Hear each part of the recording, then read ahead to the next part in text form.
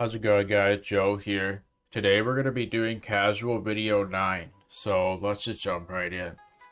So let's start off by going over the overall agenda and gist of what we're going to be doing today, and then we'll just jump right into it. So the first thing I'd like to do is basically, I'm going to go over the outline, then we'll jump in. So first, I think we'll go over stuff related to my video editing workflow, like how I achieve the best file size and the best quality at the same time. Then we'll talk a little bit about how I've incorporated AI into my video editing workflow, and I'll even do a little demonstration. Then I'm going to talk about what I'm currently doing for my backup solution, because I've changed that around quite a bit. I'll get into that as we get there. Then I'll be showing some other similar quality of life improvements related to backup and just stuff in general. Then we'll get into some AutoHotkey stuff, like how I do a certain thing and how I fix certain things as well. So we'll go over some AutoHotkey stuff. Then we'll go over some Chrome stuff, like how I use a keyboard shortcut to execute JavaScript code, for example. We'll get into that as well. Then I'll show some stuff related to watch later. Then we'll do a Mycroft status update, and I'll show you how far I am with that now compared to last time. We'll do a Mycroft ability as well, so that'll be interesting, so stay tuned for that. Then I'll go over some Vim related stuff. Then we'll also get into some Obsidian stuff and basically improve a few things here and there. And then I'm also going to show a couple things on my phone too. So yeah, that's pretty much what today is comprised of. I'm not going to do what I was originally planning to do with like GPU pass-through, for example. And that's mainly because I want to do that maybe towards the end of August. So I'm basically getting some items tackled right now in a slightly more where the setup isn't quite as involved with the green screen, etc. I'm doing some of those things right now to basically minimize the load in the next video, which is just as much as this one, if not double or triple the load. So this is gonna probably be a shorter one, hopefully. Famous last words. Anyway, let's get into the agenda for real now. So now I think I'd like to talk about how I achieve the best video file size with the most quality maintained in the video. So how do I achieve the best quality to size ratio? I've talked about this in the past, but that's changed quite a bit since we last spoke. So I'm going to give an update on exactly how I do it now, because I've made some major improvements to that workflow. So just to give you a little bit of background, I like to basically minimize the quality loss in my videos, but also have the videos be as small as possible. So how do I achieve that? Well, typically I like to export my videos in uncompressed format, or at least a lossless format where you don't notice any quality loss. And then I like to process it in Handbrake using something called CRF factor. So typically when you encode or transcode a video, you'll typically do it based on the bit rate, which is basically how much data is allowed to be stored at any given time. So obviously if you were to record a very high resolution, if you want to be able to store everything, then you're saving a ton of data at one time. Whereas if it's like low resolution, you're not saving that much data at any given time. Because you're constantly recording, that's how we actually think of it. How much data are you saving at any given time? So we can limit that, but when we limit it, typically there's a loss in quality where we limit how much data is saved at one time. But there's also the aspect that most of the time, the rate that we save data at, which is in kilobits per second typically. So of course, the lower the kilobits per second, the worse the quality is, because it can only store so much data at one time, which means it can only do so much with that limit that it's able to store data at. Like right now, the quality should look fairly decent, I would think, because I'm not all that strict with how much data saves at once. If I was, this would look a lot worse. Maybe I'll do a demo of what that looks like, but I might not even want to waste time editing that kind of stuff. One of the goals with these casual videos is to minimize editing. If you're watching an excerpt, this is originally on a casual video. Anyway, so obviously we want to be able to store a certain amount of data at once if we want the best quality. Now the problem with that is most of the time the rate that we store data at is overkill. Meaning there's a lot of times we could get away with a lower rate, but there's also some rare situations where we can't get away with that lower rate. Tom Scott made a video talking about why confetti ruins YouTube video quality. I may reference it up here. We'll have to wait and see. But anyway, that kind of explains why confetti could look terrible on video, and it has to do with this very concept right here. The bit rate is limited. So one of the techniques that's actually used to make videos as small as they are is, of course, compression. And one of the ways it does that is, rather than storing full images, it stores an image every once in a while, and then it stores changes between that image and where we are in this given moment. So each full image that it takes, well, what you're seeing right now is not a whole bunch of images necessarily. What you're actually seeing is changes that happen since a full image. That might not really make a lot of sense. I'm making this, well, I'm not making it up on the spot. I'm explaining it on the spot. But anyways, so basically, rather than taking a full image like we would take with our phone or something, it does it at a certain interval. It takes a full image at a certain interval. Let's say it does it every 5 seconds. That's not a conventional rate. It'll probably be like every 10 seconds, every 3 seconds, 2 or 1 second. It'll take a full image. And then everything else in between is just changes since that last full image. You could watch the Tom Scott video, which I think should go over it. But each full image is called a keyframe. So if you have a keyframe interval of, let's say, 3 seconds, a full image will be taken every 3 seconds.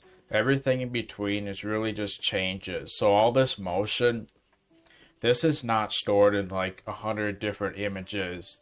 It's stored in maybe 1 or 2 images, but the encoder and decoder basically knows what changed since that last keyframe.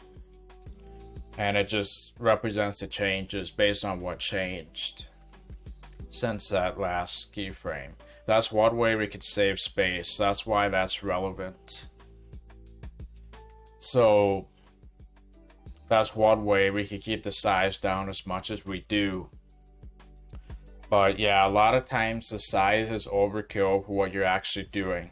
What I'm actually trying to also get at is if there's a lot of motion, that's when the quality could get really bad with confetti and stuff.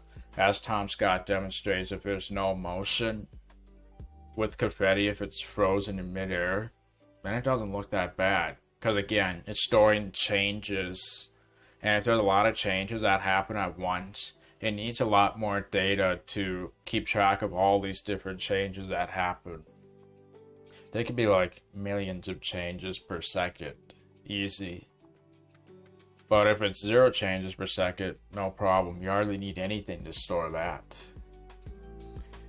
So anyway, related to how much data is getting stored at once, most of the time the rate that data is stored at is overkill. It actually depends on the situation, but for my videos, typically it is overkill. So I could set it to a lower rate, but at the moments where there's a lot of motion and other areas where it just needs to be higher, there will be a quality loss. So you'll notice on some videos it looks pretty good most of the time, but when there's a lot of motion, like if I'm in a terminal and there's a whole bunch of text moving at once, then the quality is going to look really bad. Rather than just having some hard limit for what rate data is stored at, you can also store it based on the quality. So there's a utility called Handbrake that can store things based on a quality factor rather than an actual amount of data that's getting stored at once. So at any given time, it'll do whatever rate is needed to achieve a given quality.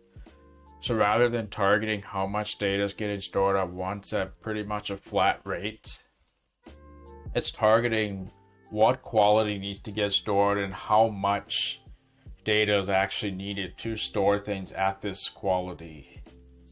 So typically when there's not a lot of motion, it's really low. When there's a lot of motion, it's way up here, possibly even higher than a high bitrate you may set.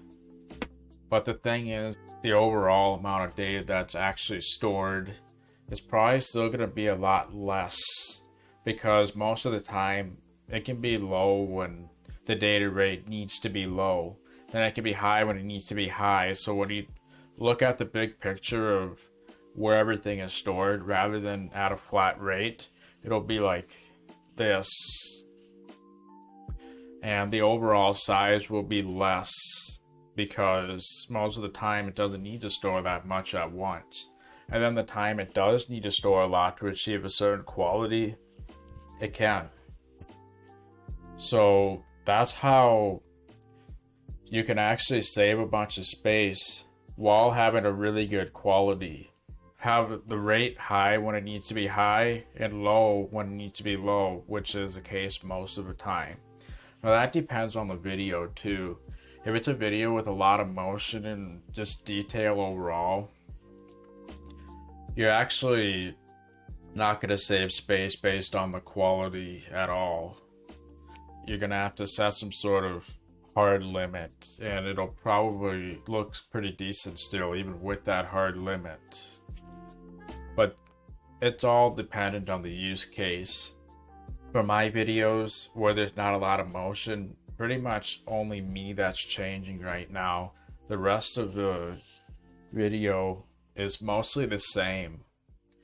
And then when I'm doing a screen recording, that's also the case. If I'm recording pixels, hardly anything changes on the screen compared to a camera.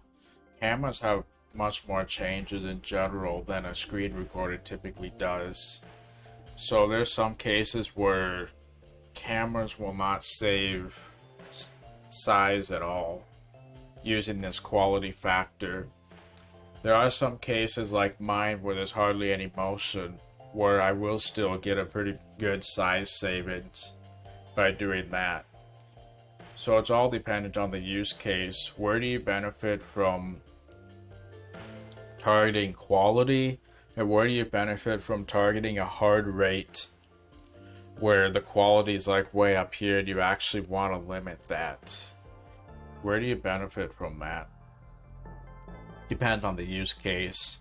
I say try the quality thing, and if it doesn't work, then just go with some bitrate. Either what it already is by default, or else targeting a bitrate when you encode another video, like if you've edited the video.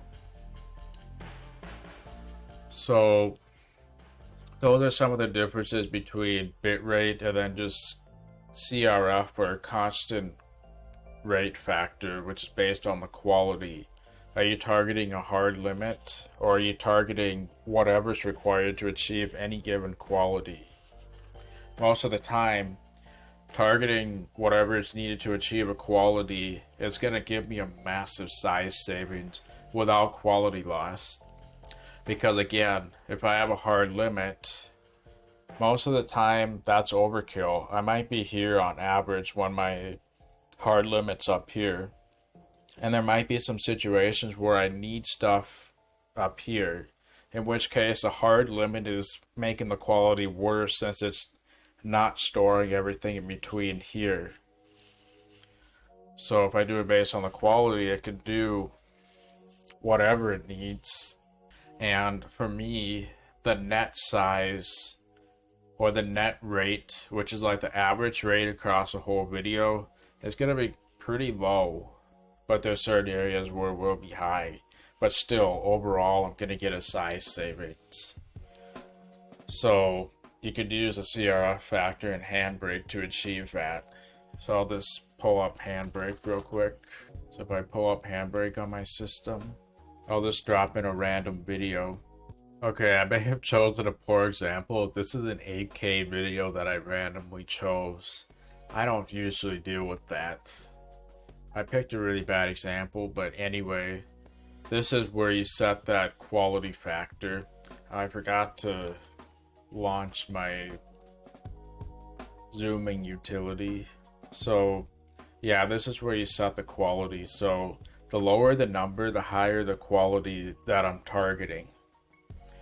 So if I want to target a pretty good quality overall, I find this tends to be a pretty good middle ground. If I do care about quality, I might go right here or even right there, which is pretty much lossless. In a lot of situations, I could get away with this. It kind of depends on the video and where I care about quality. If there's like really subtle details that need to be noticed in a video, which is not the case most of the time, then I could go for a lower quality. I mean, yeah, if there's subtle details, I might go for something like this. Maybe I could get away with this, I'm not really sure. But in a video like this, I don't think there's gonna be any subtle details that I care about. So I could probably get away with this. If I'm publishing to YouTube, I might go with this. It depends. Basically, it comes down to experimenting and saving multiple copies of the video and deciding which one is satisfactory. You might have to experiment a little bit. You can probably map out the use cases and exactly what to go with. So maybe in a YouTube video, you always go with this one. Maybe in a more general video, you go with this. If you're archiving a video for your own purposes, maybe you go with that, for example. So that's where the quality factor kind of comes into play. Now, the problem with that system is most video editors do not allow you to export with that right out of the box. It just doesn't let you do that. You typically have to do something with a bitrate or uncompressed. So since those are basically the only options, what I personally like to do is export it uncompressed and then bring it into this software right here to apply that CRF factor to it. And that's mainly to minimize the quality loss. So obviously with that concept of compression, we're typically adding compression, of course. And every time we do that, if we do that multiple times for the same video, we're adding compression multiple times. So as a result, there's going to be, the compression is going to compound over the course of time. So typically each layer of compression you do is considered a generation. And just because you lose a little bit of quality with each generation, you suffer from generational loss. And the reason I like to export uncompressed from my video editor and then bring it into here is so that I can minimize the generational loss.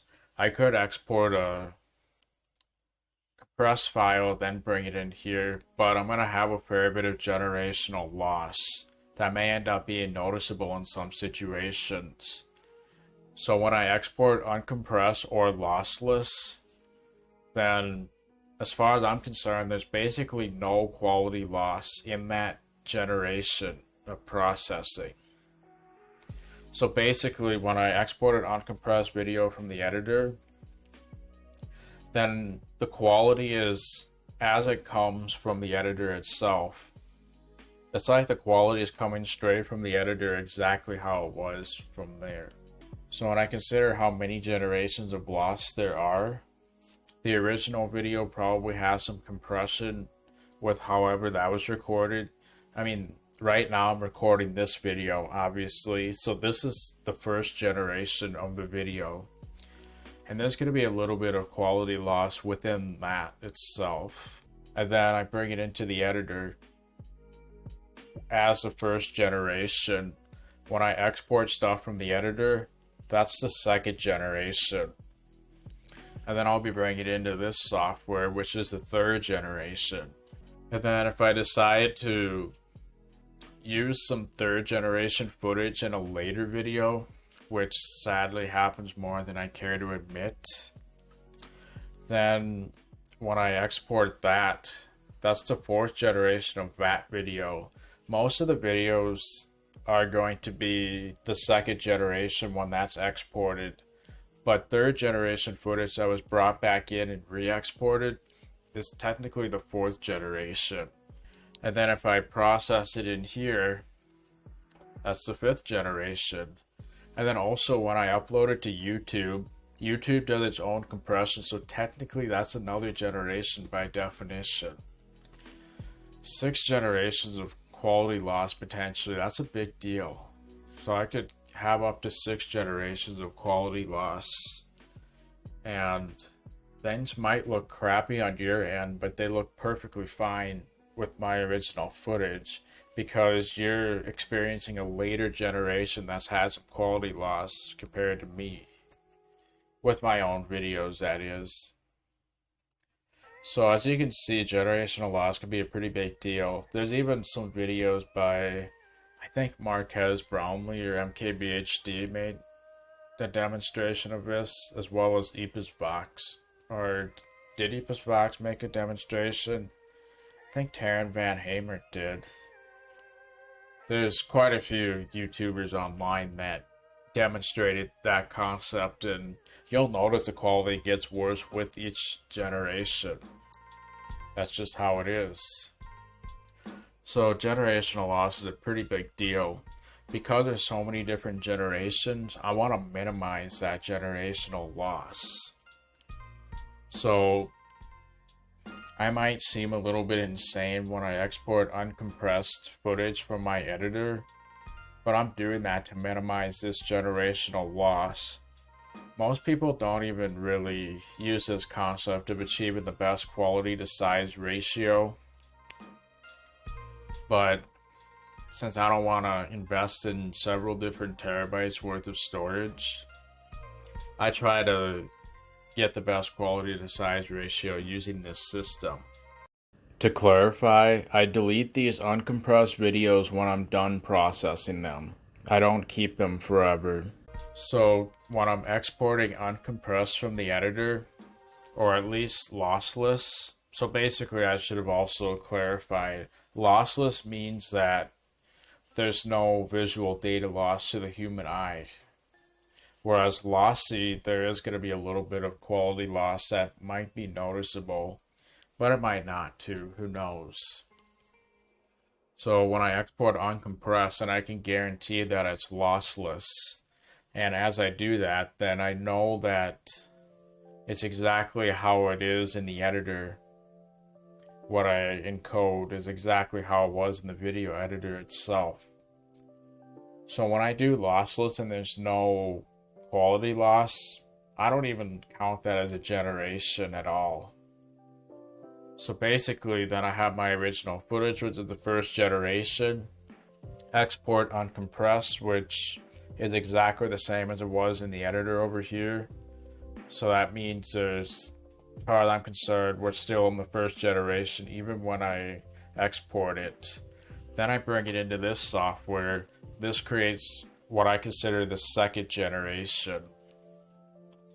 So one of the ways of minimizing quality loss is minimizing generational loss. And of course, YouTube will be the third generation in this case, so there's basically 3 generations minimum, whether I like it or not, unless I decide not to do this CRF factor. but then I'm probably going to be exporting something from the editor that counts as a generation. Am I really going to be uploading uncompressed to YouTube? Especially if it takes like an hour or a terabyte per hour? Yeah, if I want to upload an hour-long video, that's a whole terabyte. Just don't. So yeah, I like to minimize the generational loss, and one of the ways I do that is exporting a lossless video from the video editor. So I used to do an uncompressed ABI for the past several years, but I recently switched to something else that I haven't talked about yet. So let's go over that now. So what I'm going to show you is actually on the Mac, because codec that I actually like to use now instead of uncompressed ABI is something that can only be exported on the Mac. So I typically use DaVinci Resolve as my video editor, and the codec that I like best is basically ProRes. In fact, I think EpisVox does exactly the same thing now. He really likes ProRes. So now I'm on the Mac instead of Windows, because the Mac is all that actually works with Apple ProRes exporting. On Windows you can import ProRes, but you can only export ProRes on DaVinci Resolve, and I think that's because it's proprietary with Mac, and DaVinci Resolve has locked it down. So yeah, let's come into a new project. If I come to here, then I can select QuickTime as the file container. Apple ProRes. This option is not on Windows as far as I'm aware. So I like to do it from the Mac. And this is what I typically choose. So when I export lossless from the video editor, these are typically my settings when I'm on Mac. I think you can do this in Linux too. At least CentOS-based distributions. But on Mac this works. On Windows I just simply don't get this option. When I'm in QuickTime, ProRes just doesn't populate on this list.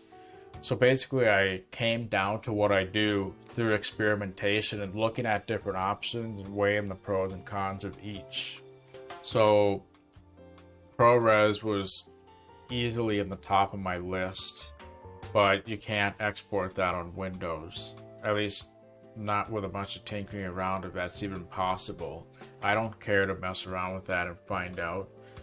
But if I'm on Windows and I can't use ProRes, I like to use DNxHR 444 10 bits. I like what that provides me. It pretty much provides me the same end result as far as I can tell. The size is a little bit different between them with the final result, but it's within like 500 megabytes, which is not that big of a deal on a really large video. I tend to make very large videos, as you're aware. You're probably watching one right now if you're not watching the excerpt of this. But then from here I can do whatever I want basically. So my current uncompressed preset is those settings that I just showed. That's what I prefer on the Mac. So if I'm on Mac, I use QuickTime Apple ProRes 422HQ. When I'm on Windows and don't have that option, then I do DNxHR 444 10 bits. I was looking at EXR and things like that too, which that's just an image format. It exports every frame as an image, which is about 25 megabytes per. So if it's 25 megabytes per frame, if you have a 30 frame per second video, 25 times 30 is literally how much space it takes just for 1 second of video. And that's in an image format, which isn't really watchable. I know that in the real world that will get used sometimes for uncompressed footage, but certainly not for me here. So those are the two options that I like to choose to minimize generational loss. I used to do ABI uncompressed, RGB 10-bit, I think. No, this is what I did. YUV 422 10-bit. That is what I used to do, but now I do those QuickTime options. And then I just bring it into Handbrake like you would expect. Typically I render on the Mac, and then I bring it in to Handbrake on Windows.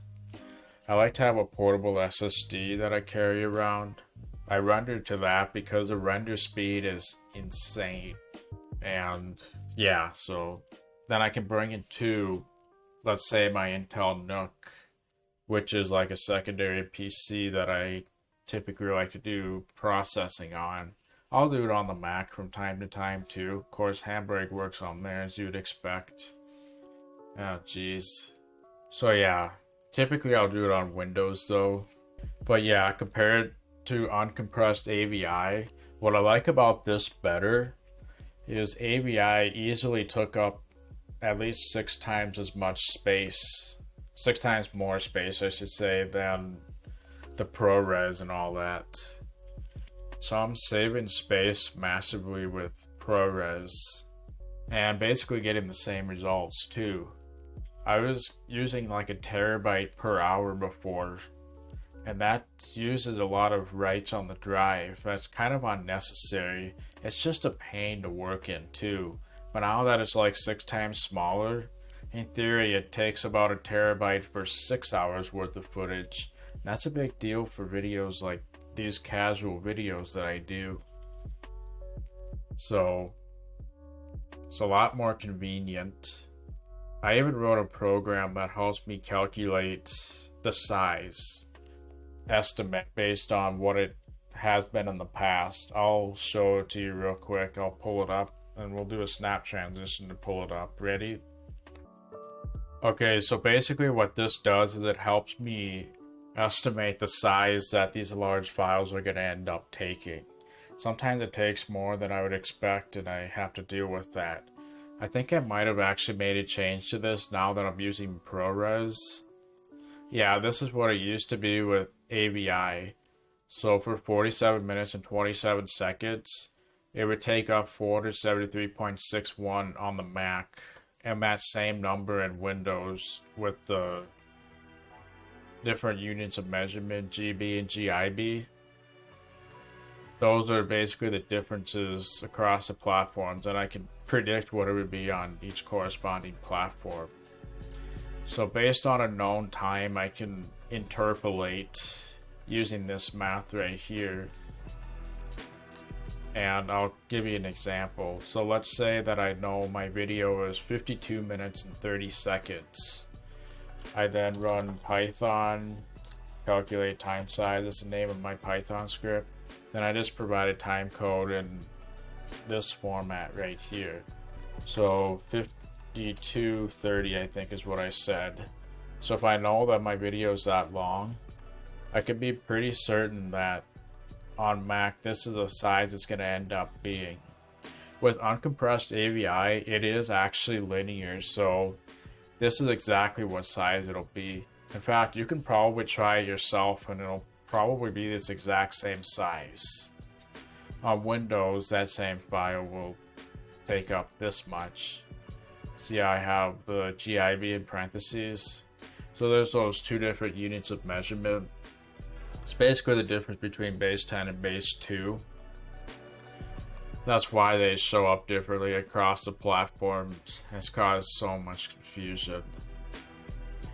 But that's just how it is. So I think I actually have a newer version of this script. Basically, I've adjusted it for the Apple ProRes. I don't have any for DNxHR because I try not to use it at all costs if I can avoid it. But it works if I'm in a pinch. So yeah, I just wanted to show this. If you want this script, then let me know and that'll make it a higher priority for me to put it on GitHub. Eventually I'm going to put a lot of these projects on GitHub, but if you leave a comment, then this will be a priority over pretty much everything else. In fact, in my temporary notes, I've actually written down that 4 hours, 9 minutes, and 25 seconds takes up about 768.69 gigabytes. Nice. So yeah, that's basically what my estimate is. So I basically just need to put these numbers into my script and then it should handle ProRes. There might be a little bit of fluctuation though because there's slightly more compression than uncompressed AVI, but it's negligible that I can work with it. And ProRes I think is widely used in the industry as well, so it's a pretty good option if you ask me.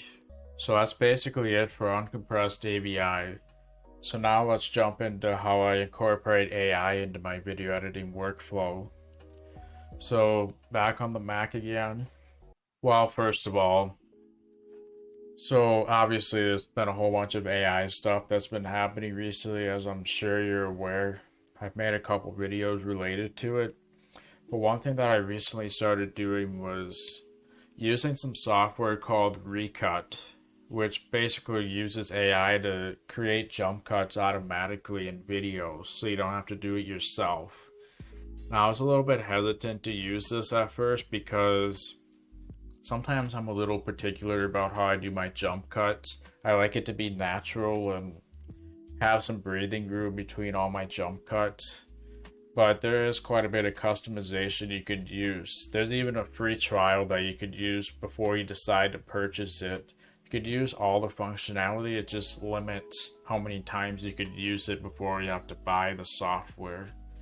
But based on how much I do jump cuts, I would say it's definitely worth it. In fact, pretty much every jump cut in this video, at least 99 or 98% of them, were done using AI and not me. So it saved me a lot of time. I literally spend hours on it. So at first I was a little bit hesitant just because it's like $100 USD dollars. But it's a one-time fee. And I thought about it again a couple months after I initially saw it.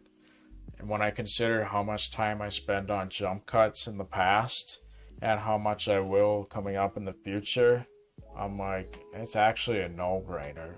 Time is money, so I ended up deciding to get it. I tried it out first, but it pretty much does what I want. There's a few gotchas here and there, but depending on your style, there might not be at all. It still saves a ton of time regardless of them. So I thought I'd kind of demonstrate how it works so that hopefully maybe you can start using this too if you generally spend a lot of time doing jump cuts. So on the Mac, I'm going to start out by opening Recuts. My Spotlight keeps glitching out sometimes and I always have to keep resetting the index to get it working again. For now I'm going to say no right here. But this is what the actual software looks like. There's a whole bunch of different parameters right here that you can mess with. So if it does things wrong, then you can tweak it until you like it. In this video, I ended up doing 0.0442 for the threshold with the music and everything. And my minimum duration was about 2 seconds of silence. So basically for me, the threshold is basically what's considered silent. So what decibel level is actually considered silent? Sometimes you might have like a humming noise or music in the background like I do. So I might adjust the threshold to basically match that. This is probably something that's going to work the vast majority of the time. And then basically what's actually considered silence to begin with. I say that at least 2.5 seconds or longer is considered silence because sometimes I might be doing something on the terminal, in which case I want people to be able to see what's actually happening while I may not be talking. I consider this personally a natural amount for my videos. And then you can leave some spacing in between each jump cut that it automatically does on the left and right side. Give it some padding. So yeah, if you're hesitant about it, look at these settings before you just close your mind against this. And then there's audio spikes that it can take care of too, and you can basically mess with that. And then there's a whole bunch of other things you can mess with too. Like, do you want it to just create jump cuts and leave the silence in, which could be useful if you're synchronizing audio? Or do you want to have it automatically get rid of the silence like you would when you're actually removing jump cuts? Since I last recorded this, I actually ended up getting DaVinci Resolve Studio. I mainly got it because of the crazy AI features that it has. What I currently find most useful is the vocal isolation, so I can separate a voice from car sounds, which is so useful. You can pinch your finger pretty easily because it kind of goes on a little weird. Then when it slides in, it's a very tight space, and if your finger's trapped in there, ouch. This option is by far the most convenient for me out of pretty much everything else out there, especially given the factors like price, how good it is, and the fact that I can do it offline in DaVinci Resolve Studio. I also love that it can auto-generate captions and even time them automatically. It does a really good job, and I find it particularly useful if I want to remove certain words from audio recordings. I can just search the captions and remove them that way. I can also export the auto-generated subtitles as an SRT, which I was previously going to use a Python script for, but this is way better. I don't need to use tools like Subtitle Edit anymore to time everything, which is a pain by comparison if you ask me. It also has that text-based transcript editing feature that you may have heard of, where you can delete text and it deletes that part of the video. But I have yet to get it working on my system, probably because I keep running out of GPU memory. Maybe it'll work better on my Mac when I try it on there in the future. I also got it because of the magic mask feature, which is in Fusion. It works pretty much just like the rotoscope tool in After Effects, possibly even better than the rotoscope tool did when I used that years ago. I was previously bummed out that it didn't have the rotoscope tool or something like that, but Magic Mask effectively brings that into DaVinci Resolve now. You do need the studio version for pretty much everything I'm mentioning here. There's probably a couple I missed, but those are the main features that I currently use and why I decided to switch to Studio, especially considering this is probably going to be my long-term editor, as it already has for the past 3 years so far.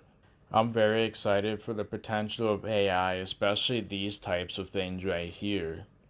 Of course, I have mixed feelings about certain things, but these kind of things that I showed, that's what I'm really excited about. So I'll give you an example, then we can see it in action. I'll show you exactly how it works. This works with pretty much all editors. It works with DaVinci Resolve, Final Cut, Adobe Premiere, and there might be some other software that it actually works with, or the XML that it exports will be compatible with those things. Or you can export a video too, worst case, and that'll work too.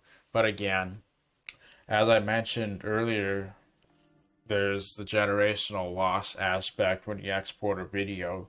But if you can export the timeline directly, no generational loss from this at all, which is pretty sweet. So let's demonstrate it. So the first thing you do is typically drag a video in here. And even if you're in the middle of a video and you want to try it out midway through, have it create its own timeline. Then you can cut and paste basically where you left off, and you can cut and paste any amount into an existing timeline and keep what you've already done for jump cuts. So if you're trying it out, highly recommend that. So I think I'm going to demonstrate it with this one. So basically this is a video that's about 2 hours long. I don't have this public yet, but I probably will someday. I'm basically making a graphical AutoHotkey script right here. There's a lot of silence in this video, so let's say all I wanted to do was cut out the silence and I didn't really care like how good of a job it did or anything like that. I mean, of course I could make adjustments once I bring it into the editor, because this only has to do with the cutting process. Once it's in the editor, it's just like normal. So what I would do is drag this in, it's now rendering all the audio, which will take a little bit for a 2-hour video.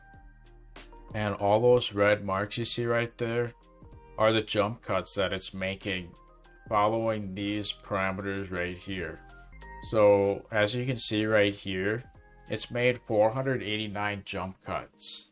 If I were to do this exact same thing and I was happy with what it did, how long would that take me? Sometimes I'm guilty of watching the video as I make jump cuts. So I'm going to say it would take maybe 2 or 3 hours if I wanted to do a good job with the jump cuts. That's with the jump cuts alone. If I needed to do any post-production work on it, that's not going to cut. Sorry, I did not mean to make that joke, but you know what I mean. So as you can see, it's originally 2 hours, so it got rid of a good 30 to 40 minutes just in a couple seconds. So now what? Now it's time to export it. So since I'm using DaVinci Resolve, that's what I pick. You do what you're supposed to do. You can keep the silent segments or get rid of them. I will get rid of them. Even where it makes mistakes, that'll work just fine. So now I can just save the XML as what I want. Maybe I'll put timeline at the end so I know what it is. So now it's exported. Basically, you could do what I just did up to 5 times on the free version. So now I just come into the edit page, file, import, timeline. And now I just select that XML that I created. So in DaVinci Resolve, I might change this to 0 because I actually got used to this 0:1 format that DaVinci Resolve always does. But I actually just started adjusting back to 0:0 for the first time here.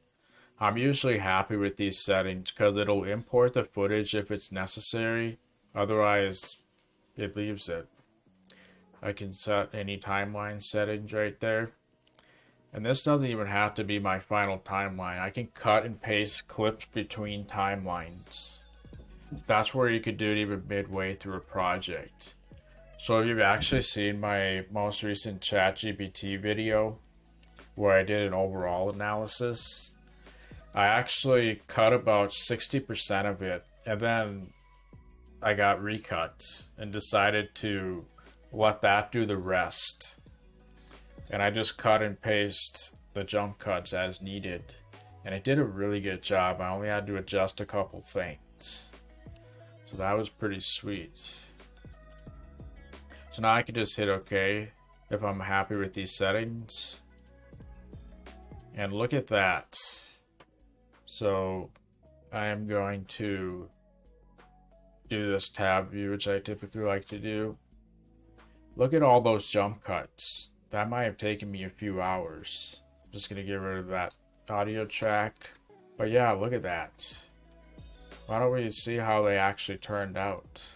I don't think I have audio set up right now where I can just do that. I might, but I don't know. Regardless. So basically I'm like talking. You can't really see the webcam overlay. Sorry about that. So I'm talking right here. Then it creates a jump cut. I think I'm pretty good with most of these settings. Just take my word for it. You'd obviously double check this. Then if you already had a timeline and you only needed this much, let's say, then you can cut and paste into the other timeline and you're set. So this saves literally hours, if not days, because I spend so much of my editing time just making jump cuts.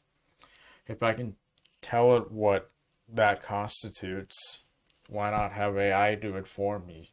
AI is going to be a really handy assistant, especially coming up here. So yeah, I mean, this is really exciting stuff here. So that's pretty much how I use Recut.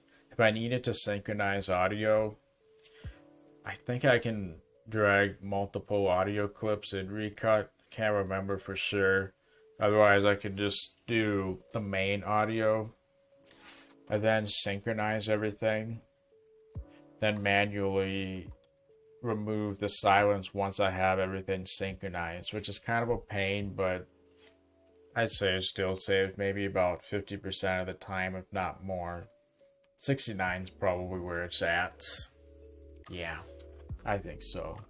That's pretty much it with recut. If you want to save time with jump cuts, seriously consider checking this out. It's a one-time fee. Right now, there's probably going to be more fees, but these are for optional features that you don't even need to get, most likely. You could use it pretty much wherever. I have it set up on Windows as well with my same license key. So, yeah, you could use it in several different places if you want. So yeah, definitely check out Recut if you have the option. Now that I use Recut, I completely changed how I do my videos now. So I used to do a rough cut pass, and I would often watch at double or triple speed because I was guilty of watching the video and I wanted to save time. Then I do B-roll. But now I like to just use Recut for my cutting pass, and then I immediately start my editing pass and finish up any cuts that I need to, do any quick edits that I can. Otherwise I create a marker for later, then I just go through all the markers more or less. Once I'm done with those particular edits, since I've watched the video at normal speed, I consider everything done since I've already basically watched it at this point. That would be nearly impossible to do if I had to do mostly jump cuts. Now Recut makes that very easy and possible, and I love this change in workflow. Now I would like to get into my current backup solution that I have. So you might remember from my ChatGPT video that I did not too long ago, I proposed the idea of basically trying to automate my current backup situation. So why this is special is I'm kind of particular about my backups as well. So typically I don't like to back up everything. There's certain things I like to back up. And I have multiple locations where I like to back those things up. And if you've seen the past video, you know that I used to basically have AutoHotkey scan a bunch of files and folders. So I would have it scan just after I made a backup, and then right before I'm about to make the next backup, I basically have two separate scans. Then I bring it in Notepad++ and compare the files together, because I basically structured the script in a way that it shows the date modified. So anything that's changed since the last backup will show as differences in this comparison. And then I manually back those things up to all my drives. So basically I'm particular about my backup in that I like to exclude certain files, and I like to be real specific about where I save stuff. I don't want to do it exactly bug for bug on each drive. That just doesn't make sense for me. If you saw that video, you know that I was going to try to basically write an AutoHotkey script to do all this stuff for me. I think what I'm probably going to end up doing is creating some sort of graphical application that can show a tree structure of all the subfolders and files within them. But I wanted to only show stuff pertaining to changes I make. So I think I'll probably have some sort of graphical window, which would probably be represented by this. And within there, I want to have some sort of, not 100% sure exactly how I want to do this, but I want to have a tree structure with like all the files and folders. But if it's a subfolder, I want it to have a collapsible plus thing that you normally see on here, which would expand all the subfiles and directories within a given folder. And I think the way it'll identify which files need to be backed up is it'll just scan a bunch of files and store stuff like the date modified and basically whether or not it's changed. And if any given file is changed, it'll make it to this list right here. And I think what I'll have it do is list all the folders that are involved, and then the files that are involved will maybe have a check mark next to it as well. And the file will only be checked if it's something that's going to get backed up. If it's going to get backed up, it'll have a checkbox next to it. If not, it'll be there, but without a checkbox. Maybe I want to be able to select it later, but maybe not. So I'm just going to have it list all the files and automatically check what's needed. And then once I have it selected, then maybe I'll have something down here to confirm that those are the files I want to back up. And maybe I'll have a way to specify the corresponding path right here too. I'm not sure if I want to have a bunch of address bars, so like I:/GPT drive backup, or else the E:/personal files as opposed to D:/personal files. Basically the highest directory structure or the lowest directory structure that applies to pretty much everything, where there could be a corresponding path. So it knows exactly where to back up stuff to, which would take many days. And yeah, I lose a lot of time. But I actually found something that's even better. It's a solution that already exists out there. It's completely free, and it doesn't feel like bloatware or anything like pretty much everything else I tried so far. This is software that I like to use called SyncBack, which basically allows me to do these exact things completely automated once I get it all set up. So SyncBack, if you're watching this, I would probably be willing to sponsor you, because this has saved so many hours and days just getting this backup stuff completed. I was going to write my own solution, and thanks to you, I now don't have to do that. So I'll show you how it works. It feels pretty non-invasive overall. So this is what the SyncBack interface looks like. Basically, you create all these different profiles, and a profile consists of a source and destination. You can get really specific with your source and destination. So for every source and destination you create, you use a separate profile. And then there's ways to easily exclude certain files or ignore them. I mean, it's got all this customization. Basically, that AutoHotkey script I was going to write was more or less going to be like this, except way crappier. So by the end of this, if there's any lessons that are learned, it's don't always reinvent the wheel. That's not always the best option. It can be very tempting if you know how to program. You might rather do some 3 months of programming, making something that already exists and you can just use it in 5 minutes. There's certainly going to be cons even with the programming, because that's not going to be perfect. There's going to be cons with using software, but you may as well try the software before you even try to reinvent the wheel. So if you're going to write this program that may be super involved, seriously look at other options. Most of the time that will be the case, but sometimes you might want the experience, so it's a matter of balancing. Do you want to get the experience or do you want to save time? I'm at a point now where I would much rather save time, and I'm almost tired of programming at this point. Maybe I'll rekindle my energy with it in the future, but I'm burnt out with programming stuff, so this definitely saved the day right here. So basically what you do is you just create a new profile. So SyncBack Free is what I'm using. It's completely free, and it doesn't feel like bloatware or anything like that. You don't have to schedule your backups at all. That was another major thing. I always like to look at what's getting backed up before I do it, so I don't do any scheduled backups for that reason. And it provides a nice list of exactly what's changed since the last backup. So it literally just copies files to the destination raw. That's the other major thing.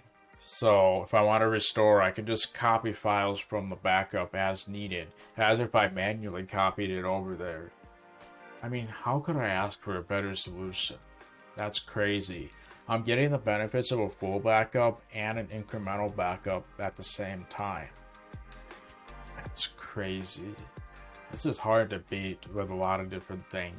Of course, there's certain things it doesn't work with, but for the way I'm backing things up, this is absolutely perfect. So I can name each profile. As you can see, I've named like E drive or H drive, whatever I'm backing up to. I can name basically the profile. You typically create a profile for every source and destination you need. I'll kind of illustrate how that works. So, say I want to back up downloads to my E drive. Well, that's kind of a large example. I'll maybe pick a smaller example in a bit here. So let's just say backup to E drive. I can call it whatever I want. A group profile. I'm not going to get into all these little features of it, but a group profile allows you to basically create a profile so it runs one after the other sequentially rather than in parallel. If you don't know what that means, disregard what I said, or just experiment with it yourself. This is one of those things where you can experiment with it yourself and get a lot out of it. So there's different types of backup. I'll real quickly sum up how it works. So basically this backs up everything from the source to the destination that you want to back up. But if anything gets deleted off the source, it gets left alone on the destination. So it kind of delete proofs your stuff, because if you delete something by accident, you can still restore it from a backup. If you do a mirror, it's basically the same thing, except anything that's deleted on the source gets deleted on the destination as well. So if you need an exact configuration of something, almost like an image, then mirror is good for that. If there's basically any folder where you delete it on the source, you also want it to delete on your backup automatically too. And that's automatically done, which rocks. It'll basically show you what's going to happen before it happens, so you can confirm and make adjustments if it does something wrong, which is pretty nice. And synchronize basically goes both ways. Anything that's on the source will be on the destination. Anything that's on the destination will also appear on the source. So it's basically exact both ways. This is exact one way, and this is pretty much exact one way also, but anything that gets deleted is still in your backup when you run it again. So as you can see, I have some backups and mirror, because that's how particular I am about my backup too. I can tell it exactly how I want things done. This took at least 10 or 15 hours to set up. It took a long time, but that's all of that setup is basically from me telling it exactly how my backup works, since I'm very particular about it. Now that I have it set up, I barely even have to think about it anymore. Compared to how much time I was spending manually, I am still getting a massive return on investment here. So yeah, I mean, if I were to write this myself, I'd be spending many hours writing it, and then I'd be getting it to just work the way it's supposed to. This basically allows me to skip the program writing process and get it to work exactly how I want. So it's great. So basically, I'm pretty much never going to use synchronize. And then right here, do I want it to get deleted on my backup when I delete the original file? Or do I want it to stay on the backup even if I delete it from the original source? If I want it to stay on the backup no matter what, click this. If I want files to potentially get deleted from the backup that I deleted, click that. So right now I don't really care. Typically this is what will be used, but yeah. And then I can just click done. This looks a little weird, but it'll still work. So now the wizard will come up where you set this up. So now you can select what you want to back up, which could be either a whole drive or a subdirectory. So I don't actually want to back up stuff on my C drive because all my personal files are on a whole different drive. But let's say I wanted to back up everything in my documents and downloads, but I want to ignore everything else, like my desktop and app data. I still select this for the source. And then let's say my destination is my desktop on my D drive. Kind of a poor choice, but it should illustrate stuff. So any folders that are in the source will be folders on the desktop. Any files that are in this will also be files right on the desktop. I don't really want that, but I'm just illustrating. So here's where I make the exclusions. So let's say that I only want my documents and downloads and nothing else. I can just highlight all this and uncheck everything, and then manually check documents and downloads. Because desktop is unchecked, that won't even get included in the backup. So it'll literally copy these files over to this destination path as if I were manually copying it. But this is all that's getting included right here. Everything else is excluded. I mean, that's a good amount of control right there. And then the other thing to keep in mind that I did not know right away was, so let's say that I want everything in here, but let's say I don't want anything that appears in my documents in the future. Then on that source folder, I might want to say ignore new files. Because right now I can check and uncheck items, but what if new items appear in there? Do they automatically get checked? Or do they automatically get unchecked? This is where you set that. So if I want everything from this point on to automatically get unchecked when it appears in the documents, then I can ignore new files for documents. And then I may want to treat folders the same way or differently. I do the same thing with folders. So let's say I wanted any new folder to automatically get backed up, but I don't want any new files to get backed up. This is how I configure that for this particular folder. So as you can see, it gives a whole lot of control. Then I hit OK when it's what I want. Now don't try to get it right on the first time. That's a little bit too excessive. So yeah, like I said, when you back it up, it'll show exactly what's getting backed up. And if something's wrong, then you can go back in and change stuff so that it's no longer wrong. That's exactly what I did. I've had probably about 100 iterations of changing stuff, at least. That's not an exaggeration. So yeah, I mean, that's how a profile works. And then you can run the profile whenever you want. You can simulate a run where it tells you what it would do, but it won't actually do those things, which is kind of cool. So this is a list of everything it's going to do. And then you can either continue the simulation or abort. The simulation is helpful for network drives because if you have a network share that you're backing up to, the simulation should tell you if that's going to work or not. Especially if you do an unintended simulation. Actually, I don't know if that's even possible, but you can do an unattended run, which is typically what happens when you schedule something to run. If you manually run something, then it'll show that dialog box before anything happens. And then you can abort if something is wrong. Change it, then run it again.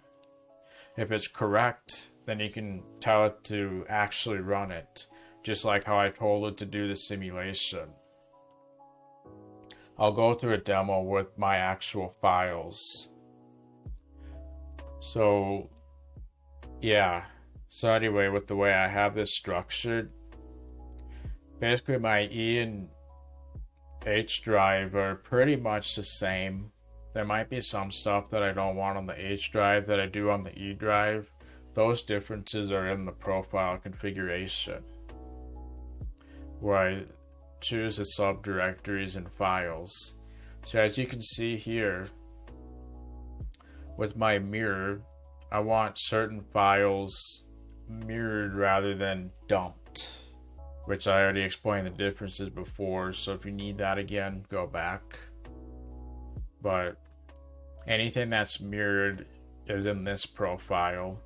If I want something in the documents that's dumped instead, I'll go to the backup version of the documents backup, and then select those files that I want dumped. Then of course you can see I have configurations with ignoring new files for some things. That's for things that aren't in there yet, that I haven't decided to include or exclude at this point. See, I don't even think that my program would be good enough to do that unless I spent way too much time and made myself miserable. See, something already exists that allows me to do that. How great is that? But seriously, think back. If you want to sponsor this, then yeah, I don't think I'd have a problem with that. So it's got a whole bunch of other functionality too. So if you're doing a network share, like an SMB or NFS, and they have special credentials, those credentials are specified right here. Some other things worth noting is you have an unattended backup that runs on a schedule, which you might prefer. I don't, just because I don't always have my external drive hooked up, and I often have to make changes to it. I don't want unattended backups if I always have to make changes. Since I'm very particular about it, it still saves so much time compared to what I used to do. So if you change your mind on how the backup works, you can change that right here. Something that's also worth noting is if you want email logs for scheduled backups, you just click on that more, or the expert, go to log, email log, and then you can set settings right here. If I do like a Google Workspace account that's got a custom domain, I'll click Gmail because it sets these settings correctly. The to and from both need to be from that same email. Maybe you might want to do something different, but I usually do the same thing.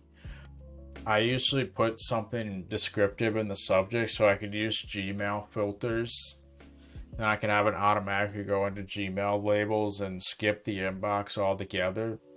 That's useful if you're managing a whole bunch of these. And then I find that with Gmail, I do need to specify user and password, so I'll put the email address here again, just like I did in these two places. And then you can also use app passwords, which is a Google feature that's typically used for two-factor authentication. And if you have less secure apps disabled, which is what would allow you to do it with a third-party service like this, if it's disabled, then you can use the app passwords, and you don't actually have to put your email password in there. So if that's a security problem for you, then yeah, you can put an app password in there instead, and then you can't even be used to sign into your actual email. And then always run a test when you set this up, seriously. And then one thing that's worth noting is, as of right now, there might be a glitch where it says email log failed even though the actual backup succeeded. In that case, you want to go into the advanced tab and don't attach the log file, just send the email body. Have that unchecked. That seems to fix the problem, but then your actual log file won't even be included in the email. But even if it says email log failed, that doesn't mean the backup failed at all. And you can probably disregard that. Just deal with that problem. So there's a whole bunch of different options. I would encourage you to experiment with this, but it's one of those things where you can have it be as basic or as advanced as you want. So yeah, let's actually run it. So let's say I want to back up my E drive and H drive, both the mirror and the normal. I control click all these backups, and then I would normally click run, but I set it to not show the dialog again. So the dialog where it shows like what's actually happening, I set it to not show that again, but I regret doing that. If I press WinR, the shortcut for it, then it shows up. So did you see how quick it scanned that? That's the change. That's what would have showed up in the manual comparison with Notepad++. If I'm happy with that, tell it to continue, otherwise aborts. I am happy with it. I already know that I'm happy with these things. That's why I said aborted before. I wanted to make sure this will work before demonstrating it. So I am happy with all these things that are listed here too. So I just continue. See, I could look through this list, and if there's something wrong, I could just click abort, make the change to the profile, run it again, and check if it's right again. If it's not good, run it. See how much better this is than trying to make my own solution? This has been around for decades, I think, and very tried and true if you ask me. It will have a hard time backing up certain things like services. Say you wanted to back up Hyper-V, for example. This probably won't be able to do that unless you can manually select the files and deal with the files rather than some third-party service that takes care of the backup and restore process, which would probably be a lot better. And I know you're thinking you can just go into Hyper-V and back things up, but what about automating the backup? What if you want that automated? Then what? Maybe you can schedule it, I don't know, but that might be more advanced than just using some backup software that's got it integrated.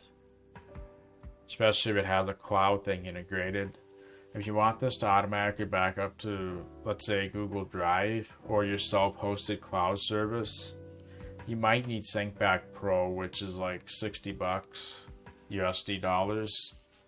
But it's a one-time fee if you're willing to deal with whatever version you get, since they make upgrades every year.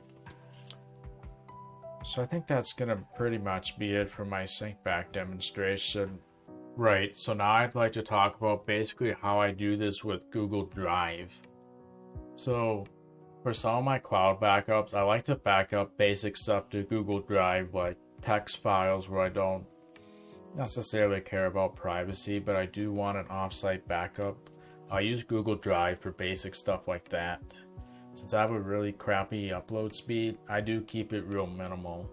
But I would like to show a very similar quality of life improvement that I made to Google Drive, just like I did with my local backup.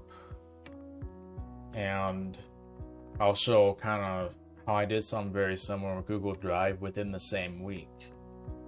So I'll kind of show you what it used to entail. So back when I used to put things on Google Drive, if I wanted to just update existing files, it was kind of a pain to deal with. I'll give you an example of what it used to be like, and then what I like to do now, which is way better in my mind. So let's say that I regularly back this up because it changes pretty much on a daily basis. So every night I'd back it up myself, which was kind of a pain, but I'll show you what I do now, of course, too. So I'd go to Google Drive, just like this. This is kind of a pain in itself. Then I would, so this is, let's say this is the file I need to back up. It's not really now, but for demonstration purposes, I could manually go in here and see what files changed myself. But sometimes it's not worth wasting time trying to figure out what changed manually. I'm trying to get rid of manual labor just like I did with my local backup. So rather than doing that, I might just upload the whole thing again. The problem with doing that is it stores all the copies that I upload, even previous copies, so I can roll back if I made a mistake or something. And see this? Because there's so many files, this is happening too. I always have to deal with this pretty much every day. Then if I make a last minute change just after I backed it up, I either have to manually figure out what changed or do this again. I haven't done this for months. The amount of time I have to wait has been going up by the day pretty much, because files are always growing. So yeah, imagine if I had to keep dealing with this all the time. I usually leave this alone because when it starts, see, told you, when it starts working, then it starts working. Do I want to keep separate copies or do I want to replace? I used to say replace. Even if there's stuff that's the same, it's getting re-uploaded again. And I have crappy upload speed, so look how long this is taking. Probably can't see that. Look how long that's taking. Yeah, this sucks. It's nice to have a cloud backup, but you know. So for the longest time, I always wished I could use Google Drive Desktop. But I was kind of off-put by it for the longest time because I had a feeling it was going to function just like Dropbox, where everything that's stored on the drive is also stored locally and wherever it is. Well, the problem is I have my files stored in a specific place, and if I wanted to be able to use the Google Drive backup, then I'd have to store multiple copies, which is a waste of space and just kind of a pain overall. But Google Drive Desktop actually has kind of a cool feature that you might not be aware of, where you don't even have to do that. There's two different ways you can use it. You can either synchronize everything from Google Drive onto your system, which I don't want, or you can stream the files where it's actually stored on Google Drive, but you can see it on your computer, but it's like a network map. It's like a network drive. See, now it just finished uploading after all this time. I'd have to deal with that on a daily basis, which is a pain. But yeah, I mean, when you stream files, Google Drive is literally like a network drive, like an SMB or NFS type share. And it's not stored on the computer at all. So if you're closed-minded about Google Drive Desktop like I was, you don't have to store everything on the system. You can just stream the files. So what I can do now is basically have the Google Drive app running. It can detect changes just like my local backup does. It can detect changes and only do that, and then not even store multiple copies. It just updates it as things change. And it does only those files. It detects the changes all by itself, and it's way quicker than what I just did that manual way. So it's pretty sweet.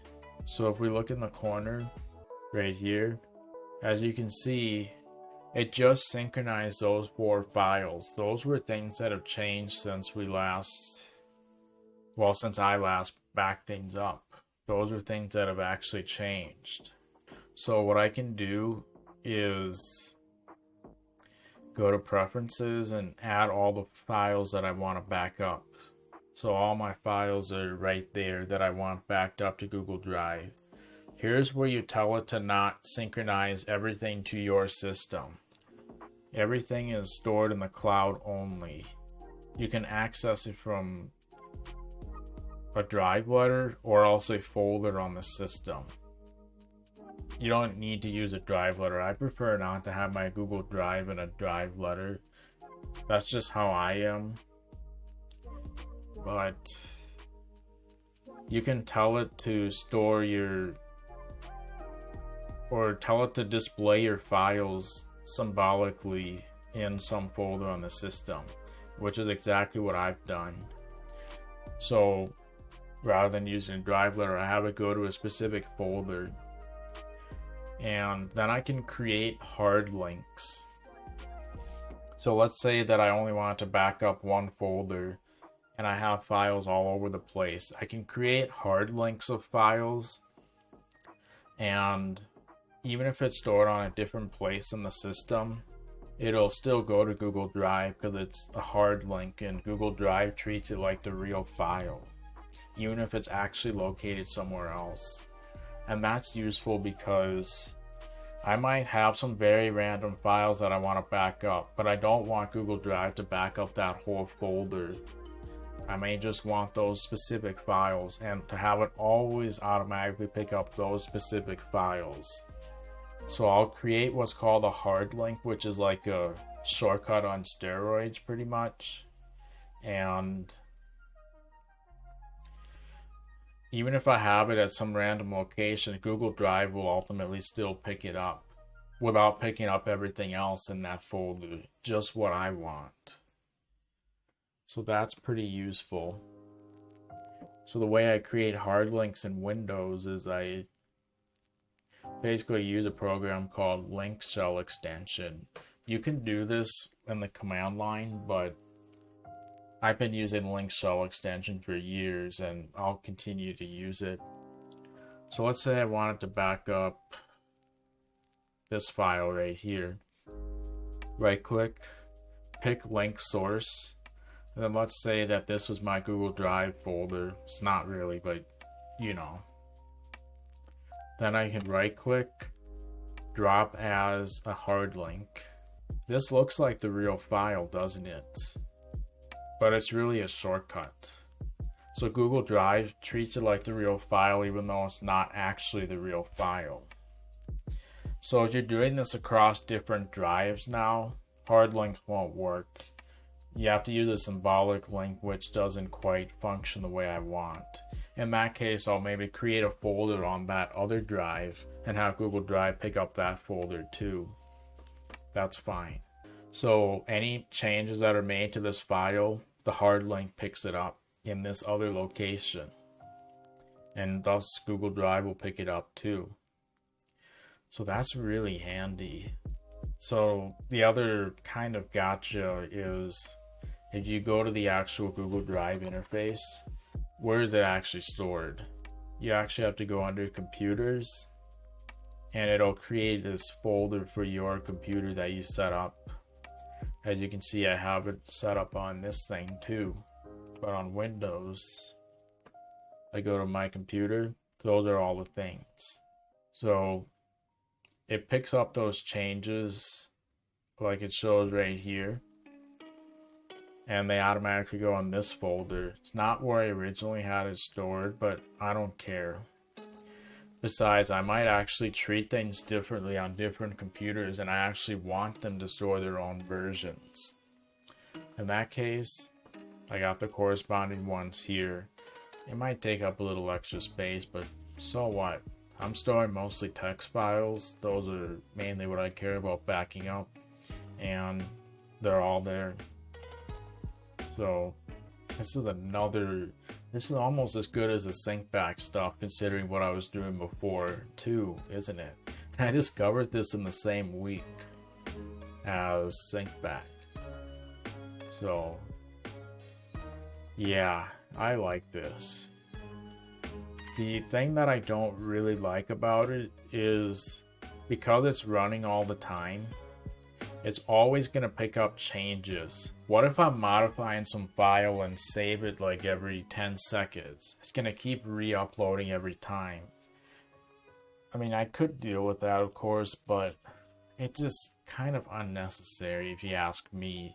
So I'm going to show you what I've been using to deal with that, so that I can basically manually initiate the Google Drive backup in this new fashion. I'm going to show you how I manually do that.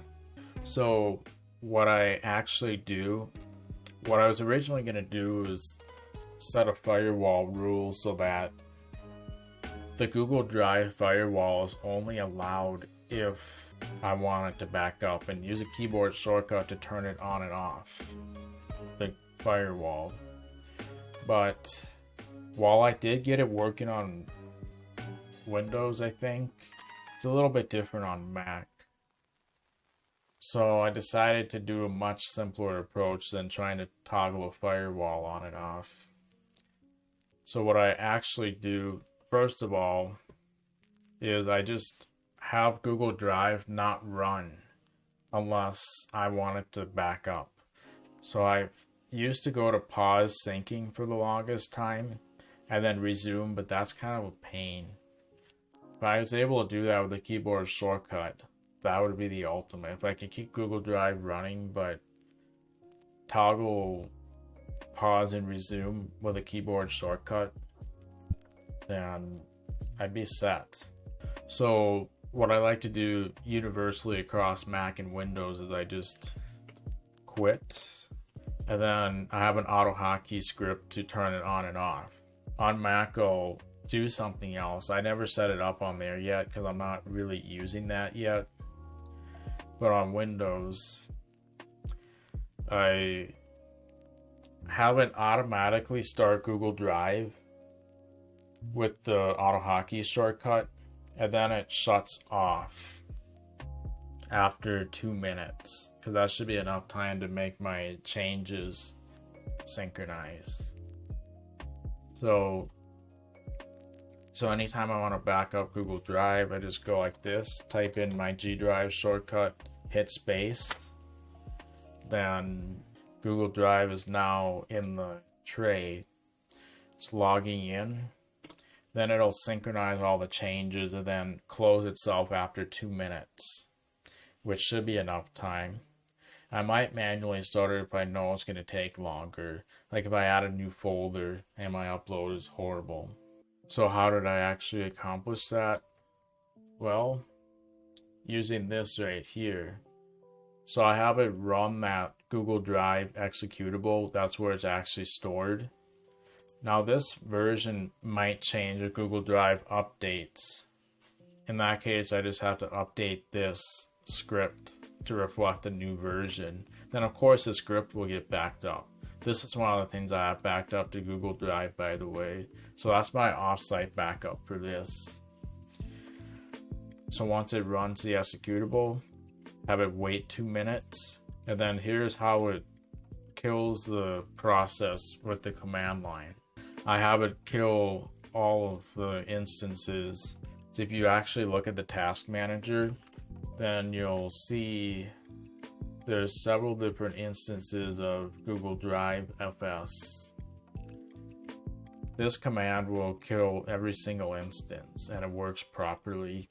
So yeah, that's how I do my Google Drive backup. So basically at the end of the day, when I want to back things up, all I really have to do is come to here, click on sync back. Usually I back these up once I have my external drive hooked up. Press Control R to run the backup. So that thing that just popped up was the Google Drive thing quitting. I'm not going to bother trying to hide the window. It's not a really big deal. And of course I have an Obsidian vault, which I've talked about in the past, and we're going to actually get into that later in this casual video. But if I want to back up Obsidian to my SSD, just go like this. Doesn't even come up with the prompt. I know it's going to work. I don't need to double check anything. There we go.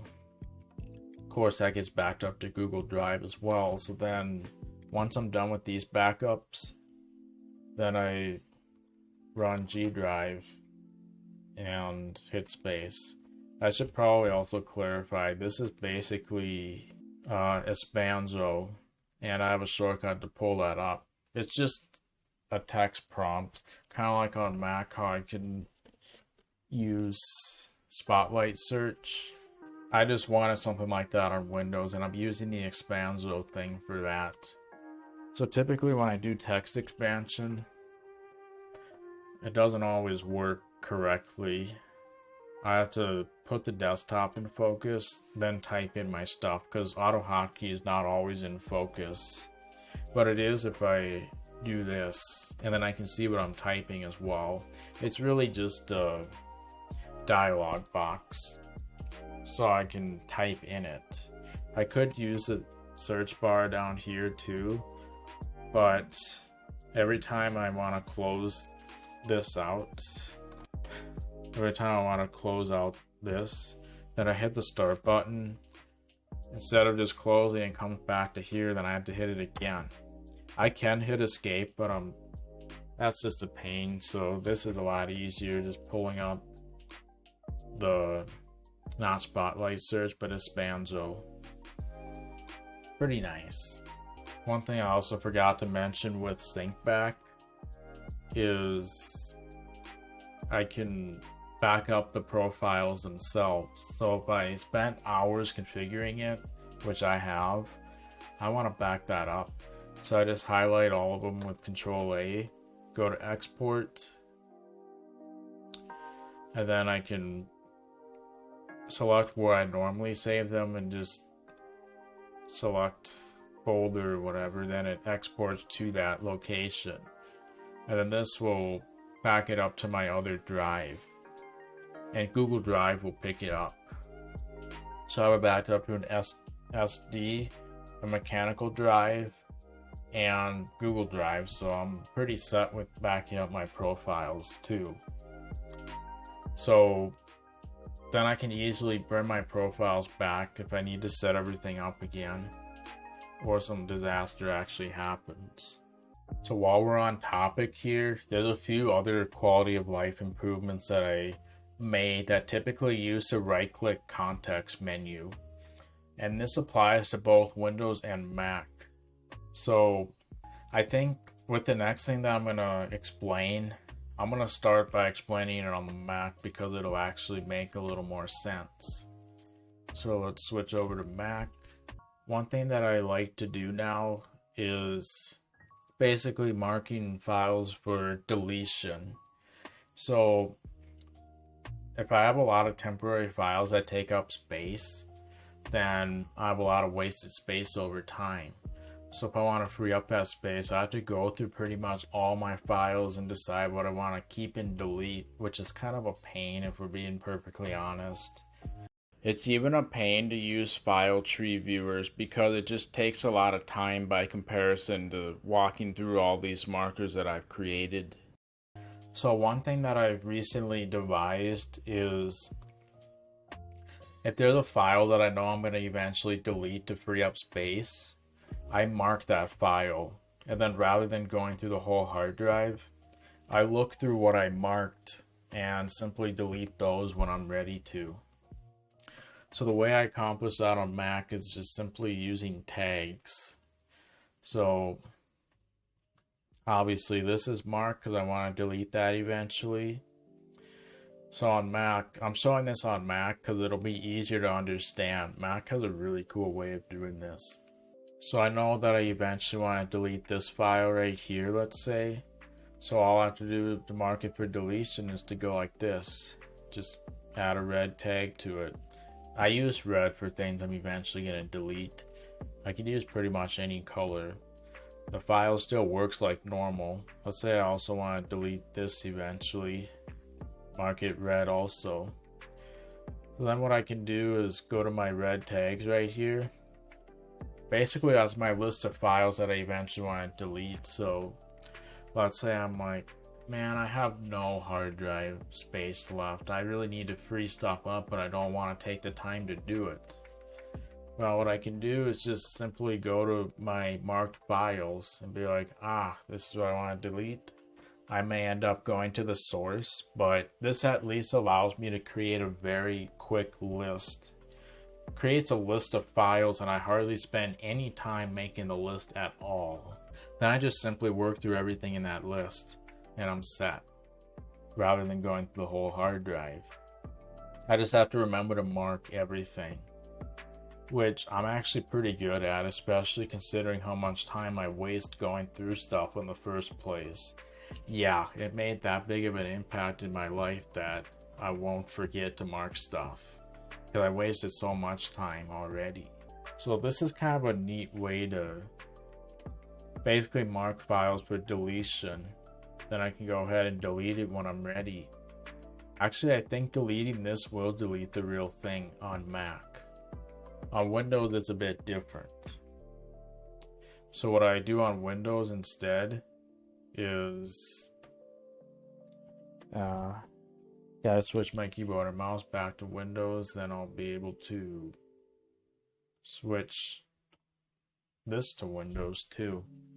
I recently got a USB switcher because I always switch to keyboard and mouse receiver, but now I just use a 4x4 USB switcher, and that's been working so great. So I can just hit a button when I want to use my keyboard and mouse on a different computer now. Pretty sweet. I don't have a second keyboard and mouse like I used to either, so that's nice. So when barrier doesn't work, I use a physical switcher, like if I'm booting something. Yeah, I am so glad I switched to that system. Anyway, let's say this is something I want to eventually delete. True story, by the way. This is just temporary.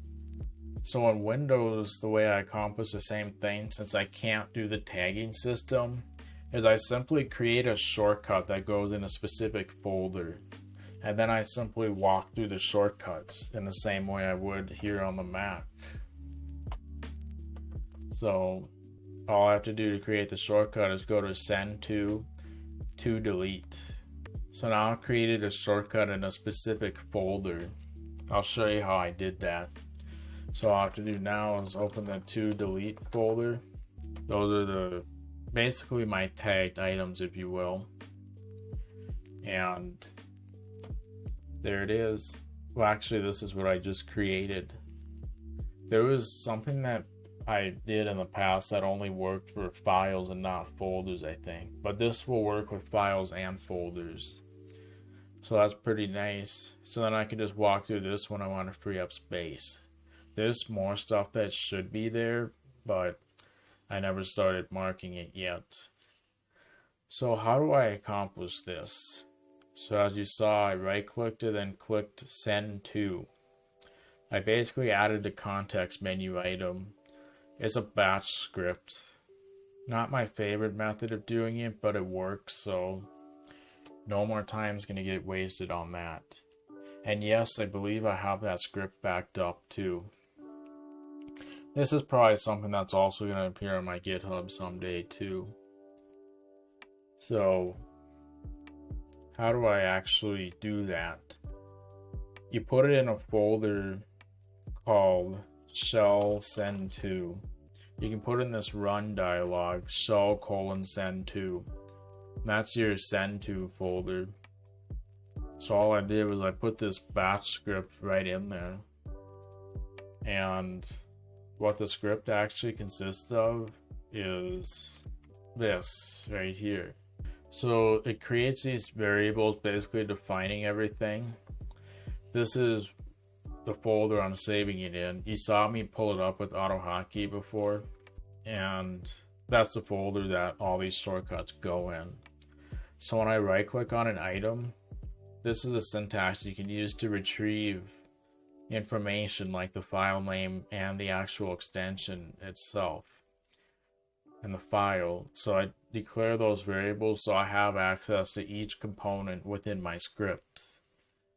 Then what this does is it creates a shortcut, and then I believe this stuff actually moves the shortcut into where it belongs.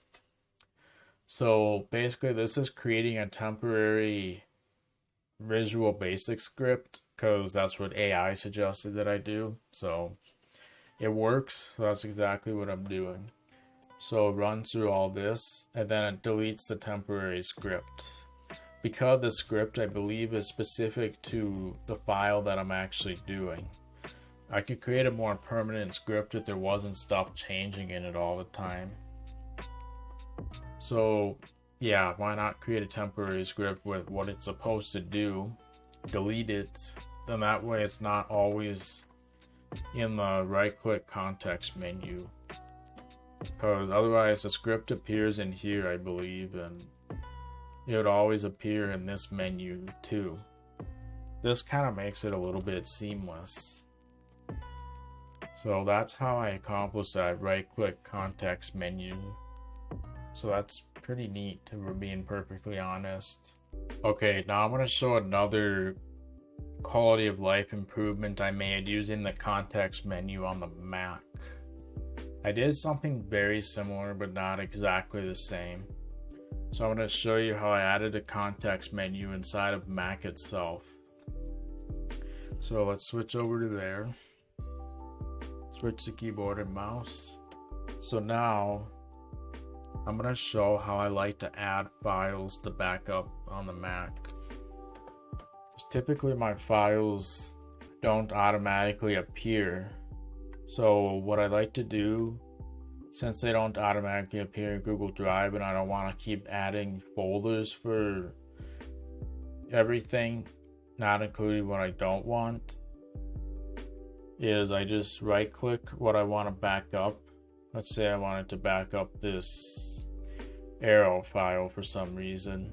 All I have to do is right click and click symlink for Google Drive. And just like that, my Google Drive will pick it up now. So what I've done on here is I have a Drive backup folder. And this contains basically everything that I'm backing up in a single folder. Pretty much all these things are symlinks. This is the actual context menu item. I backed that up itself in case I want to set it up on another environment, or I destroyed this one for whatever reason. So basically all it really does is it creates a hard link in this folder and Google Drive will pick it up. So it doesn't just create a hard link, it creates a folder of basically the parent directory. It creates a folder with the same name as the parent directory. Basically it's an attempt to solve the problem that sometimes my file name might be the same thing but it's in a whole different folder. This will hopefully allow me to deal with that by having it automatically create a folder of the parent folder's name inside of here. Then it puts the file right in that folder. So how am I accomplishing that? I think I could do it with folders too. Maybe, maybe not. I don't know, but I can click symlink for Google Drive and then it puts it right inside of here. So this folder is called editing. This arrow that I added is in a folder called editing. So therefore, when I go on my Drive backup, I look for the editing folder. And there's a symlink of it. Or rather a hard link of it, and now Google Drive will pick it up.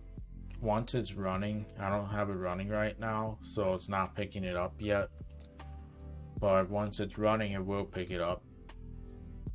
So how do I accomplish that? I basically use Automator in Mac. So you can use a program called Automator, and then you can create a script that effectively does that. Similar to what I did in Windows, but not exactly the same. So I just go to File, New, Quick Action, and then I basically just add a shell, run shell script, I believe. Drag that in here. And then I also want to change this up here to files or folders in Finder, because that's the only environment this is ever going to run in. Then I want, this is just an icon, fine with that. Then I write the script that allows me to move the file to the Google Drive folder. Whatever is needed to make that happen, basically. So I'll pull up what I've already done. So this is the actual script that I run. So this is a for loop because it might be a folder, I think, so I can iterate through everything, or it's just a single file, I don't know. Actually, it makes it easier to access the folders and files as a variable so I can do stuff with it in my actual program. So it gets the name of the parent directory and this $F. That's basically the file that I right-clicked on. That's how you reference it in the script. So the parent directory is the dir name of that. Destination directory is this. Then it creates a parent folder of that parent folder's name in the new destination. Then it creates a hard link in that. So again, a symbolic link works across multiple drives, but it's not like a true shortcut or anything. A hard link, Google Drive thinks it's a real file when it's just a link to it, and Google Drive will back it up correctly. So that's how I added that context menu item. Then I pretty much just saved it, and then it appeared right in the right click menu. I could create another one and have that appear here too. I think because I selected Finder, that's why it actually appears in Finder and pretty much nowhere else. So if you want to make this yourself, take what you will of this and make it exactly how you want. Okay, now we're going to start talking about some AutoHotkey stuff. So the first AutoHotkey thing I really wanted to show was basically a status update on copying a clean URL from my watch later playlist. So that might not make sense right away, but I'll show you what the idea is and basically how I handle that now. So one of the big problems that I tend to have with watching videos from my watch later playlist is that playlist is so large that it basically freezes up my computer when I watch a video from a playlist. I'll show you what I'm talking about and then how I deal with it.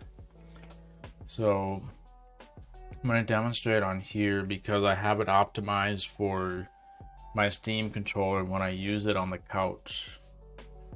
So I'm going to switch to keyboard and mouse because I also need this hooked up to the Nook as well, where I have everything.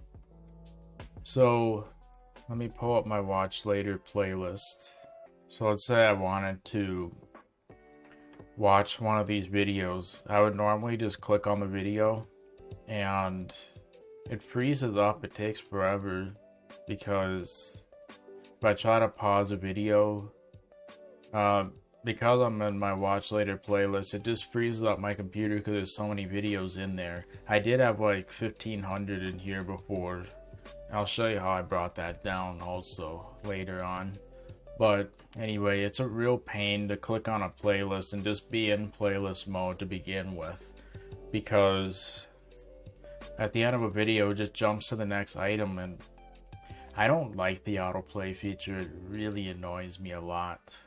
So I like to get a standalone video. Even if I'm referencing a video from the watch later playlist, I still like to have a standalone video because it's a pain to deal with otherwise. So one of the ways I get the standalone videos, I can come up to the URL bar.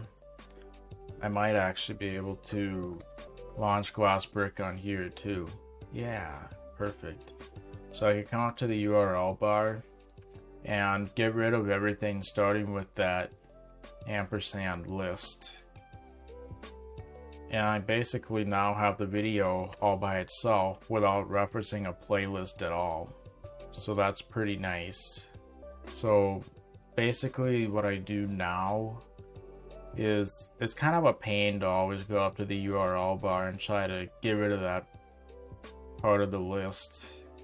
See how long that took to pause? That's all with the playlist loading. It's basically bloat. So I'll start up my Steam controller, because that's what I use most commonly with it. I'll come up to the URL bar, click the end, hold my shortcut to basically go like this with shift left arrow, go up to there, delete those characters, and then hit enter. That's a pain. It works pretty well, but it's also kind of a pain. There's a much better solution. I talked about trying to use AI to write an AutoHotkey script to basically automate that. Getting a standalone video from a playlist. So, come on. Okay, so if I go to my watch later now, what I can now do is basically using my controller. I can do this on the keyboard too, but it's better on the controller, so I think I'll demonstrate with that. I can right click whatever video I want to watch, copy link address, and then just press Control V, which is like this on my controller. Why did that not work? Oh, because the tab name is screwed up. I can't have a video in a queue, otherwise it just simply won't work. Actually, it's because I have a notification. Okay, I got rid of the notification. Now I should be able to press Control V. And it opens it in a new tab with a clean URL right out of the gate. Pretty sweet, huh? So all I have to do is right click whatever video I want and paste. Boom. Clean URL. So I'm actually going to be right back before I show how to do that. Right, so now I'll basically show you how it's actually done. If we come into Notepad++, basically, I mean, I used AI to help me with this, as you may have seen in my ChatGPT video. But basically what happens is, as you know, I right click the video to copy it to clipboard. So at this point, the URL with the playlist in it is also copied to the clipboard. So now I can access that by saving the clipboard variable to URL. Now I want to probably save it to a separate variable rather than just manipulating clipboard directly. It might not actually matter that much. I really don't know. This works, so if it ain't broke, don't fix it. Anyways, so once I have the URL, then it gets rid of these aspects right here.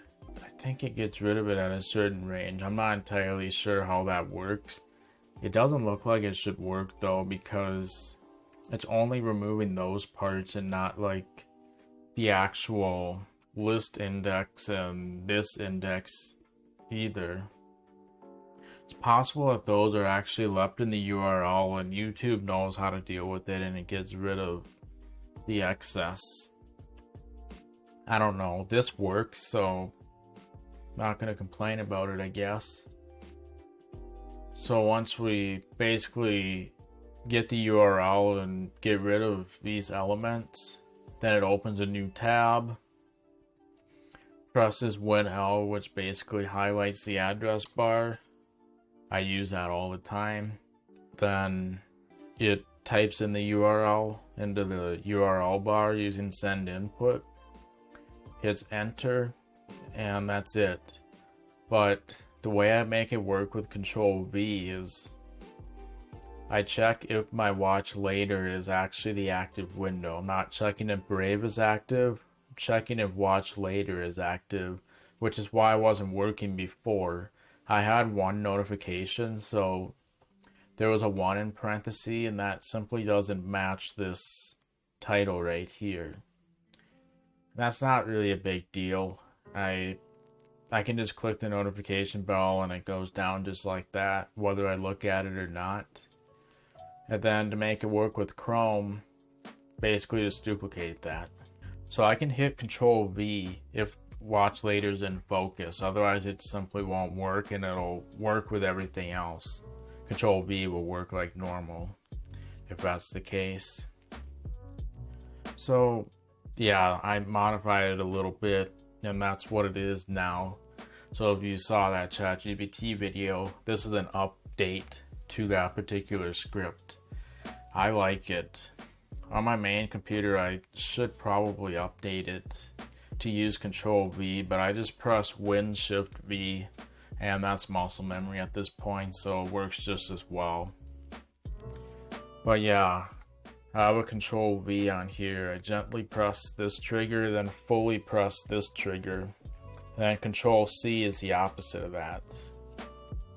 So anyway, that's pretty handy. And of course with the controller mapping, I've kind of gone over this before. I think I might have an excerpt, I'm not really sure. But I came up with my own controller button mappings, and I did what makes sense to me. If you decide to use a Steam controller to control a computer, like on a couch, I would come up with your own mapping. Do what makes sense to you and just tweak around with it until you get exactly what you want. Just go right into here. And then you can change all your button mappings. I would recommend taking advantage of mode shifting. So if I press the left trigger gently without fully pressing it, then I have a whole bunch of other buttons that do slightly different things. And I also like doing regular presses and long presses. I find that particularly useful. Basically, I'm just using a bunch of keyboard shortcuts as button mappings on here. And I can do pretty much everything I want from this controller. Sometimes I like it even better than a keyboard and mouse. Sometimes it feels a little more comfortable with my hands and wrist ergonomic wise. And some of the button presses are just simply faster than keyboard shortcuts. So it's nice to have on the couch. It's even control or copy and paste is faster with this, I feel like, than it is on the keyboard and mouse, except for highlighting stuff. I just pasted, yep, undo with this also. Anyway, I've shown this before. I digress. So now you know how to... Basically, this script is how I do it. I'll probably share this on GitHub as well. Or you could just quickly copy this yourself. I mean, here's what you could also do. If you want a specific script that I don't have on GitHub yet, because I don't have it set up to just put a bunch of stuff up there right now, then just ask for something and I'll reply and paste it. Then you can copy and paste it from my reply. I apologize if the formatting gets screwed up as a result, but probably still an upgrade from manually writing it yourself while I don't have it on GitHub. So yeah, I really like that script because I can just, if I want to watch, I don't know, this one now, copy, then paste, boom, clean URL. Now I'll just close that out, and there we go. So that's it for that pretty much. So now I'm gonna go over the next thing. I want to go over some mistakes that I made with an AutoHotkey script and basically what I've done to correct the mistake at this point. So on here now, I should probably show you how my window switching works before we actually get into the mistakes. And then the mistakes will make a lot more sense as well as how I'm addressing the problem. So basically I use AutoHotkey for quick window switching sometimes, which is quite nice. So if I want to switch to Obsidian, boom. If I want to minimize, if I want to switch to Notepad++, of course. That's Obsidian, that's Notepad++. If I want to pull up my editor, I can do that quickly. If I want to pull up Chrome, do that quickly. Brave, if I want to have multiple windows open and quickly switch between those open windows from most recent to least recent and cycle through that particular program, then I use this.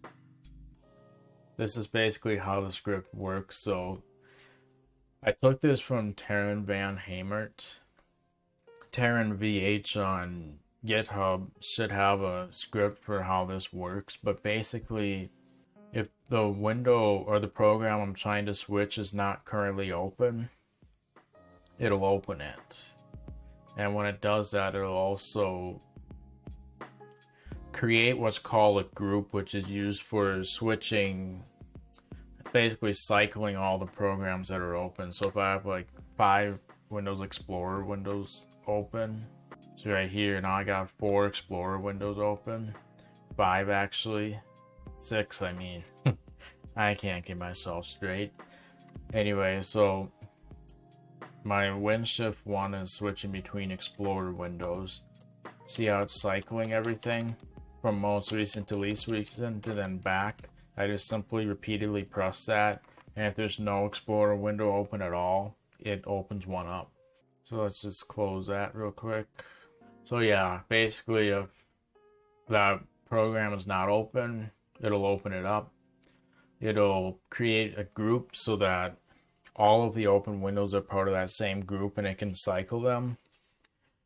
Then basically it checks if that particular program is active, then it goes to the next most recent window of that program and cycles through. Otherwise, it'll activate the most recent copy from whatever program I was already on. And same goes for pretty much everything else. Obsidian looks a little bit different because I'm opening it with a URI rather than a typical program path. And that works best for me. In general, this is the rule. Just run the program. I may have to specify a path depending on the program, like this one. And then yeah, they all follow pretty much the same rules. So it's pretty neat. I use the number keys, as you can see, based on my shortcuts. I could probably use letters, but I just never thought of that, and I've been using this for years. My muscle memory is used to this, so there's no reason to change it. So now I'm going to talk about some mistakes I've made involving this. So some of my programs just weren't switching correctly for whatever reason, and the way I fixed that was basically I just copy and pasted and forgot to change the name of the group. So it was thinking it was part of this group when it was really part of this one. And I just had to come up with a new group name and suddenly it worked. So yeah, if you're having weird behavior with the program switching, you may have forgot to change the group name. Just wanted to point that out. So something else that I wanted to show with this is, for whatever reason, if I open up Chrome either would open up but not visibly appear, or it would appear but the address bar would not be in focus. And no matter how many times I try to hit the Chrome shortcut, it just simply would not go in focus even though it was clearly there. Then I had to use Alt-Tab, and it's literally the last item on Alt-Tab because it was never in focus during the entire life of the execution cycle. So yeah, that was a real pain to deal with. Brave never did that, but Chrome always did. Sorry if my webcam overlay freezes. That always happens when I open up a web browser on the system that I'm recording with. Don't know why, but very minor. So anyways, yeah, Chrome just wouldn't get in focus, so I have to manually click the URL bar because mousing is a pain. I mean, it's okay most of the time, but if you can use keyboard shortcuts, I would very much prefer that. Basically, Chrome just wouldn't get in focus and I had to manually click it. So I used AI to ask how to deal with that. And basically, this is the change that it made. So look at Brave and then look at the Chrome one. The differences besides the group name and the actual executable is part of the suggestion. So see how I have this whole if statement right here, and I do group activate, but now I do when activate and when wait active. That was the suggestion with the AI chatbot, and some of this stuff up here is different too. So the differences you see between this one and this one, aside from the actual program differences, are what I did to fix Chrome not getting in focus by default. So right here, Chrome is in focus right away because this makes it work. If I were to adapt it to the old system, it'll never get in focus automatically for whatever reason.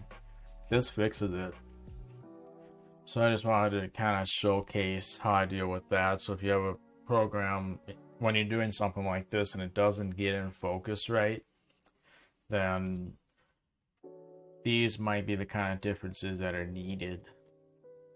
So if you have that problem, adapt it to your programs. Maybe it'll fix it, I don't know. Or use the AI chatbot, which is basically what I did. And I just wanted to kind of showcase that. So that's my window switching and how I dealt with some of the problems that it's given me. So now I want to show this really cool AutoHotkey script that I have that allows me to quickly switch screen resolutions in a certain way. So before I go to bed, I often like to watch a video until I get sleepy-eyed, and then I'm pretty much out when I put stuff away. I often bring my Steam controller into there, then I can control the computer. But 1080p is kind of small from all the way over there. So I like to switch it to 720p, but only have one monitor on that's actually facing me. I typically turn my right monitor so it's facing me over there, and only have that screen on at 720p. Obviously, having to manually switch that would be a pain every time I want to do that, but I have an AutoHotkey script that basically makes it switch instantly, and I can use it with my Steam controller. I have a button mapping to get the screen resolution to switch. So here's how it actually works. So I just press this shortcut, then I press, there's a shortcut. Now it's only on the right monitor, and it's 720p. There we go. I'm set. Then I switch it back to 1080p on both monitors. Very neat. That's a pretty handy system to actually have. So you're probably wondering, why am I switching the screen resolution rather than just changing the UI scaling? That's because UI scaling in Windows is so glitchy that I don't want to deal with it at all. I know that I'm having a non-native resolution by switching it to 720p. So what? UI scaling problems? No, not dealing with it. So yeah, and switching the resolution is just better for my use case right here. Like, it just is. So you do whatever you want. That's not working for me, so don't argue there. Anyway, I was just about to show the thing again, but you already saw it, so I'll show how the script works now. So I think it was Control-Alt-Shift-X or something. Sorry. So this is how I actually go about accomplishing it. So Control-Alt-Shift-X is my keyboard shortcut that I use with the Steam controller. And what it does is I have basically a variable that increments. Then I have this value right here that basically just allows me to toggle turning it on and off. It's because if the value is 0, then it does one thing. If it's 1, then it does something else. And I could easily change this to 3, and I could do a third thing just as easily, have it cycle between all those things with each press. I have it release modifier keys because it minimizes the glitches I've had. And then when I switch to 720p, then what this does right here basically makes it so that it only shows on display 2 or whatever, or display 1. This makes it so it only shows on one display and shuts the other one off. So as you can see, I got extend right there. It waits 3 seconds for the mode to change, then it actually changes the resolution on that single display. using this right here.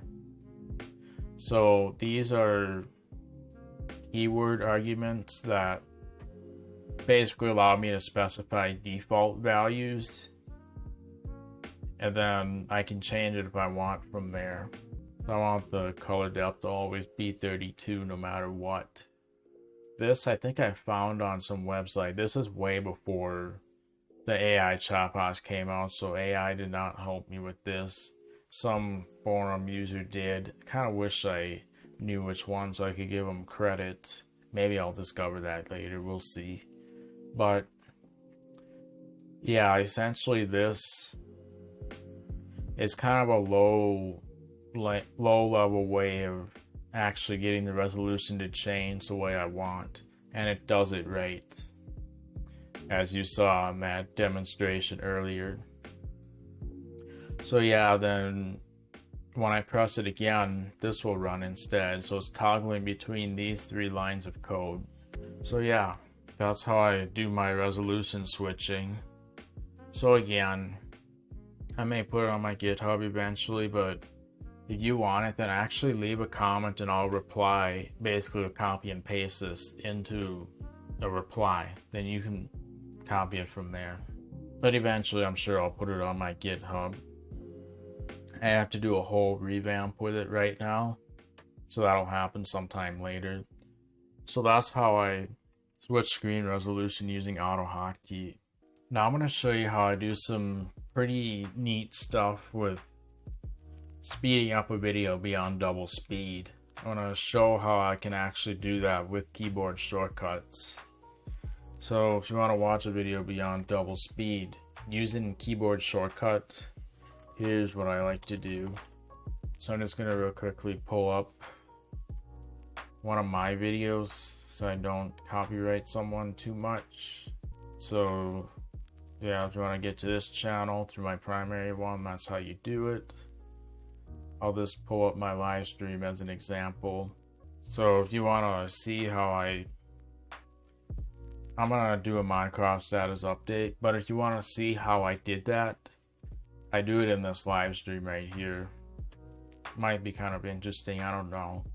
But let's say you're watching something like this and double speed is too slow. So I'm like literally going to double speed right here, and that's too slow. If I want to go beyond double speed, I just have to go like this. Now I'm increasing it beyond double speed, which, is that even working? I don't think it is. It should be speeding up way beyond double speed. It all works in Brave. I'm doing this in Chrome right now. Here, let me just switch it over to Brave for now. Seems like some things work better there. Okay, so I just go to double speed here. Let's see if it goes way beyond. This should be beyond double speed, I think. Yeah. Well, I don't know if it's actually working right now, but I have a workflow thing where it does actually work. So I'll show you what I basically do to accomplish that. So if I want to go beyond double speed, I execute some JavaScript code. So how am I doing that with a keyboard shortcut? Well, I am using a Chrome extension, which also works in Brave since it's based on Chromium, called Short Keys. It gives you custom keyboard shortcuts, which include the ability to do JavaScript. You could create a bookmark and then create a shortcut to execute that bookmark, or it gives you basically JavaScript directly. So you can select it to run JavaScript code. I use control page up and page down because I couldn't figure out the syntax for the default speed up and slow down videos. But within there, then I just execute this code right here, which increments it by 25%. This decrements it by that. You can have it whatever you want, as you can imagine.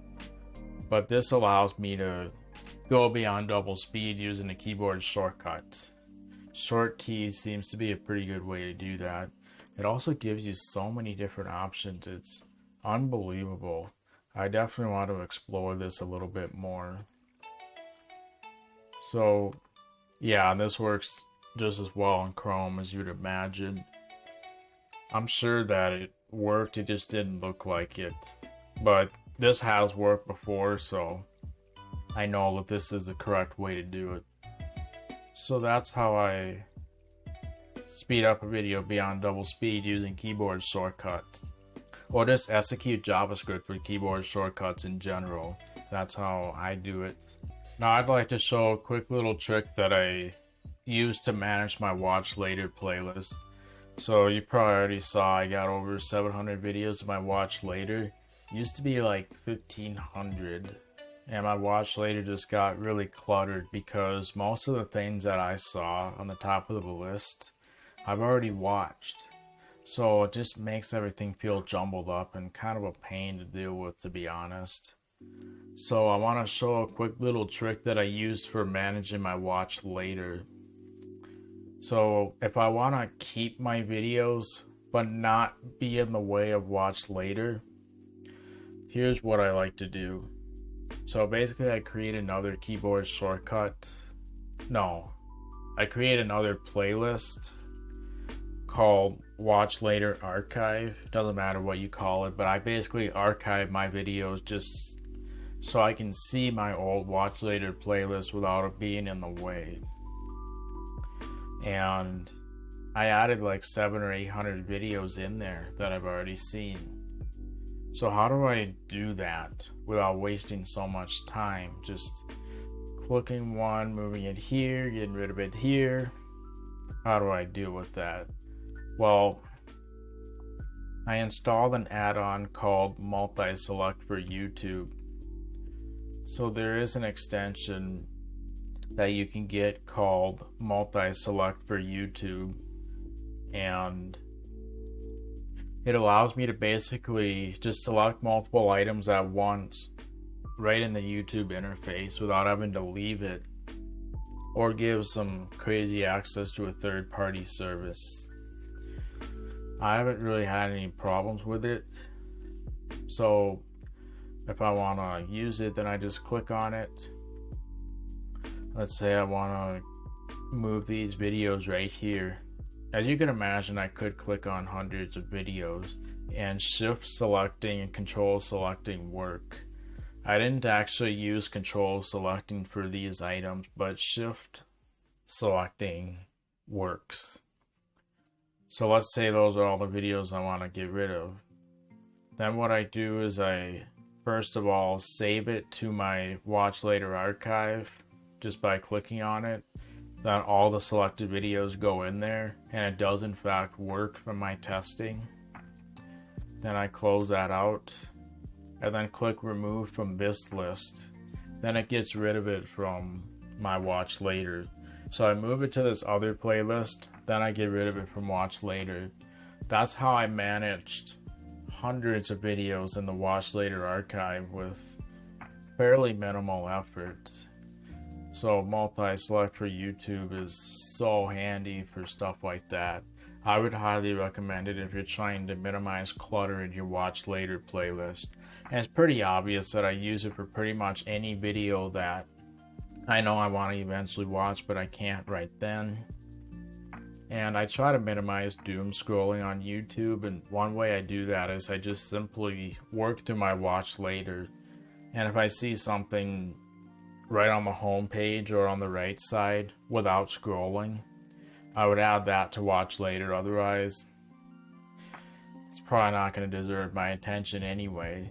Then I can minimize doom scrolling without getting fancy and using an RSS reader or something like that. I mean, that probably would be the ideal way to do it, but I like this strategy because I'm going to see like 8 videos anyway in my suggestions, and if any of them look good that I want to eventually watch, put it in watch later. Boom. Then I just work through it, and there I go. I like using that system a lot. So yeah, that's a little trick I like to use to manage my watch later. Now we're going to do a status update on my custom voice assistant, and I'm going to show how that works now. So I obviously did one in a previous casual video, but there's quite a lot that's changed since then, so I'm going to show how my custom voice assistant has evolved since we last did this. So first of all, I would highly recommend checking out my live stream that I just had open if you're watching the casual video about adding status LEDs to my custom voice assistant, because I actually walked through how a Raspberry Pi breadboard works. Basically went over the how and why of everything, so it's not just showing how to do something without explaining it. Rather than breadboard stuff, I would highly recommend this one. But most importantly, I show how I added status LEDs to my custom voice assistant. So I'm going to go over all of that, but I also basically demonstrated the voice assistant to begin with, and there's a fair bit of updates within that. So there's some updates in there, but I'm going to try to do hopefully a more prepared demonstration than before. We'll have to see how that goes though. So first of all, let's start up the voice assistant in the first place, because it will take a little while to start up. But let's get it started, then we'll basically talk about the differences. What is going on here? Oh, I think my source is just glitching out. There we go. That's better. Okay, so let's get my voice assistant started up. So the way I do that now is way different than it used to be. So on my Raspberry Pi, the way I start up my voice assistant now, and I'll show exactly how it works later on. But for right now, we're going to start it up while I talk about things, because it'll take a while to start. So, of course, I have a launch script, so I'll just simply... Whoop. Why is that key being held down? I don't know what's going on here. Something is stuck. Don't know why that just happened. So I go into my documents and launch Mycroft script. Actually, first let's make sure my microphone is connected properly. I never verified that yet. This is how I check. So I can see from here that it is attached correctly. It's a Logitech C270. So now I just run this. As you can see, it's running very differently from before. Now I don't know if you can tell, but the lighting may have changed slightly. Can I emphasize the lighting? No, I can't. So I will show you what's going on here. So now when I start up Mycroft, let me see if I can get my phone's camera working here. Look at this. All those LEDs are turned on right now. That's hooked up to my Raspberry Pi. And there's my C270 mic. So when I run that startup script, those lights basically turn on until it's ready to be used. Once it's finished initializing, those lights automatically shut off. Then I can tell that it's ready to be used, which is pretty sweet. So that's pretty handy to have.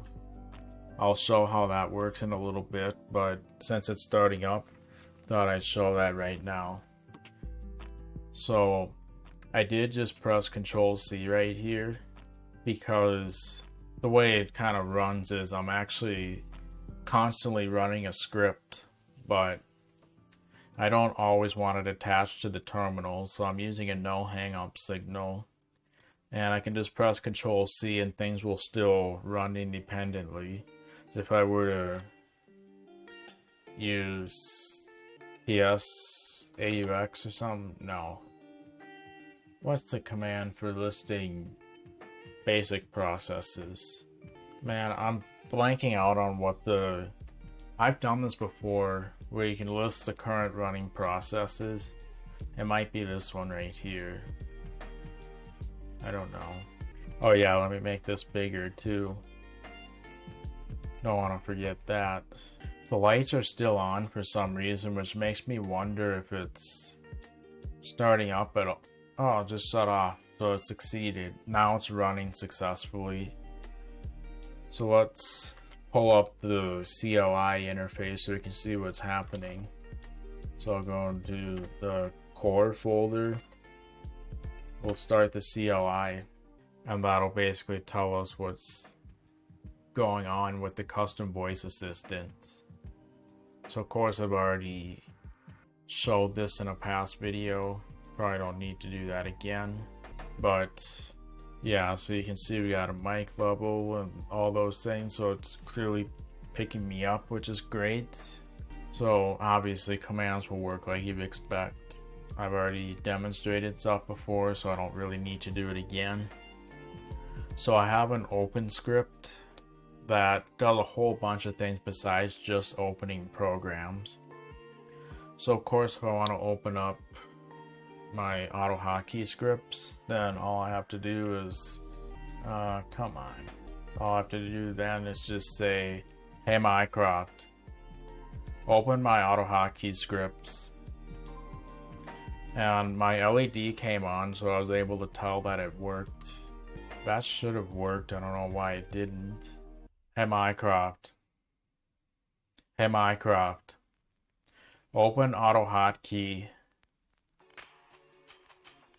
Oh, I know why it's not working. Because, again, I used WSL to make it work in Windows. And I still haven't figured out how to start it up with Windows yet. So that means I need to come into my WSL instance and start SSH, which is required for that. Now it should work. Hey Mycroft, open my AutoHotkey scripts. Yeah, there we go. I don't know why that opened my documents instead, but close enough. I'm trying to get it working on this computer now. So yeah, I can do all sorts of stuff. Like if I want to close those two windows that just opened, then I can actually compound commands together. I don't know what's going on there.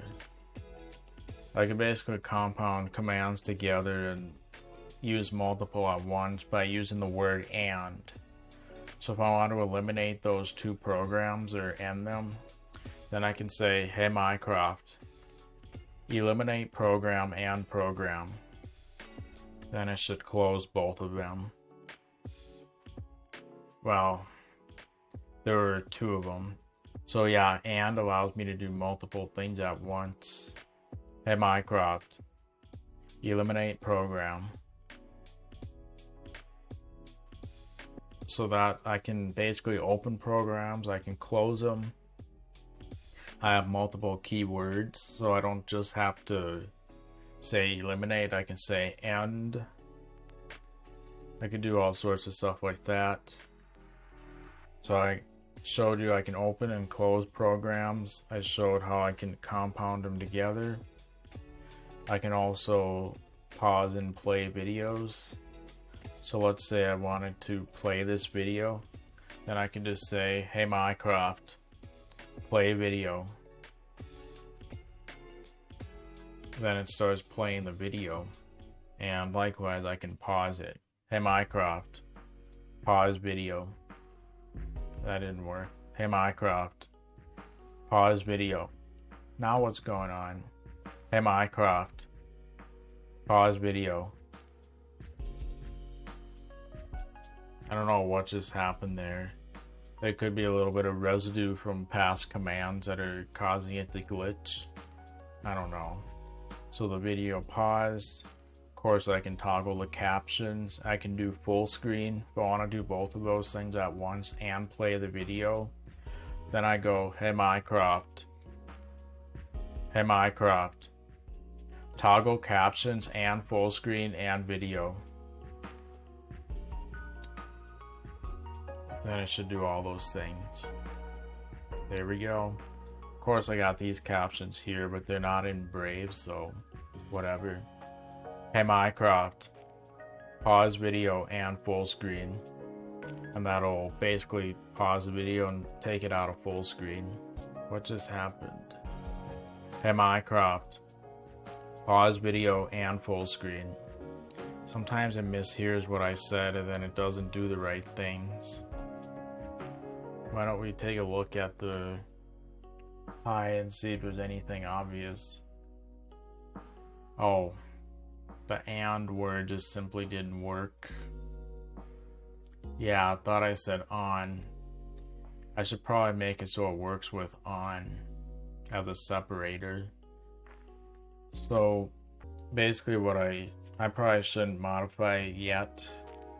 I'll write a quick little reminder to say add on compound supports.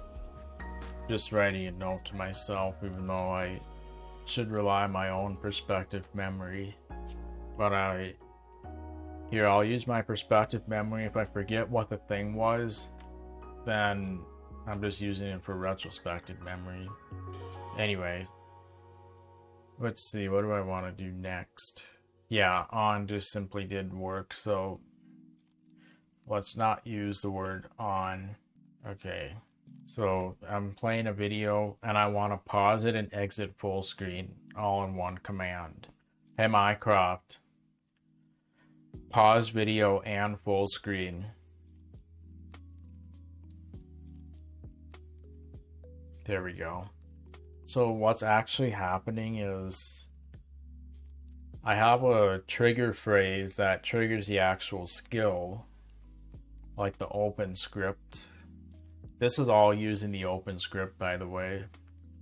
And then from there, it doesn't matter what trigger phrase I'm using. So basically the words open, close, end, eliminate, those actually trigger the same script, and then the command from there is what actually happens. So I could technically say ridiculous stuff like, oh, what's a good one? So I could also say like eliminate full screen to actually go into full screen because it's just a toggle. Hey Mycroft, eliminate full screen. So that will actually put the video in full screen, because the first word is what determines the actual skill to run, and it just allows me to use that command. So I can say, oh, what's a weird one that I would be able to use? Here, I'll come into my list of the trigger phrases, which is in Mycroft skills, open locale, enus, my intent files, what is it? Open.intent.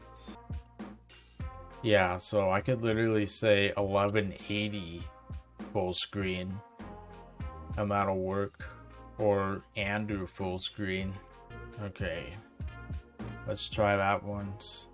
Hey Mycroft, undo full screen. See, that works also, because all those words that we were just looking at here, they all do the same thing basically, but it allows me to say the command in several different ways. This is the syntax I'm using with my intent file to make all that happen. And I have illuminate there because it sounds like eliminate, and that helps get rid of the false negative, and it just makes it work.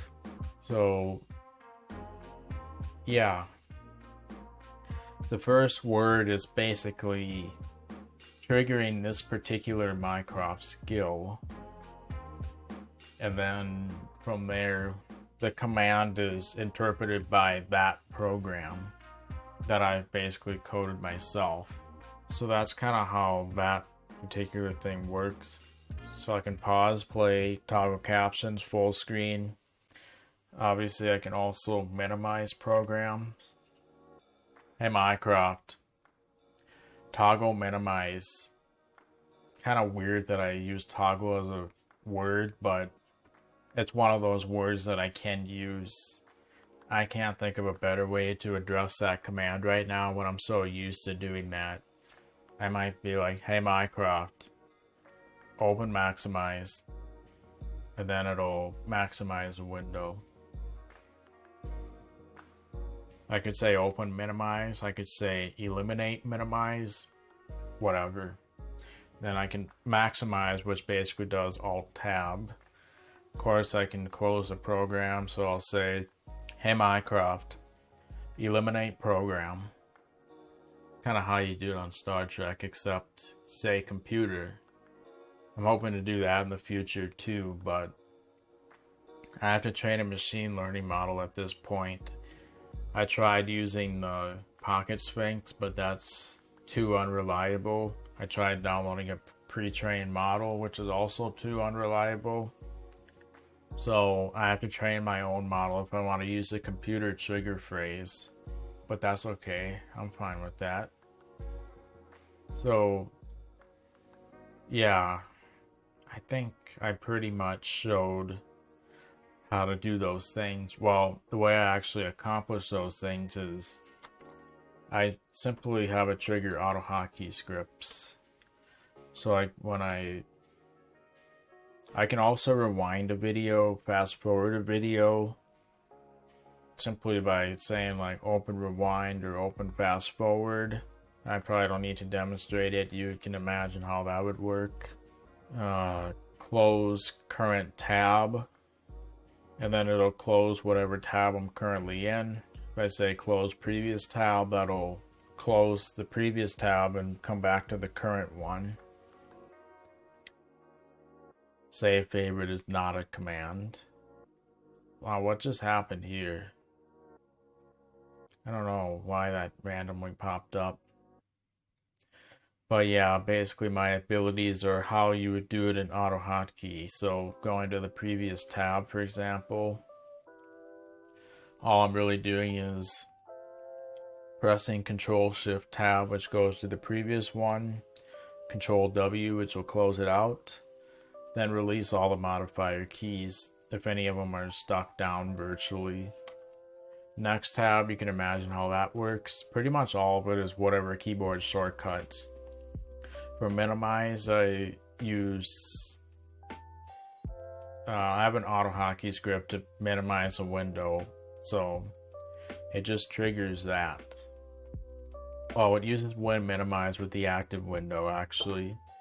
Then maximize just hits alt tab. That's really all that does. So when I say like open minimize, it basically triggers that script. And yeah, that's how I basically do that. So then when I open maximize, it just does this. It uses alt tab, and that should be the most recent thing. I often do like to do that. When I say start video, I believe that actually brings a YouTube video to the very beginning. So basically, I either watch videos in Media Player Classic or YouTube most of the time. So if I'm on Media Player Classic, then space will start a video. Otherwise it hits 0, which I guess brings the video to the beginning on YouTube. I don't know, that seems to be the behavior that I want. So when I close a tab, that just presses Control-W, pausing a video. This is how I actually handle it. So if I'm in Media Player Classic, I just have it hit space. Otherwise, if I'm watching The Office from Brave on Peacock, then I would still hit space. Otherwise, I hit K, which is YouTube and pretty much everything else. I was having really weird issues where it didn't work on The Office, then I tried to fix it, then it didn't work in Media Player Classic, so I know I'm repeating myself, but it works, so that's all I care about. The execution time's milliseconds. Not a big deal with that inefficiency. So playing a video, pretty much the same nature as this. So I'll basically show the rest of my abilities and then we'll go over how I do it basically. So I not only have the ability to do all those things, but I can also search stuff on Google or YouTube pretty easily. So if I want to search some on YouTube, I'll just search some random thing. So I'll say, hey Mycroft, search YouTube Judy Norton Ask Judy number 36. That was just some random thing that came to mind that I think I am actually watching now. So now YouTube automatically popped up with that particular search query. And if I have my Steam controller, then I can just click right on it. And I'm set. So I can search YouTube for pretty much anything and it automatically pulls up the search results hands-free, like this did just now. Hey Mycroft, eliminate program. You already know that I can open up specific channels and files. Probably don't need to see that again. But yeah, like if I want to open up that particular channel, then I go, hey Mycroft, open Judy Norton. Then it should just come right up. If I have it programmed to do that. Otherwise it might not. Sometimes it mishears my command. I'm going to spoil this right now, but if it recognizes the command wrong, then I can go, hey Mycroft, what happened?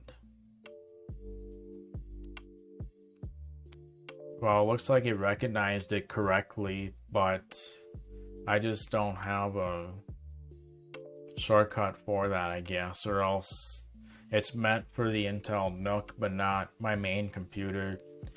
I had to quickly switch everything to my main computer before recording this, because it's just easier.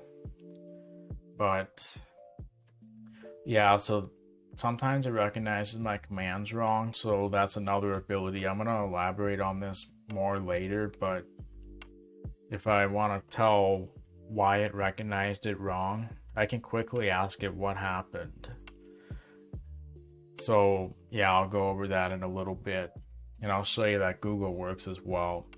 Hey Mycroft, search Google Cloudflare forward URL redirection not working. So that's something I might search when I'm on the couch. It didn't recognize it all correctly, but it's close enough that I'm getting relevant results. So I can very quickly pull up results like that for whatever I want to search. So I literally just say search YouTube or search Google. I'm going to add more in the future, of course, but this is more than enough for me right now. Pretty much all I'm ever going to do is search Google or YouTube on the couch. Then rather than manually typing it with my Steam controller, this is a really good alternative. Hey Mycroft, eliminate program. So I can do that, and then I can also type stuff as well.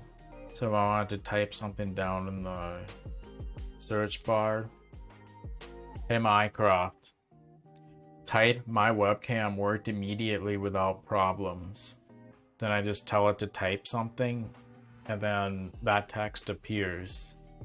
So if I want to type somewhere specific, but I don't want to exactly search either, or I have the search bar selected, then I can type right in the search bar. Especially if I don't have support for searching a specific thing, I could manually select the search bar and tell it to type some given thing. Pretty cool, huh? Where I find this most useful is if I'm watching something in Media Player Classic on the couch and I want to create a bookmark and title it. So let's just choose this as an example right here. So let's say that I wanted to bookmark this particular moment of the video. That's kind of a weird moment to pause on. I'll use my Steam controller because that's where it's the most practical. So I could just add a new favorite by pressing a button. I think it's Control T or something.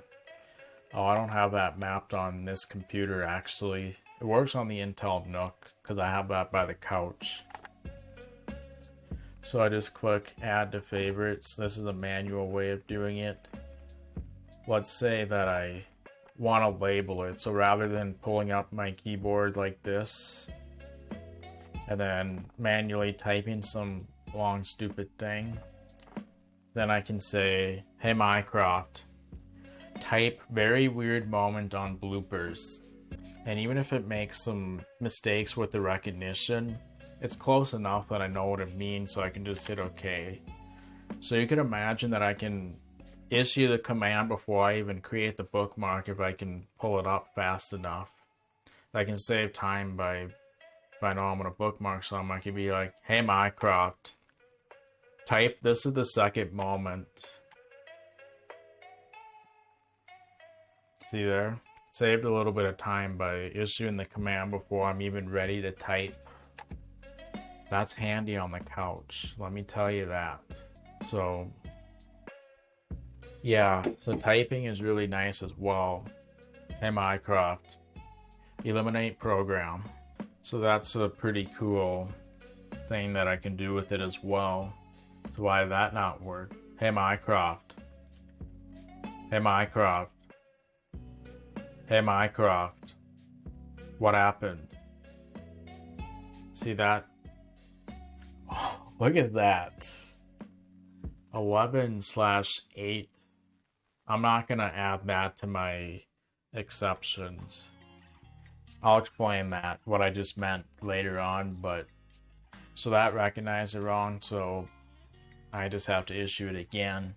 Hey Mycroft, eliminate program. And then, yeah, so now I showed you my opening and closing abilities as well as some other stuff, like entering full screen, toggling captions, combining multiple commands together, searching Google or YouTube, and typing pretty much anywhere. Those are my main abilities that really stand out. So now let's talk about this whole breadboard stuff that I'm currently doing. So I'll get out my phone camera so you can see what's actually going on. Okay, so this is the breadboard right here. So when I say, hey Mycroft, the green light comes on. Open YouTube. The green light comes on so I can tell that it's listening, which is pretty neat actually. Hey Mycroft, what happened? What happened? See right there? I had a feeling that it wasn't gonna work because the light didn't come on right away.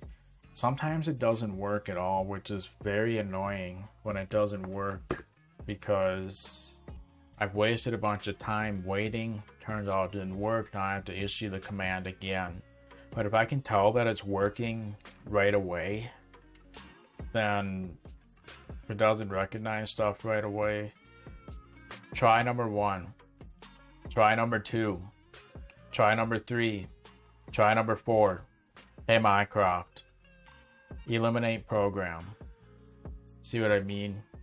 Like right there, I would have tried it 5 times and wasted a lot of times. If I'm spending like 10 seconds per failed attempt, that's 50 seconds wasted right there. But what you just saw was 5 to 10 seconds wasted instead, because I could tell that the light didn't come on, so it wasn't listening right away. Hey Mycroft, try number 1. Now that actually did work. Try number 1, try number 2, try number 3. See right there, that would have been 30 seconds wasted if I didn't have that LED. So the green LED tells me if it's listening. The red LED comes on if there's a connection error or something, which is still not perfect. I demonstrate that in the live stream.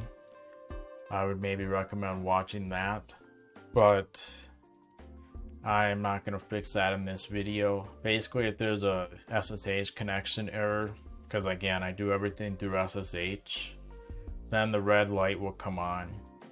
It does kind of work actually. So if you've seen that video, a little update since the video, it does work if it fails more than 1 time. The first time it fails, the light won't come on at all. Second time it fails, then it will. The first time it works, it'll still come on. Second time it works, it'll probably still come on. The third time it works, it'll stop coming on. So it's a little bit weird with the red LED.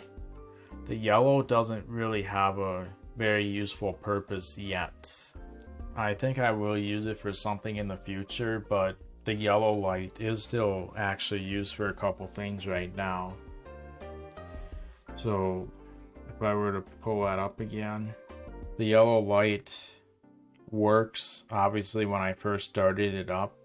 If I start it up, well, basically I can restart it by pressing this top button, which, since I don't have a terminal attached to my script, pressing this button is really the only way to restart it properly and have status LEDs so I can tell when it started working. If I hit stop, the red and yellow light come on without the green, then I can tell it's stopping rather than restarting. So that's kind of what I use it for right now. I don't really use it for much else. So basically the top button is for restarting, the bottom one's for stopping. And I need to do that since I don't have any terminal attached to the script.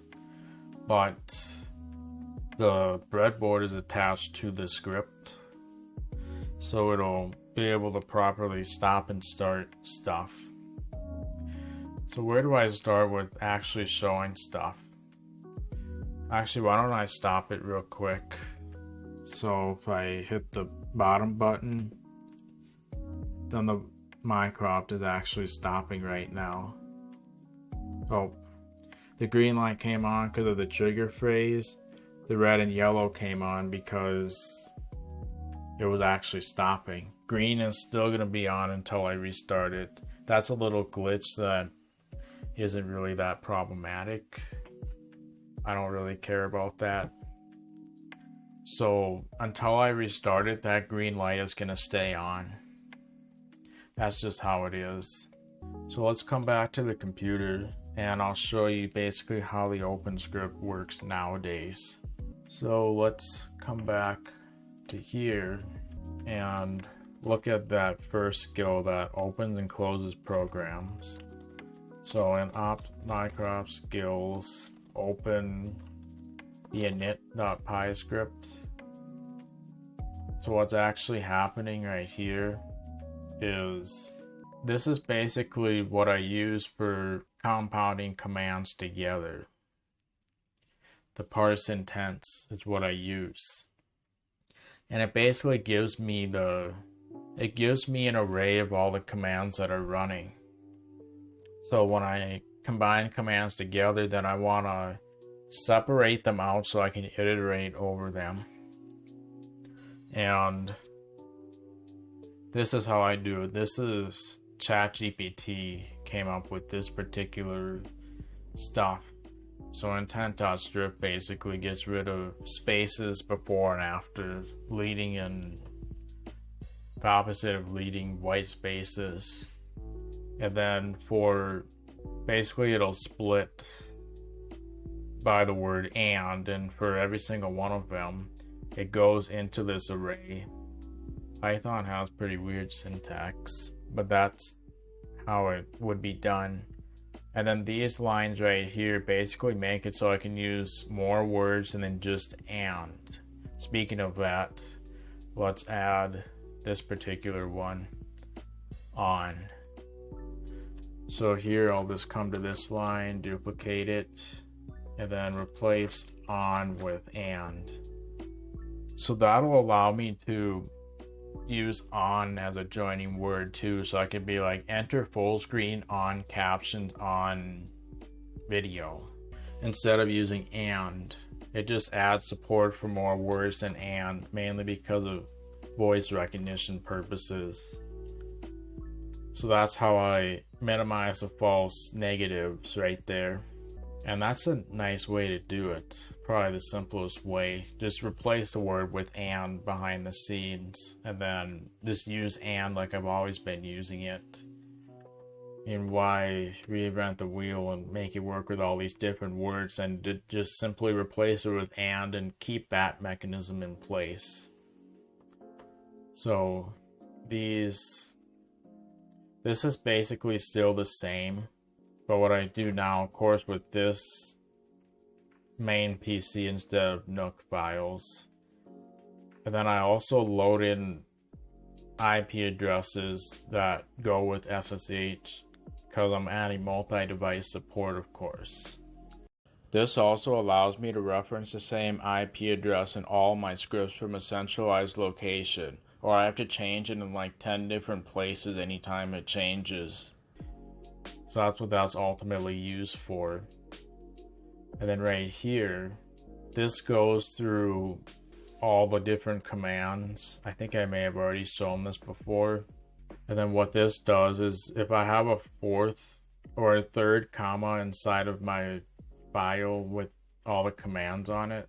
So if you need a reminder on what that looks like, the files that I have support for are the documents, Mycroft. Actually, let's do the main PC one. Those are all my different commands right there, listed in a file. So you can see I have one comma right there. So it's the, oops, I just wanted to highlight that. Come on. So it's that right there. So that's the actual command that's being run. And then this is the behind the scenes for how to execute that command. So that's basically what's needed to execute the right command. So letter Charlie will open up my C drive using that. But if I have a second comma right here, I may actually in the future use that to signify which device to run that command on. Do I run this on main PC? Or do I run it on Nook? Or do I run it on Mac? Like that. Which one do I run it on? So I'm probably gonna do an IP address lookup with that in the future. And so this is a mechanism to detect if there's more than one comma. This is how it handles that for right now. So it retrieves the utterance, which is of course the command that I tell it. And then it basically deals with that. So it iterates through all of my, and so if I compound multiple things, it'll iterate through all of that, I believe. And it runs one at a time. So I have an array called results, which stores all the commands that I'm running at once, separated by and. And I used to have a wait mechanism where I could just tell it to wait for like 5 seconds before the next command. It acts as sort of a wait placeholder, but I have so many glitches that I'm not really using it right now. So basically if I'm not waiting, then it just goes to the next command. There's my fuzzy search mechanism, which I talked about last time. I'm adding another new mechanism hopefully soon. So as you know, in this file, it's pretty odd that I have 4 backslashes, which is not great. I would like to have just one, because 4 backslashes and having to have a space, like right here for example, makes things really confusing. How do I deal with that? Well, I tried to basically change my pattern right here. So actually this is probably not where I'm really trying to look, but look at all the quotes that I have. I have a single triple quote here, single double quotes. Actually that's not really what I'm trying to reference. Yeah, actually right here is what I'm looking at. Single triple quote, single double quotes. It's kind of weird how I have my quotations, because I think there was even a place where I had double triple quotes, or triple double quotes, whatever you call it, and then single triple quotes. So double triple quotes and single triple quotes, like right next to each other. That's a lot. So the quotation is really confusing. I tried having AI simplify that, but it kept making so many mistakes that it actually failed to come up with anything better than what I already had. Even like 4 or 5 hours later, I wasted 4 or 5 hours and AI did not make it any better. So I'm keeping it how it is for right now. So I'm kind of stuck with doing the quadruple backslashes. I have to add like 2 or 3 different kinds of quotes, like more than what I already have. You can only have a single triple quote, a double triple quote, a single quote, and a double quote. You can't have more than that. It's just not going to work when you compound quotes together. So I need at least 5 of those different kinds in order to use a single backslash. So what I'm hoping to do in the future is to keep my mechanism I already have, but use replace to change the quotation behind the scenes and add any necessary quotes that I'm lacking here. Then I can have single quotes while keeping the mechanism I already have. Just like with the and up here on the top. Rather than trying to make it work with all these different words, I'm just using replace and changing it with and before anything happens. Same thing here. Same thing toward the bottom. I would basically change it from a single backslash format to quadruple backslash format. Then I can keep my formatting right here and it'll still work. It's exactly what Wi-Fi is doing. Because Wi-Fi is technically using Ethernet standards. Like as far as the device is concerned, it's still Ethernet because it's utilizing the Ethernet principles just wirelessly. There's probably a few other differences, but basically Wi-Fi is technically Ethernet at its core, in the sense that it's not reinventing the wheel for how the whole communication mechanism works. So technically Wi-Fi is Ethernet in a way. So why reinvent the whole wheel with the whole concepts of how communication works? Why not just make Ethernet work wirelessly? Also known as Wi-Fi to this day. Well, that's kind of what I'm thinking of doing here. So I'm like, well, what approach can I take rather than trying to get this quotation fixed? Why not make Wi-Fi work like Ethernet? That's my mindset with this. So this was my mechanism that I tried adding in that video to make my red LED work. And what I was doing there is I just have a text file storing a status code which dictates whether to turn the red LED on or off. And that mechanism's not perfect. I'm not going to bother fixing it right now, but that's kind of what that's for. There's a few things I could clean up in here, but for the most part, that's how the OpenScript works. So technically with the full screen and all that, it's really just opening an AutoHotkey script, just like it opens anything else.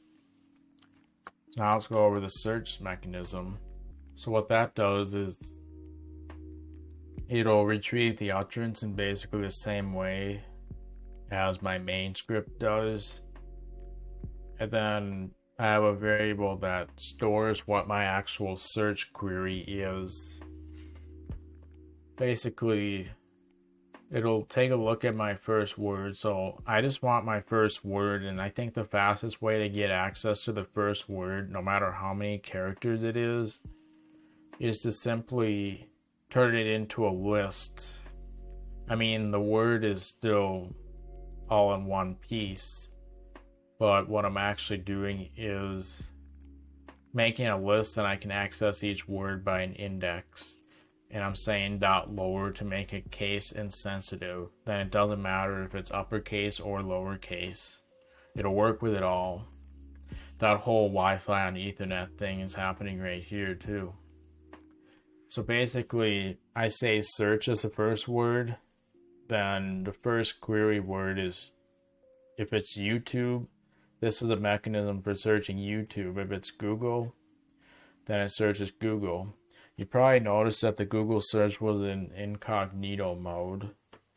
And that's because I generally like to use that. I just don't want it to affect my ads and all that stuff. So I just put it in incognito mode for searching. It's just a lot simpler in that way. So what it does is it'll run. I usually watch YouTube and Brave. So this will basically get rid of YouTube. And then now I have the query all by itself once I removed YouTube. So I remove it from 2 different places because they're both used later on.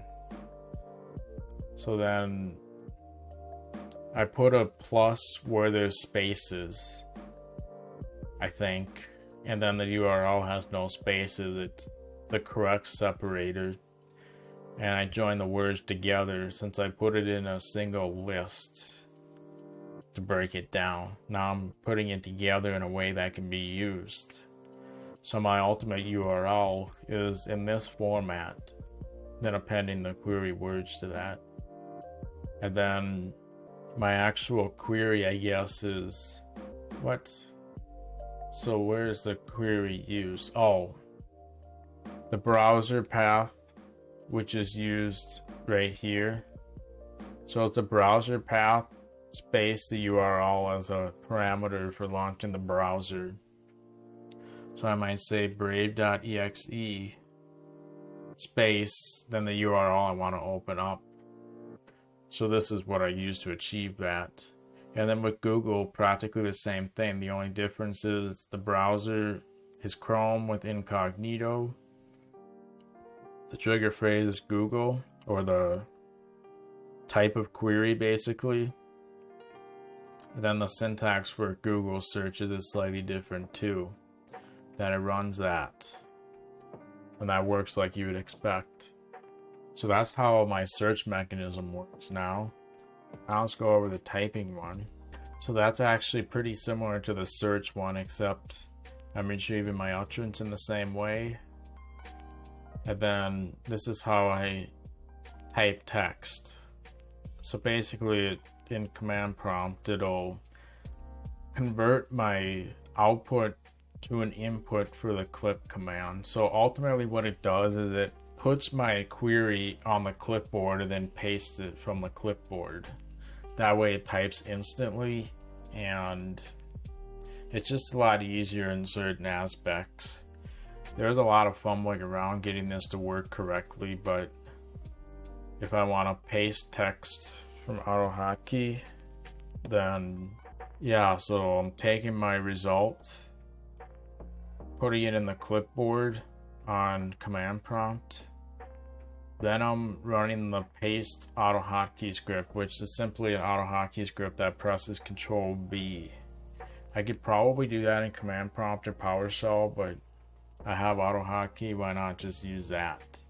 If I get this working on the Mac someday, I'm gonna have to use a whole different mechanism. Who knows what, but that's one of the other future improvements that will be made to it over time. I also discovered that with the dependencies like OS or subprocess, you actually don't need to add that to the manifest file. You just need to add special third-party ones that you downloaded yourself through pip or maybe compiled from the source code. You have to specify those, but built-in ones like OS or subprocess, not necessary. So I didn't actually have to do anything special to my manifest file at all. It works just as well. So my skill creator that modifies that, I'm not gonna mess around with that in any way. So yeah, that's how my typing mechanism works. So now I'm gonna kind of show how my breadboard stuff works. Actually, I'll be right back. Okay, so now we will basically look at how my startup script actually works, because that's what makes the breadboard stuff actually work, and it just kind of unifies everything, including the signals for the breadboard, starting it and stopping it. Anyway, So my documents, I have a launch script or launch Mycroft. So in launch Mycroft, basically, in order for it to actually work to control the LEDs and stuff, I have to run the Mycroft virtual environment. So that's a Python specific thing. You could run Python in its own separate environment, and it can have its own packages and all that installed too. So basically it just switches a source, then it runs a Python script for controlling the breadboard. But I have a no hang up signal. That way I can basically detach it from the terminal while still having it run. So it runs even if I close out the terminal, basically. And it also redirects the output to dev null so that it's isolated and not in the main terminal. So the Python script, which is called breadboard, so that's in Mycroft. So the breadboard script, basically it's controlling the LEDs with the GPIO library like you would expect when using the breadboard in Python. So that pretty much works exactly as you'd expect. I created this whole script basically in that live stream that I previously showed. There's a couple differences, like I don't believe there previously was a restarted right here. And the LEDs coming on during a restart, I don't know if I programmed that in the live stream. Certainly didn't program the stop mechanism. So of course, just to walk through this, I'm importing libraries here on the top. Importing libraries, then it starts Mycroft, which is simply executes the terminal command to start Mycroft the way I typically do. I have a restarted variable which is relevant later. I create a message bus client so that this script can receive messages issued by Mycroft itself. Because in order for me to control the LED, how does it know that it's happening? It's using the message bus to retrieve signals for that. So yeah, I'm using a message bus client, which is imported right up here. Then this is typical breadboard stuff right here. I'm setting up the LEDs and buttons with pin numbers using the BCM layout.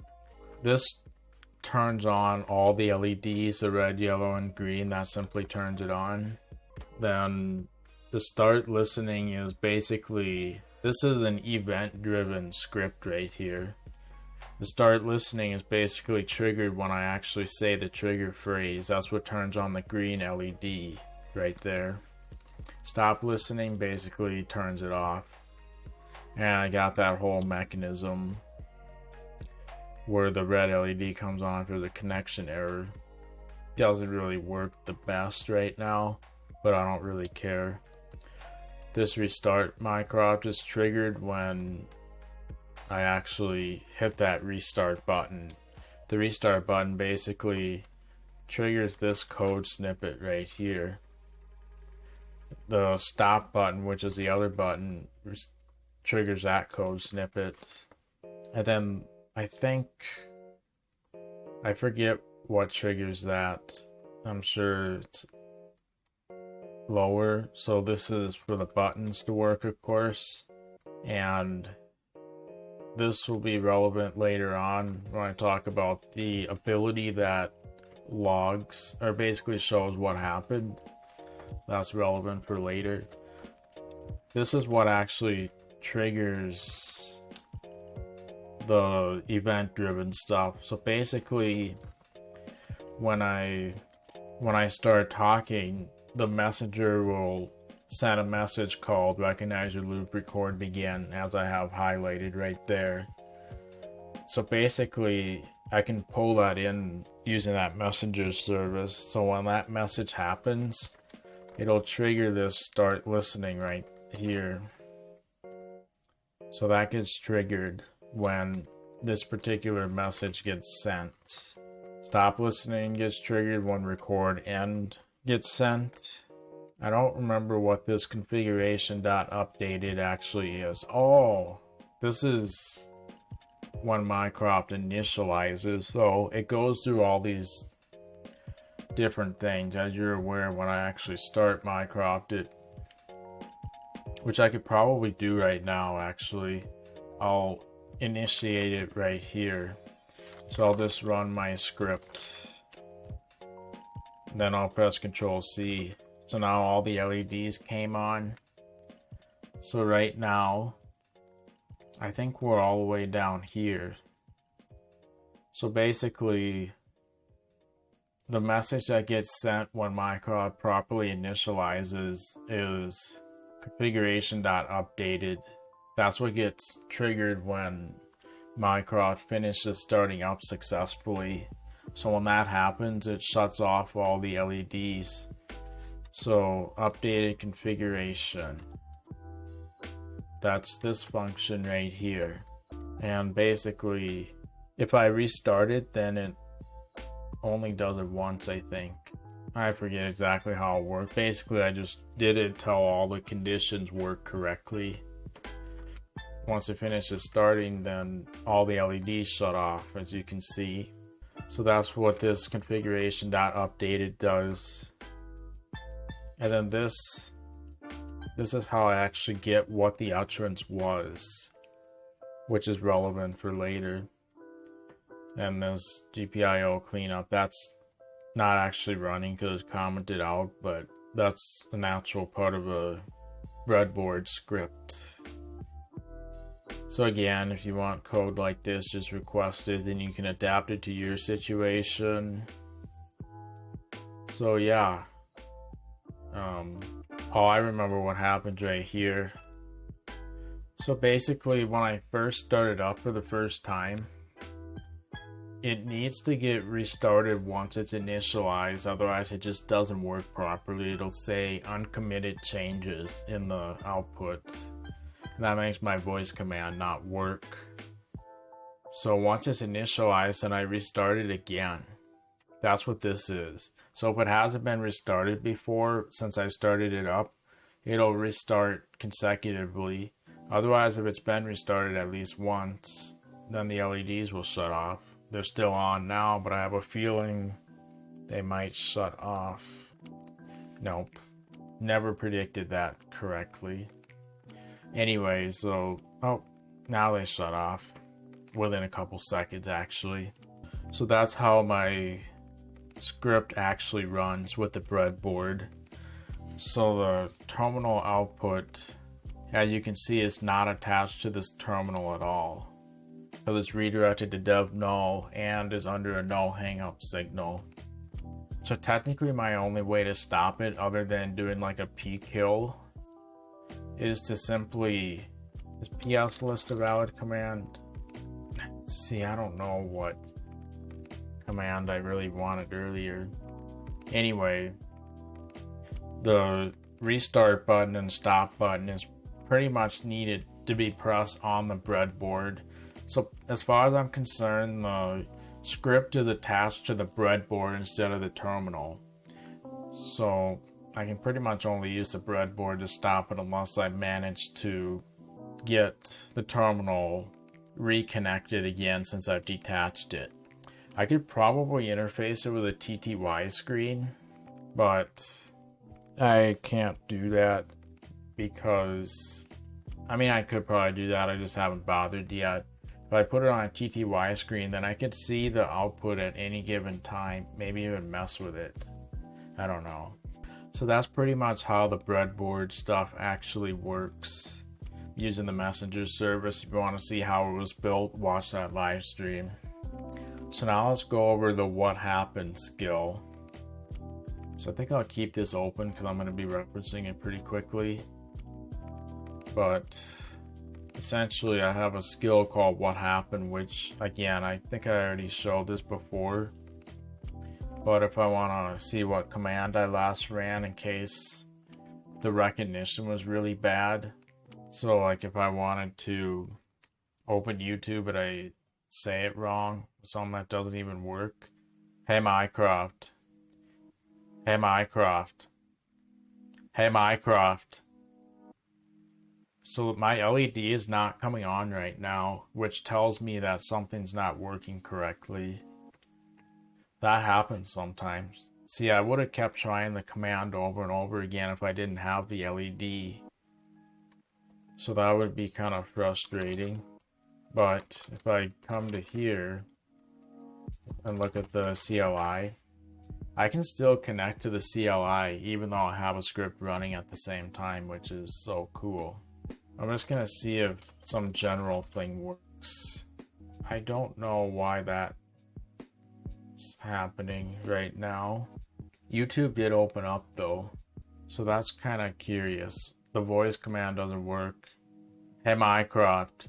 So at this point, well, the microphone is working. We know it's working because we got a mic level, but my commands are not working, so it needs to be restarted. So I'm gonna hit the button. Usually restarting fixes it. So I hit the restart button on the breadboard. As you can see, even when I'm headless, that works. So now all the LEDs are on again. If you need proof for whatever reason, here is your proof. The LEDs are on again, and they'll shut off as soon as the remote configuration updated appears on this thing. That's how I know it's initiated properly, and that's what I use to turn off the LEDs also.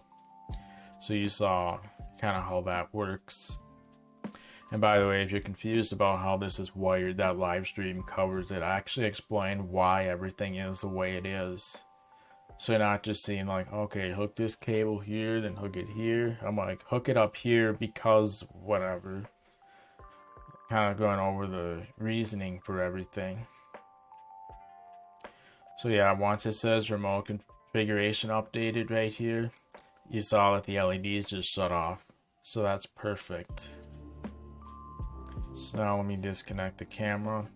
Okay, so now that that's working, hopefully my voice command will work. Hey Mycroft. Hey Mycroft. Hey Mycroft. Hey Mycroft. Sometimes it lags in this really weird way where it just doesn't seem like it's gonna work. Hey Mycroft. I don't know why that happens. Hey Mycroft. It's not working at all, so I'm just gonna stop it altogether. That might be necessary, and then I'll make sure that everything works. Yeah, so now only the red and yellow LED came on. So it's officially stopped now. All the services are off. So at this point, I would check and make sure that my microphone is listed while it's not running. Otherwise, it's problematic. So it's running here. Testing the mic. Yeah, we're getting real input. Okay. So then at this point, I would initiate the script again. Don't know why that happened. It's a little glitchy sometimes. That's just kind of how it is. Don't know why. So now I'm launching it. The LEDs are on. That'll be the case until it fully starts up. So while we're waiting, we'll talk about the what happened script. So of course, that's where the message box comes up and shows my most recent command that I ran. And then if I say what just happened, well, I'll show you what the actual script looks like. So let's go to, I'll go in the actual directory in case I need to look at multiple things in there. So if I just go into the what happened skill. So basically it's pretty simple in principle. The underlying code is pretty similar. I load the utterances in the same way as normal. Then I have the if statement for exactly how I issue the command and the way to deal with that. So if I say what happened, then basically it just connects via SSH and displays a message box showing exactly what happened through the command prompt. And it actually logs everything to a file. I'll show how the logging mechanism works in a second, but every command that I issue is logged to a file. And basically it just retrieves the most recent command from that log file and then displays it on the message box. If I say what happened now, it's exactly the same as this, except the index is now -4 instead of -3. So if my what happened command was issued wrong for whatever reason, then I can try it again by saying what just happened. And that's assuming it didn't work and the LED came on and everything, meaning I did issue some command. All of a sudden, the what happened that I want is the second most recent rather than the most recent. So that's how I deal with that. I would like to quantify and make it more dynamic, but too much screwing around. This was enough screwing around as it was. So, but I like how this works. And then if I issue pretty much any other command, then it'll actually show me a list of the 25 most recent commands. Hey Mycroft, hey Mycroft, hey Mycroft. For some reason that's still not working. The green LED does in fact work. Why is that still not working? So if I go into the CLI, I don't know what's happening. Hey Mycroft, hey Mycroft. See, this happens every once in a while. Most of the time it doesn't, but every once in a while it just glitches out in the stupidest ways. So then I have to kind of figure out what's going on. Certainly not perfect, but so nice when it works. So since this is happening, my next approach is to stop it again by hitting the stop button. The LEDs come on so I can tell that that really worked. All I can really think of is plugging in the microphone into the other port or rebooting the Raspberry Pi. Plugging it into the other port's the most convenient option right now, so I'm just going to give that a shot. So now it's in the other port. Now I need to make sure that the microphone's still recognized, which sometimes it doesn't work. See right there, it's not recognizing my mic even though I plugged it in. So now I gotta do it again. Now let's see if it shows up. It's still not showing up for some reason. Why is that? Third time was a charm. For whatever reason it took 3 attempts before it came up. It's pretty glitchy. So at this point, now I'm gonna reinitialize the script by running the launch. I think I might wait to Control C just in case that's the problem. Pretty sure it's not. I've done it right away in the past and it worked fine. Usually I initiate this through SSH, but of course I'm on the Pi right now showing you this, so it doesn't really matter that much how I initialize it. So anyway, if I want to look at the top 25, this is what I do. I tried doing it with a message box, but I had trouble getting the new line character to work in a message box. I tried the new line character, I tried the return character. I think I even tried another kind of character, but none of them worked the way I wanted. So I'm just creating a text file with the 25 most recent commands and making that pop up on the computer, essentially. Yeah, the number of utterances is basically 25, or if there's less than 25 in the log, that's what it is.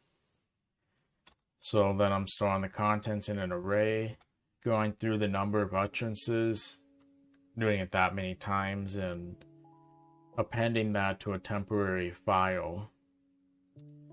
So this array is going to go in a file, as you can imagine.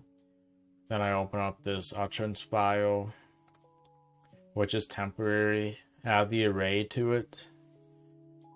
Then it'll send that text file to my computer. I should really have it pull the IP address in from the IP addresses file. I just haven't done that yet. I will tweak that someday. And then let's see what else. So it sends that utterance file, then it actually opens it up in Notepad on Windows. So that's how I would do the 25 most recent commands. So I either do the most recent, the second most recent, or the 25 most recent ones in a text file. So you're probably wondering, why is this -3? Why is this -3 right here? Well, that is actually the most recent because the negative index, of course, in Python loops backwards. -1 is a new line, or it's an empty element, because if I do the new line character, that's how I append everything. There's always going to be an empty line on the bottom of the file. So -1 is just an empty string. -2 is the what happened question that I just asked. -3 is the most recent command that I want. -4 is the second most recent, and so on. So yeah, that's kind of how that works. So I'm basically logging everything to a file. Let's see if it works now. Hey Mycroft, open YouTube. So that did in fact work this time. So let's come back to the desktop.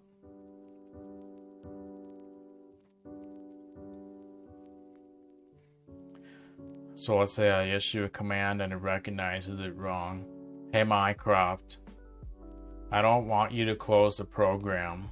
So I tried to close the program. Let's say it just recognized it wrong. So that skill that I just showed, I can go, hey Mycroft, what happened? Then a message box should come up. It's not, so it might not have recognized the what happened correctly. But the command did issue according to the LED. So now what I want to do is say, hey Mycroft, what just happened?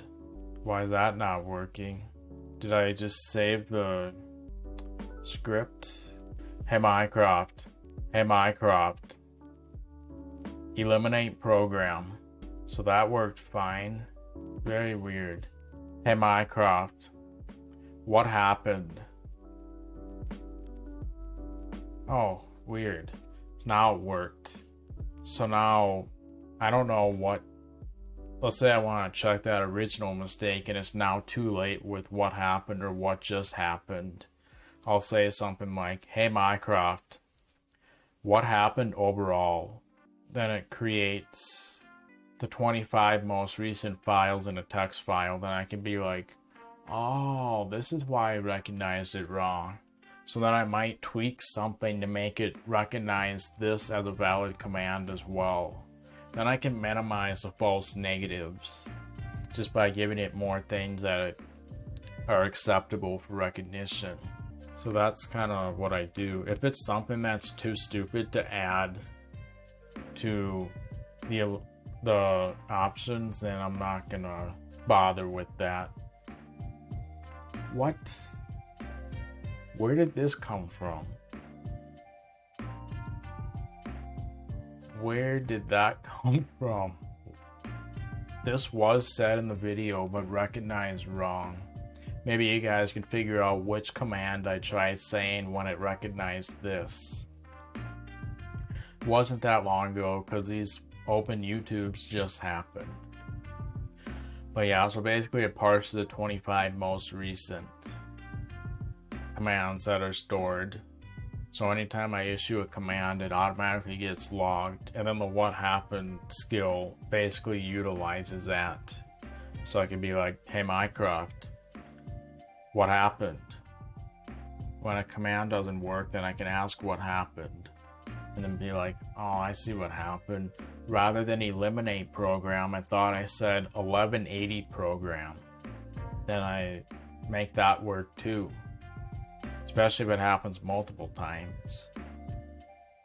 So now you see how the what happened skill works. Now I'm going to show how the logging works.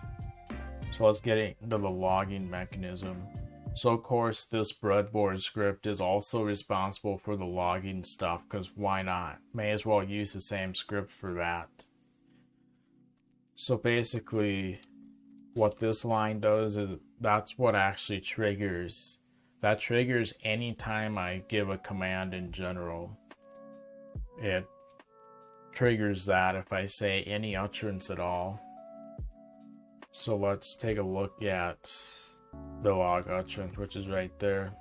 So that basically opens up the file where I'm storing all the utterances. It opens that file up in append mode.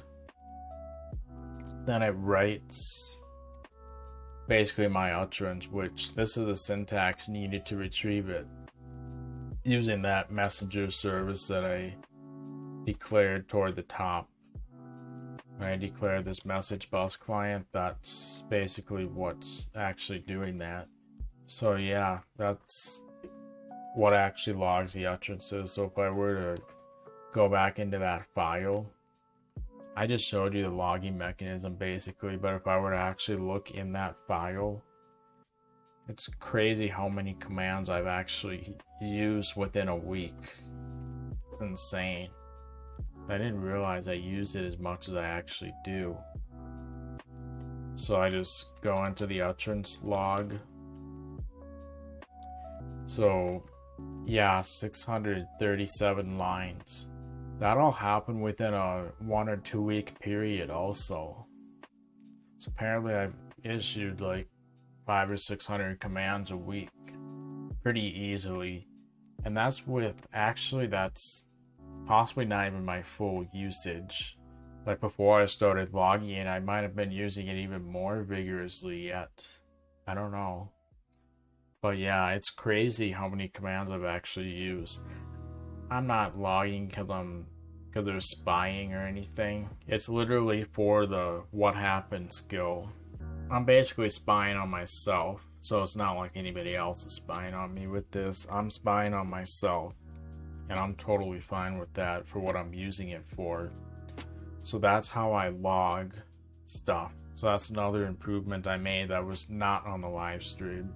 So yeah, that's pretty much how I have it set up now. This is all jumbled up, I apologize. But I think that pretty much covers my custom voice assistant and where that's at right now. I would go over all the future things I want to do, but that's just going to take too long right now. You'll see those things when they happen anyway. There's a couple more things I also wanted to show.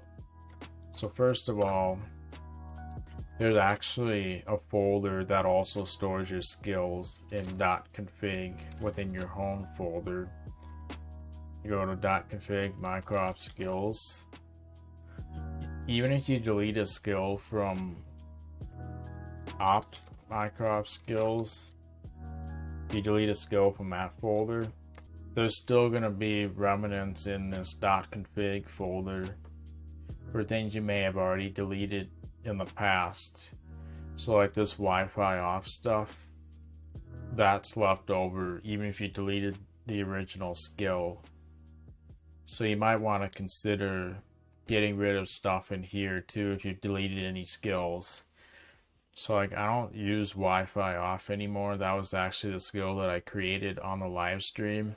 I don't use that, so I'm gonna remove Wi-Fi off and the Wi-Fi off skill. So now those folders are gone. So I just wanted to point that out because you might want to consider removing remnants of leftover skills that aren't used anymore. It'll get reused to be created again, I'm sure, but you know, just wanted to point that out just so you knew about it. So yeah, I already showed the quotation stuff from earlier when I showed the double quote, the single, triple quote, blah blah blah.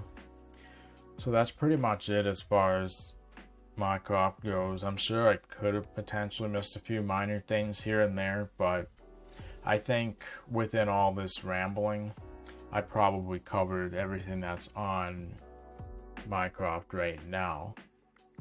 So I'm sure there's going to be future updates, as you can imagine. If you watched the previous video, then you watched this one, you probably see there's a lot of changes that have happened.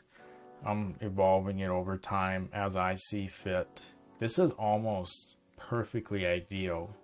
There's other improvements I do want to make, like maybe improving the voice recognition, and I'd probably do that by running it through a grammar service or something.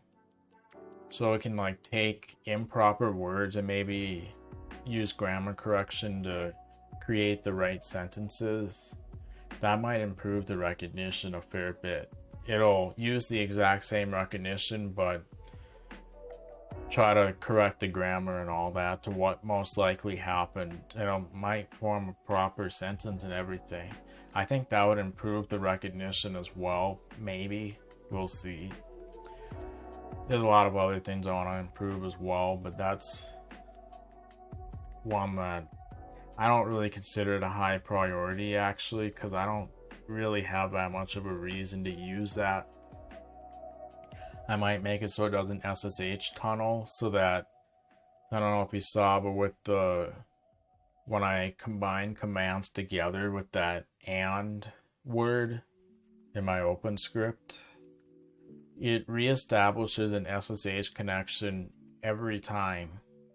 So if I use the word and 3 times, that's 4 separate SSH connections right there. So yeah, that's not really ideal. So I might want to actually set it up so it uses an SSH tunnel.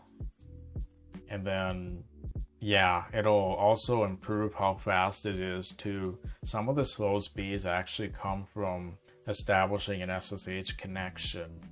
So that's one way I can improve how quickly the commands run. Another thing I can do is maybe tweak some of the parameters for how quickly it starts and stops listening. That might also improve the speed of being able to issue commands also. So that's an improvement that I want to make, but it's not necessary. I can wait till I get time for that. If I don't want to spend any more time on it though, I don't think there's much more tweaking I would even do. Of course, I want to move the mouse cursor hands-free. I want to get a system set up for that. But yeah, another thing I was kind of hoping to do is to make it so I can dynamically open files that I didn't manually program myself. But I looked into some different ways of doing that.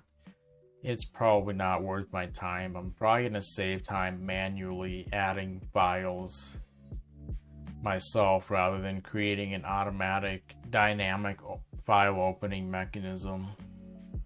So yeah, I think that's all I'm going to share with improvements I want to make to it, because those are pretty much the main ones that I can think of right now. So that's basically where I'm at with Mycroft right now. Something else I would like to try to do is see if I can get it to work with my Philips Hue lights. So I don't know if you remember, but from one of my past videos, I could not get Mycroft working with my Philips Hue lights. And yeah, I just had no luck in the video. I tried spending some time outside of videos getting it to work with my Philips Hue lights, but no matter what I tried, including doing this whole configuration thing with JSON and all these different things with PuTTY, I could not get it work no matter how much I wanted it to work. So I've come up with an idea that I think will probably work this time.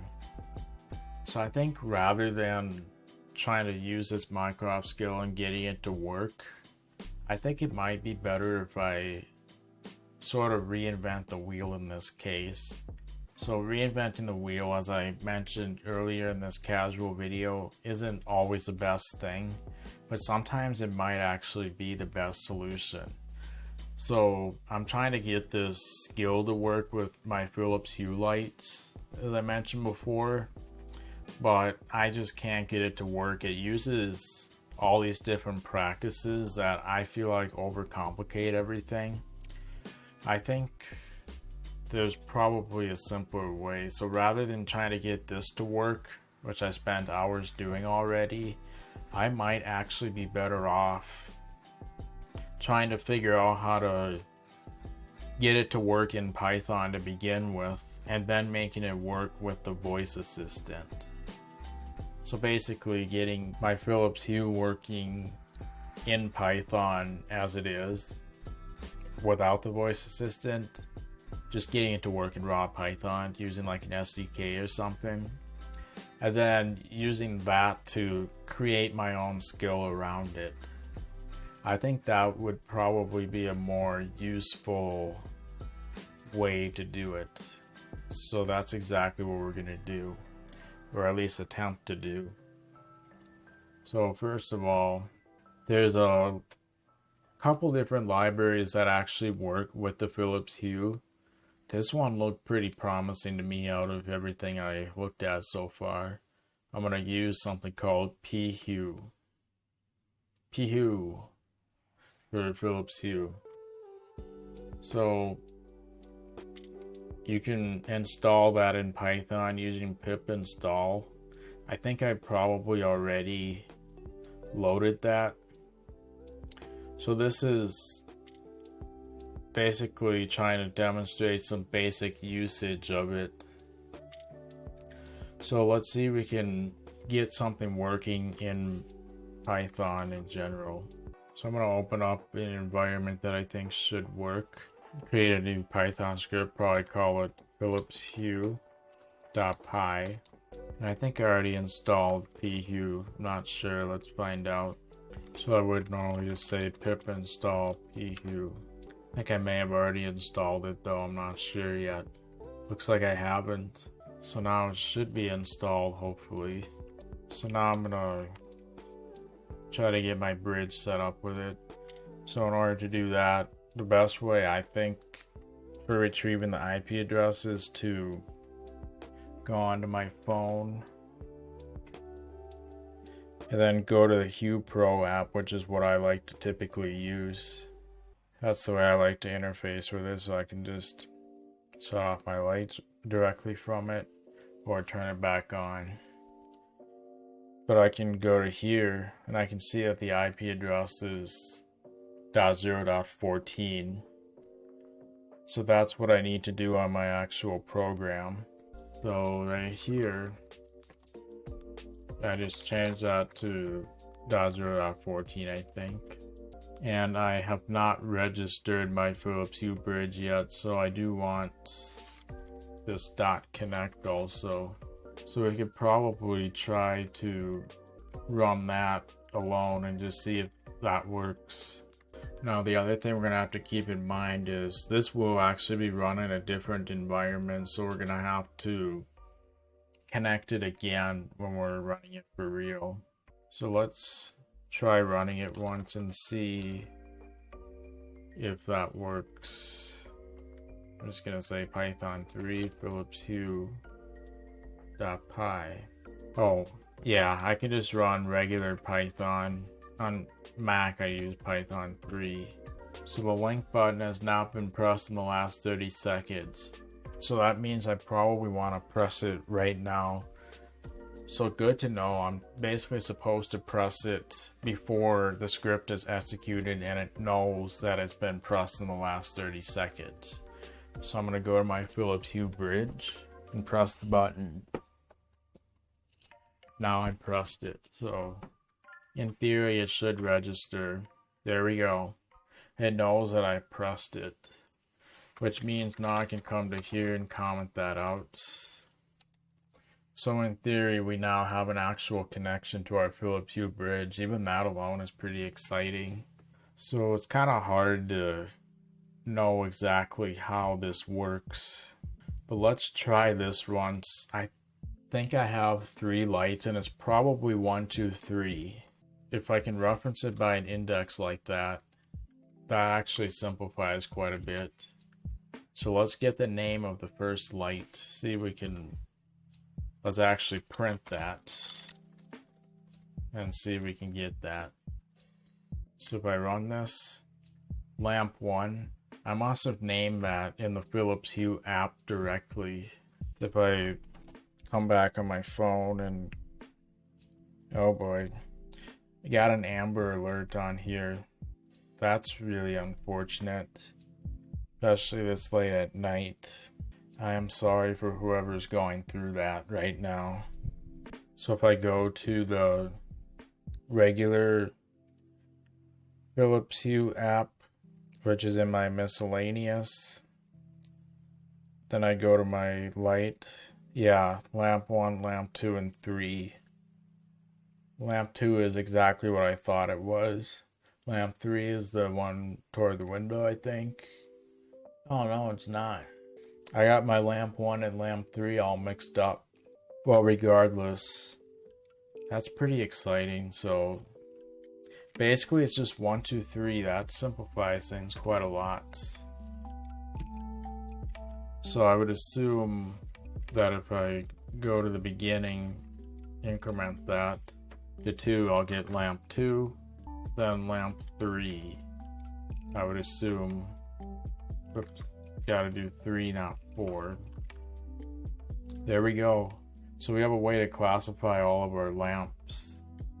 That's actually kind of nice. So now let's see if we can get some control. So how am I going to do this as a skill for my voice assistant? Well, basically it comes down to figuring out how you would do it in normal Python. Then I can figure out how to make that voice command driven. Ultimately, that's my approach. I also wanted to show this on the video rather than doing it myself, just to show like how creating a skill doesn't really have to be all that intimidating. How do you do it in Python? Then from there you can figure out how to turn that into a skill, right? So that's pretty much all there is to it. So now that we've got our lights, so in theory, set light. Oh, I think I see what's going on here. So that's gonna say on no matter what. On is like this whole parameter. We'll probably look at some of the source code to get a good idea on exactly how that works. Of course, I don't want that whole bathroom garage stuff. So I'm just gonna delete this. Delete everything in the brackets. That doesn't work in Atom because the Vim emulation's not perfect. So if I say 1 on false, I think that should in theory turn off lamp 1. This has to say on regardless because that's what the variable is called. Is it on? True or false, basically. Nice. So that's actually quite straightforward. If I want to turn off number 3, it'll get a little dark, just a little warning. And I go like this. Nice. So then I can change this to true if I want to turn it back on. And then same with 1. Nice. That's actually kind of cool. So there we go. That's all we really have to do to turn a light on and off. So that's pretty straightforward. So I can be like, turn off my lights. All I have to do is run this to turn them on. And then just change this to false to turn them all off. So for now, just comment that out. That way we know how we turn lights on and stuff. Toggle lights right here. So just changing the brightness alone is a bit different than changing the whether it's actually on or off. Setting it to 0 brightness, of course, is not the same thing as actually turning it off. It'll have a little bit of brightness yet. So I think there should be, wow, we can do like a whole transition time. It's kind of advanced. I probably don't see myself using that with voice commands, but I could program voice commands to do that if I wanted. Oh, sweet. So setting the brightness is actually quite simple and straightforward. A little bit more than I thought it would be. So I'll just do a set brightness. This is more of an experimental script. this isn't my actual skill. We'll create the skill once we learn how this actually works, basically. So if I were to just set this to 0, then I assume it'll be as dark as it can be. Let's actually do that same thing for all of the lights. See if I can get them to be all the way dark. Yeah, so 0% brightness is as dark as it goes, basically. I have this dimmer switch right here, and if I hold it on the dim part, not going any darker than that. So that's what 0 brightness does. So I think 254 is literally the max it can do. 50% is that. That would actually be kind of cool if I can do a half brightness. If I can be Star Trek style and just tell it half brightness. And I could literally retrieve whatever the number is and divide it by 2. That'd be kind of cool, wouldn't it? So let's turn it back on, of course. So this is 254. Too bad that Atom doesn't support macros with the Vim plugin. I'll be showing some stuff with that later on, but not in this Philips Hue stuff. There we go. That is pretty cool. So let's comment that out, of course. So we now know how to toggle the lights and set the brightness. Pretty straightforward. It's actually a little more straightforward than I thought it would be. So I thought I'd have to do this whole retrieving what light is what, but it's just sequential. And where it's really cool is with a Philips Hue, you can have up to 50 lights on a single bridge, I think. So you can address it as 1 to 50, because it starts with 1, not 0. So what is this now? I'm just kind of curious to see what this provides. I might not actually use it, but if I print that, what does that give me? Wow. Those are all the different things I can mess with. I'm not going to use that now. So I guess if we wanted to have a better understanding of how it actually works, we can go to this library right here. And we can see that it's using object-oriented programming. Those are all the different variables that you can have. And so if I wanted to do a color temperature control, for example, I think it can reference things by an XY value. I might convert an RGB value into that, or color temperature. There's a bunch of converter functions. So actually there's a color temp. Looks like I can set the color temperature. So if I wanted, so what is this, a range of color temperature? Oh wait, color temp K, that's the unit that I'm used to. 2000 to 6500 is about what I would expect.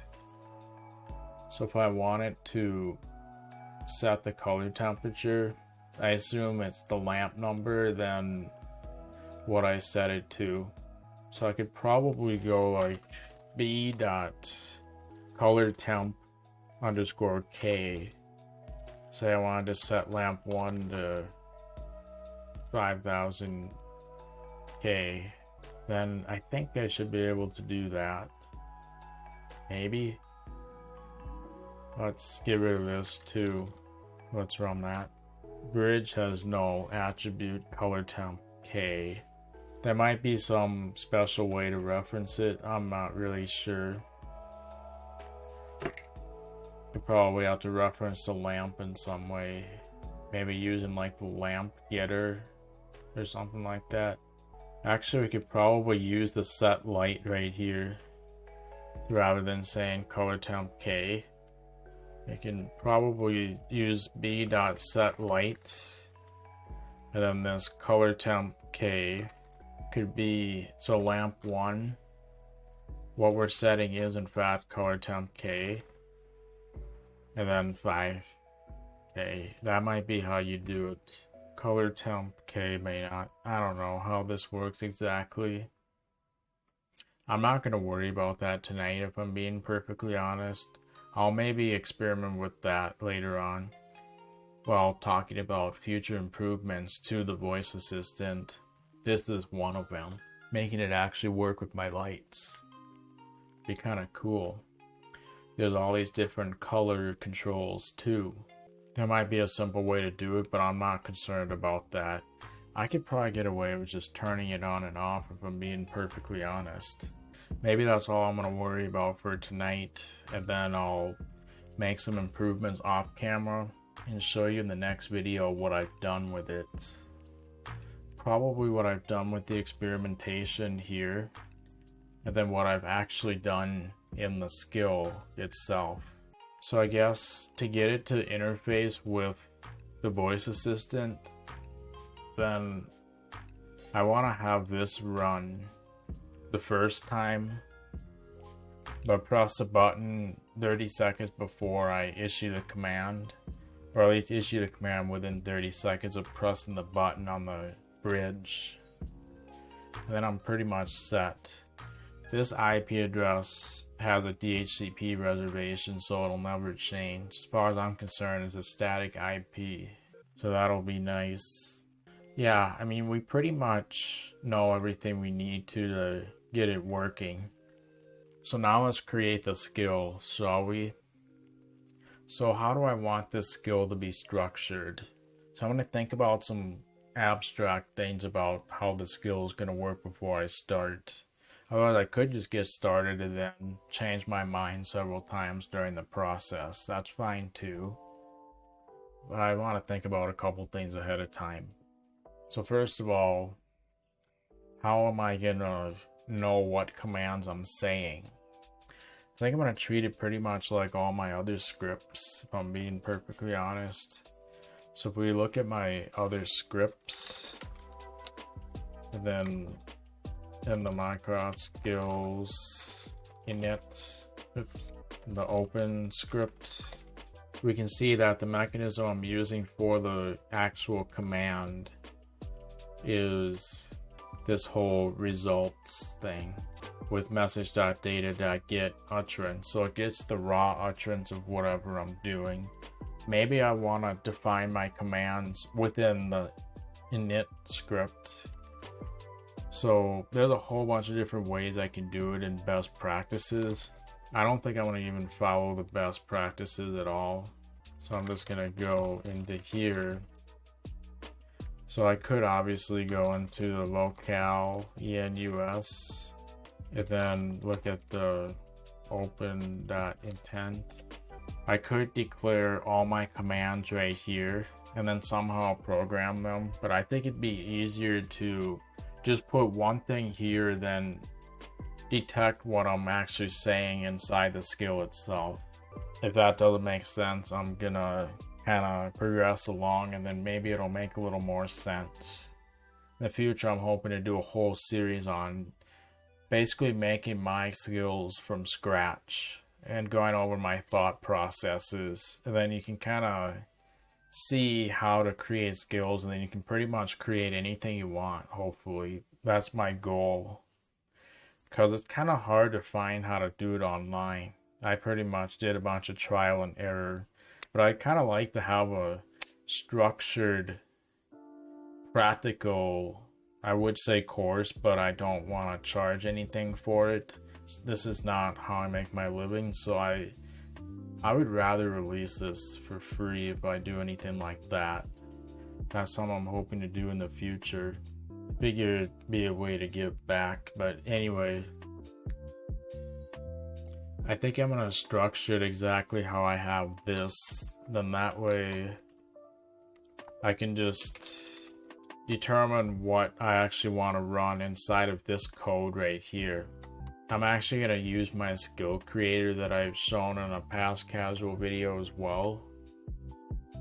But I mean, I show how to create a skill on that live stream the normal way, but I have a skill creator which should help save us time. I'm going to use that skill creator right now to save us time basically. And I guess I'll show how I would use that to make this work too. Once you get the skill created, then the programming from there is exactly the same no matter how it's created pretty much. So, hey Mycroft, help me create a skill in Windows. So what do we want to call the skill? So, yeah, I have a skill that helped me create other skills. That's what kind of lunatic I am, but whatever. I'll just call it Philips Hue. It's gonna end up being lowercase anyway. My skill creator will take care of all that. I'm not even gonna worry about my example phrases right now. I'm gonna hard code stuff for right now, but in the future I want to come back to this and do better practices. I might even show how to do it on one of these casual videos. I'm gonna do some research on better practices in general. This is gonna definitely test our skills when it comes to making a fairly dynamic skill where you can be very flexible on how you issue your commands. It's gonna be an interesting lesson for that too. Because what if I want to be dynamic in my commands and say, like, do a 3500K color temperature, or do a 4969, or whatever. Say I want to do some very specific number like that. Well, then I can't manually code that all. I have to have a dynamic system in place. So I want to cover how to do that. Not in this video, but in the future. That's something I want to do. Right now, I don't really care what phrases I put in. I'm going to maybe write the types of phrases I may end up doing. Actually, I'm going to hard code them all right here. Then in the future, I may come up with a more dynamic system. I really just want to turn my lights on and off. So I might do turn off my lights, turn on my lights, and then let's see, do I want to double the brightness? Well, should I just do double brightness and have the command be that short? And then half brightness? I'm not going to fully idiot proof this thing. That's another improvement that I obviously want to make to the voice assistant. Maybe idiot proofing it somewhat. But that's okay. I'm not going to do that for right now. I could just say, like, adjusting the lights. I don't even care what this says since I don't use auditory feedback from the voice assistant. I could, but whatever. I don't care about the description either, so I'm just gonna put that. I don't know what commands I'm even gonna run yet, so I'm just gonna put an os.system placeholder because my skill creator is kind of designed around that. I'll replace it with whatever I want to replace it with. So that's it. Let's bring it back into my PuTTY. Hey Mycroft, I finished my Windows skill. So this tells me that it is creating the skill now. So now, in theory, if I come out of here, I should have a Philips Hue skill. That's what I just created. So now I can go into there. And I basically have the whole structure for the skill that I want to create. So now I'm going to go into my init file. There's my placeholder right there. So I don't remember exactly how I'm going to do this. So let's focus on retrieving my command at this point. Let's actually think about getting it to recognize exactly what I want, since I actually hard coded stuff. So I'm going to do that. I want to make sure it still works even though I press Control C. Hey Mycroft, what's 9 times 5? You didn't see that, but it did work according to my LED. I have a status LED for whether it's listening or not. So right here, I think I'm going to pull up my main skill so I can take bits and pieces from it. Actually, why don't we just use the retrieve from Vim? I'll try to retrieve some lines from it. Well, let's pull up our utterances since I do want to see that. Probably do that in this window. So the utterances that I currently have are skills. I could probably pull it in and comment all those lines out actually. Let's do that. I'm going to put my utterances right here, so I'm going to retrieve all the lines from that particular file. So dot bang opt, I'll put a space here, wait, cats, because I'll do the whole file. Mycroft skills open, nope, not my open script, the Philips Hue one, locale enus dot intent. So those are, so at the beginning I'll basically put that, I'll comment out all those lines. Now I can see what my actual utterances are. So basically now I want to retrieve my mechanism for looking at my utterances to begin with.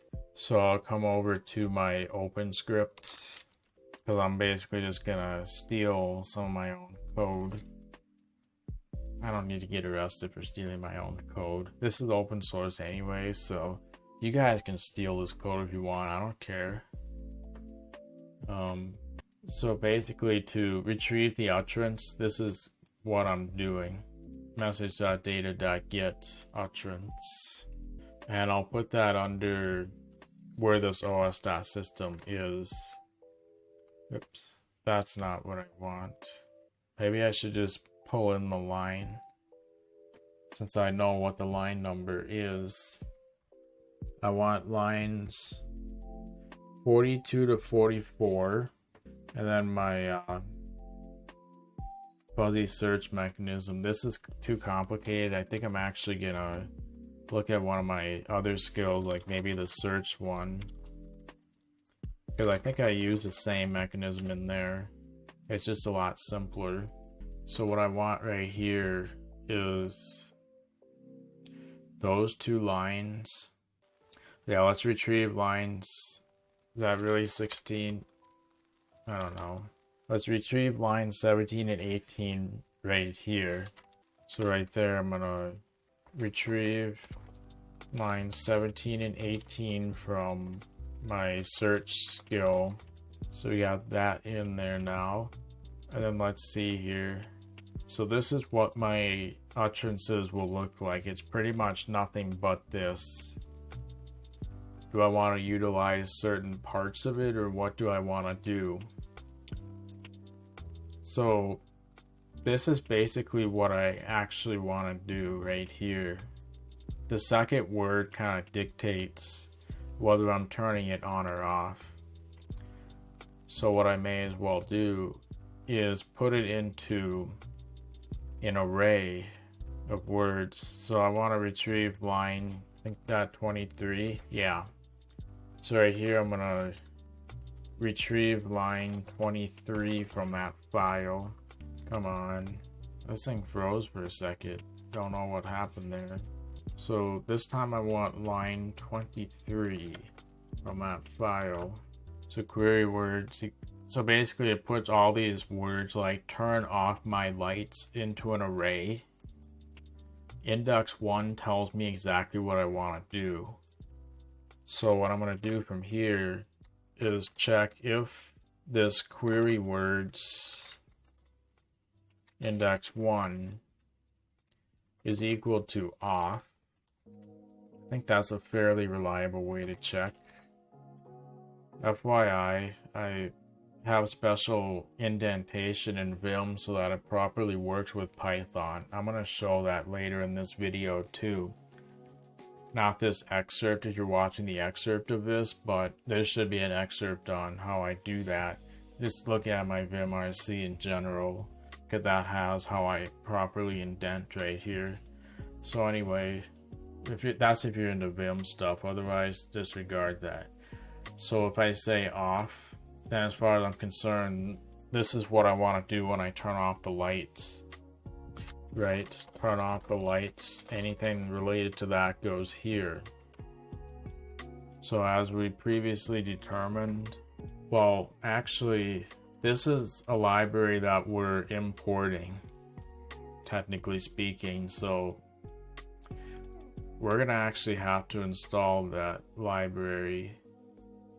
Well, yeah, that's probably why we need the manifest file for this, because this runs in a Python environment, and by specifying a library, it can probably take dependencies from the main environment into the Mycroft one. That's probably how it handles that, if I had to guess. So actually, well, let's assume we already have the library imported. We'll take care of that later on, but let's assume that we've already got that figured out at this point. So then what I want to do, if I come back to here, is b equals bridge. I'll just kind of copy and paste this. I'll see if that works. Yep.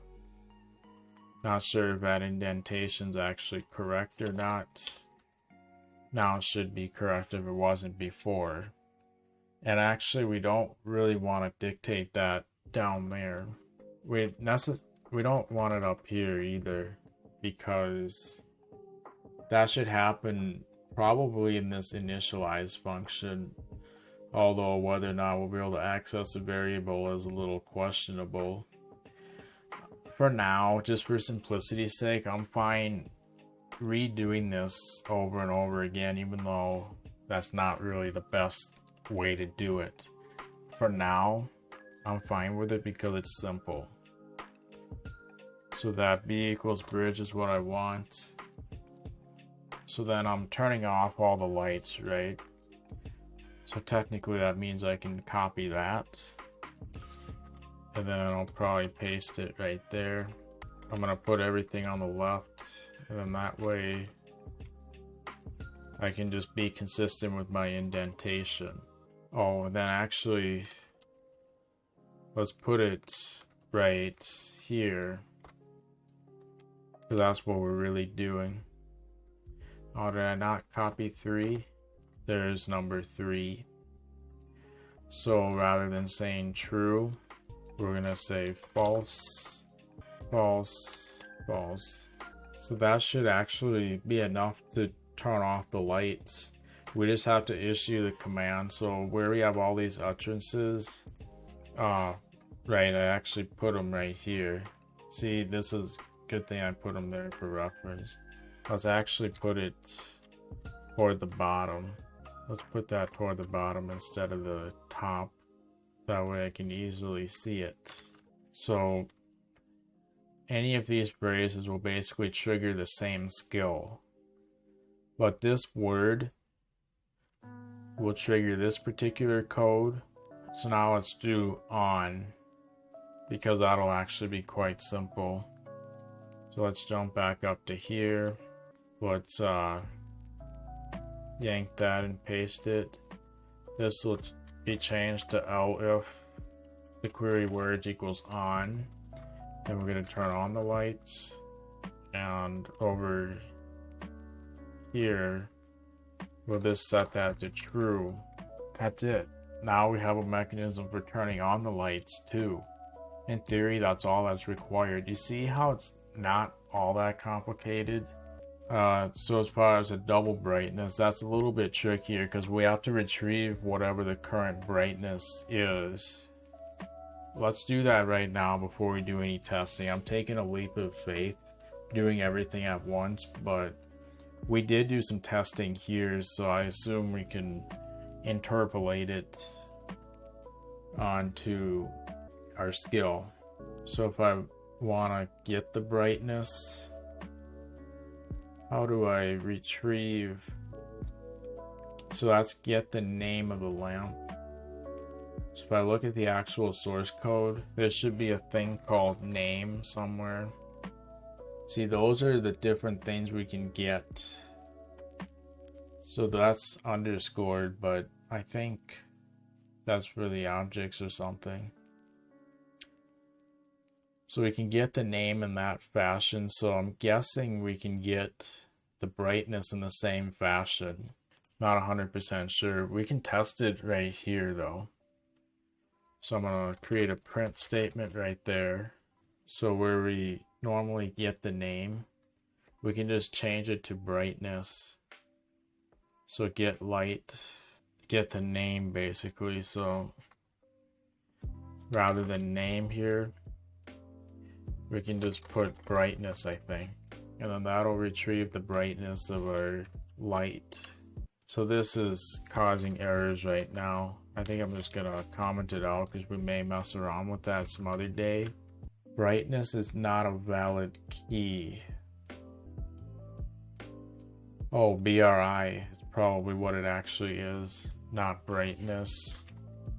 Try BRI once. So if we can get that value, then all we really have to do is divide that by 2. So I'll just copy this. Well, no, not even necessary. I can just divide that by 2, then we should get half of it. And I'll probably want to floor that. Then that way it's a nice number. So math is a native function, I believe. So I can just say math.floor. Then we get 127 specifically. So that's how I would do the half brightness. I just get whatever it is and floor it. That'll be close enough. And I'm not going to try to idiot proof the edge cases. I'm going to use it the right way. So it'll be fine. So this will be pretty handy right here. We're going to have to see if we can get a whole list of all the things we can retrieve, like the brightness. We're kind of lucky that we have that handy. So now I'm just gonna paste that somewhere and probably comment it out. So now we'll basically copy this again. That wasn't the most efficient way to do it, but the double word, we can probably, actually we're gonna want to also probably make it case insensitive. Might not be necessary, but doesn't hurt either. So I'll just say dot lower, then dot lower. That'll probably make our life a bit easier. It is still index 1 with the on. It's index 1 with everything actually.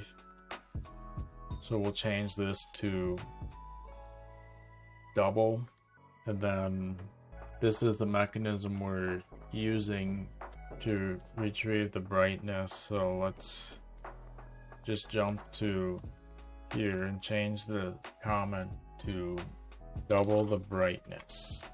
So to double the brightness, what we want to do is let's retrieve the code where we actually set the brightness also, which is right here. We'll just copy that and paste it where we did this one too. So I think what we actually want is to get rid of those right there, and then that actual b.setLight, that's what we want. The b.setLight, and rather than just saying 254, we can do the b.getLight divided by 2. I think that's all we need to put right there. Might be kind of a long line, but doesn't really matter that much. I think that's all that's required to, well, that's supposed to be multiply, of course, but then we can just copy those lines and change it to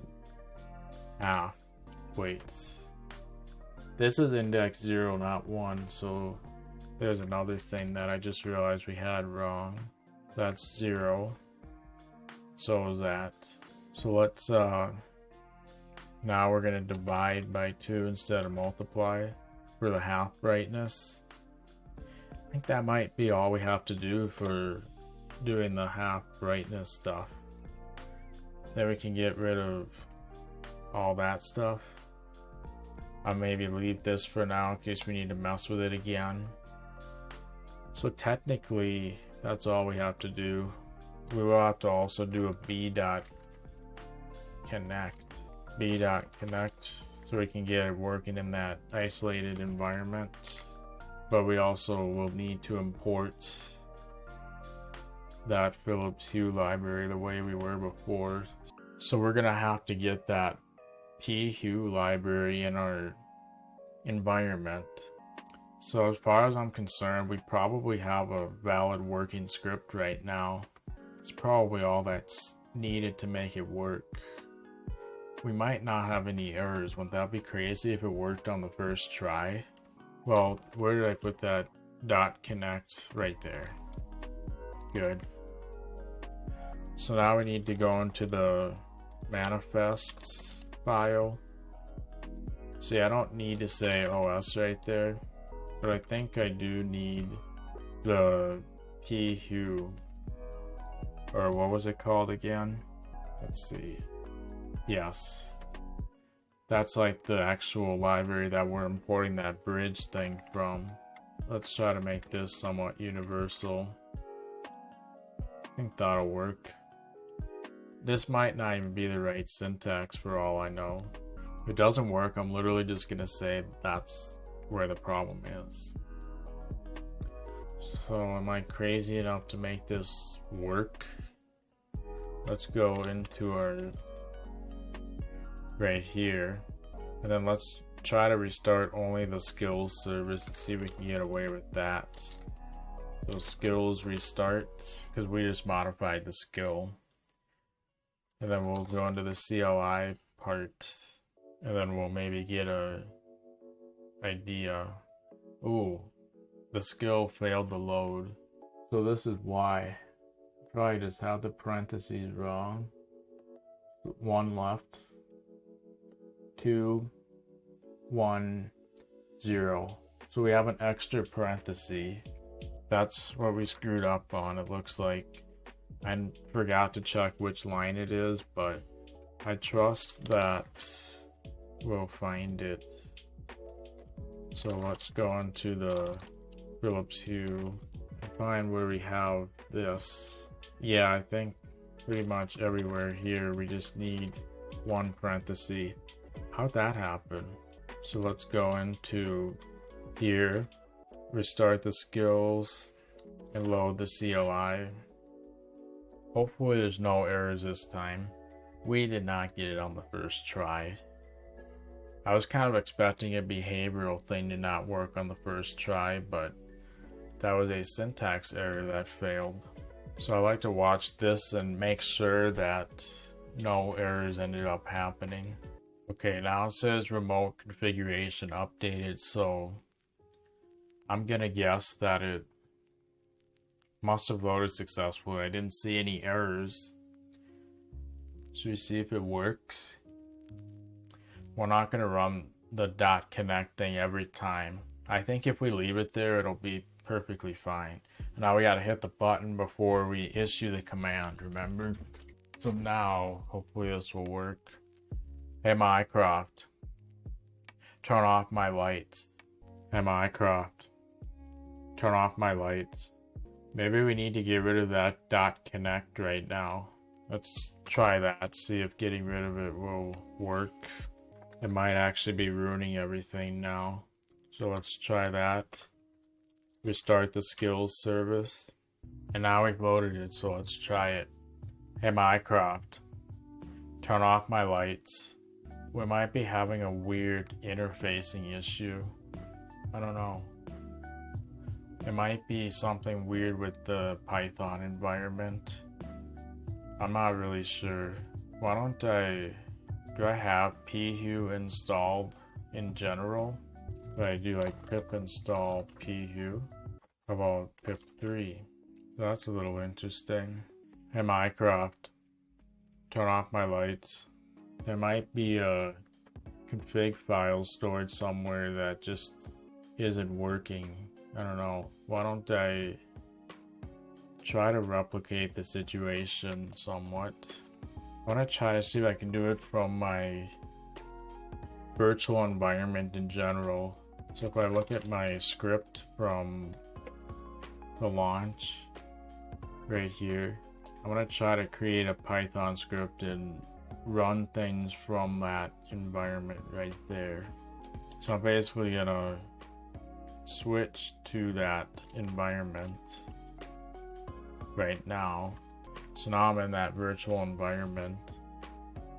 So if I try test Philips.py, if I were to try to import this, create the bridge, and then let's create some sort of variable just to make sure it works in an if statement.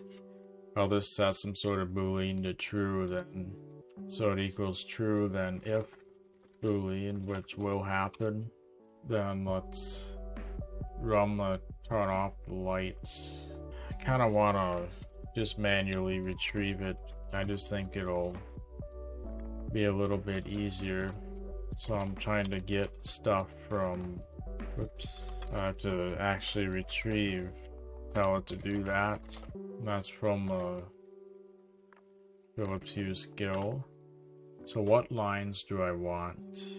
Basically 25 through 27. So now I'll come back here and then I'll change my command to actually get some text at 25 to 27. Then I can just change the indentation to the right thing. So I can see if this will work now when I'm within my Python environment. I think Python 3 is what actually gets used. So that worked within my virtual environment. I wonder if it created some sort of temporary config. Sorry, it's a little hard to see me. So I'll try to fix that real quick. Let's fix my lighting now. That was fast too, holy crap. Does it work with normal Python? That didn't change anything, so let's set it back to false. Oops. See if that works. Yeah, it doesn't matter which environment we're actually in. It'll work regardless. Hey, Mycroft. Half brightness. Oh, interesting. Ooh. So we gotta do a little bit of error handling now. Gotta do like that's a general Python thing. All I can think of is we just simply put the ones with less words before the one with more words, then it won't error out if it executes in that order. Come on. Having some random network glitches or something. So this should be if, and that should be elif. In theory, that should fix that particular issue, but I can't imagine the half brightness working when the normal brightness doesn't. I just don't see that happening. I think I'll look at it overnight and we'll try to go over what the fix was tomorrow if I can get it fixed. Otherwise, we'll just deal with it later. I'm gonna assume that it would work. I got the Philips Hue skill finally working on my own. So here's a couple things worth noting about that. First of all, I had the index wrong on the if statement. So I commented out a line that was previously getting rid of the first keyword from the utterance. I took the mechanism from my open script and never want to deal with the very first word, but here I actually do for phrases like double brightness, because double is the first word and that provides exactly what I want to do. The double and half brightness weren't working because I was previously using math.floor and I somehow pasted it wrong and needed to import math and add that back into the script. When I troubleshoot and try to look at a variable in Mycroft, typically a print statement doesn't work, so I execute the echo command with the variable in an F string, and that allows me to see the output.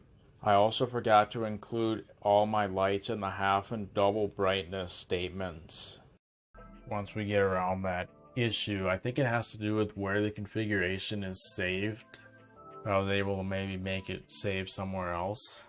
That might fix it. I really don't know what's going on. So I'm not going to worry about that for right now. But now I think I'm going to move on to the next thing.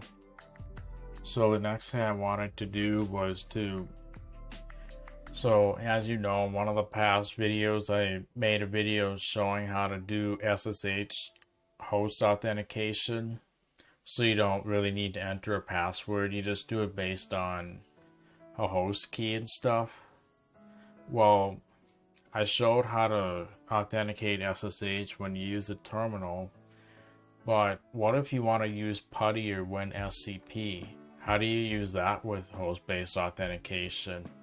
I want to kind of show how that's done real quick because I figured out how to do that recently. So let's just get into that. So first of all, I want to try to get host-based authentication in PuTTY first. So let's say I want to connect to my Raspberry Pi real quick.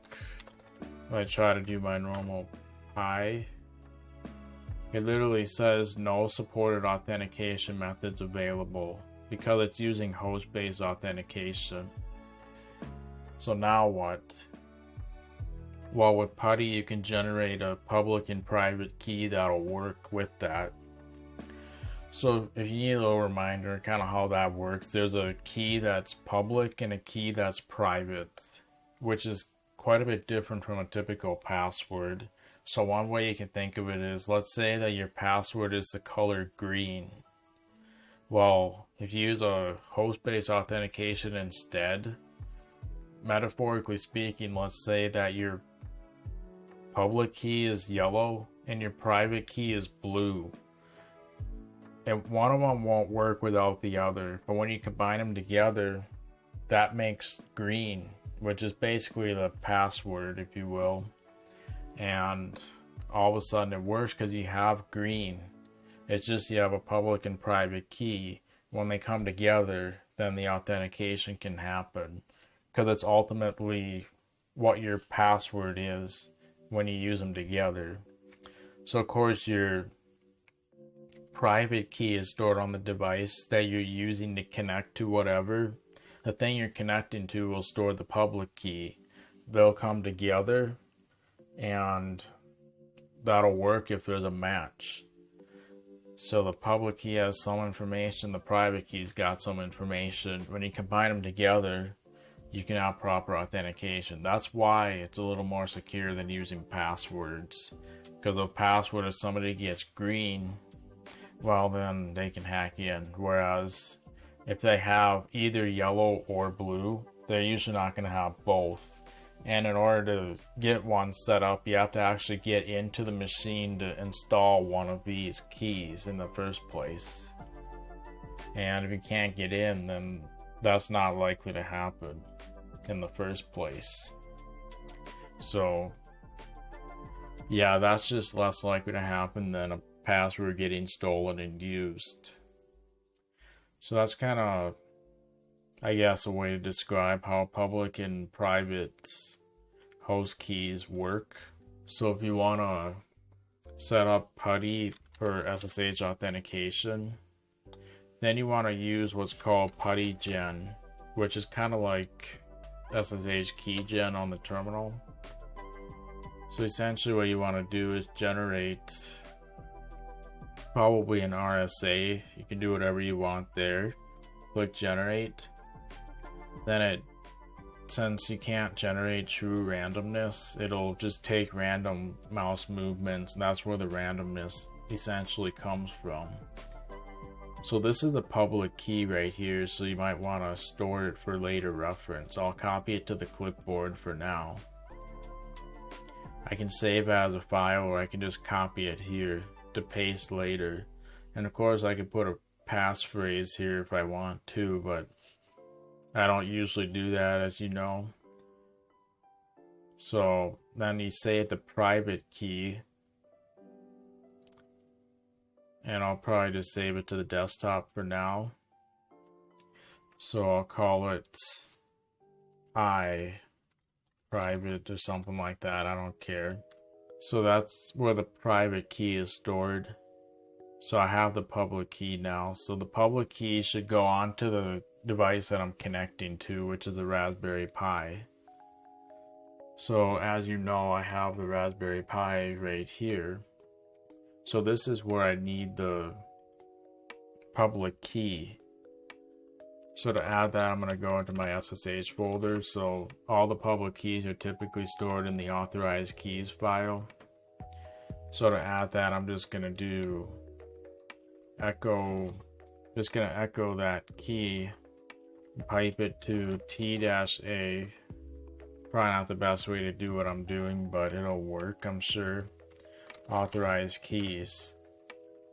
And then now that key should be added to the file.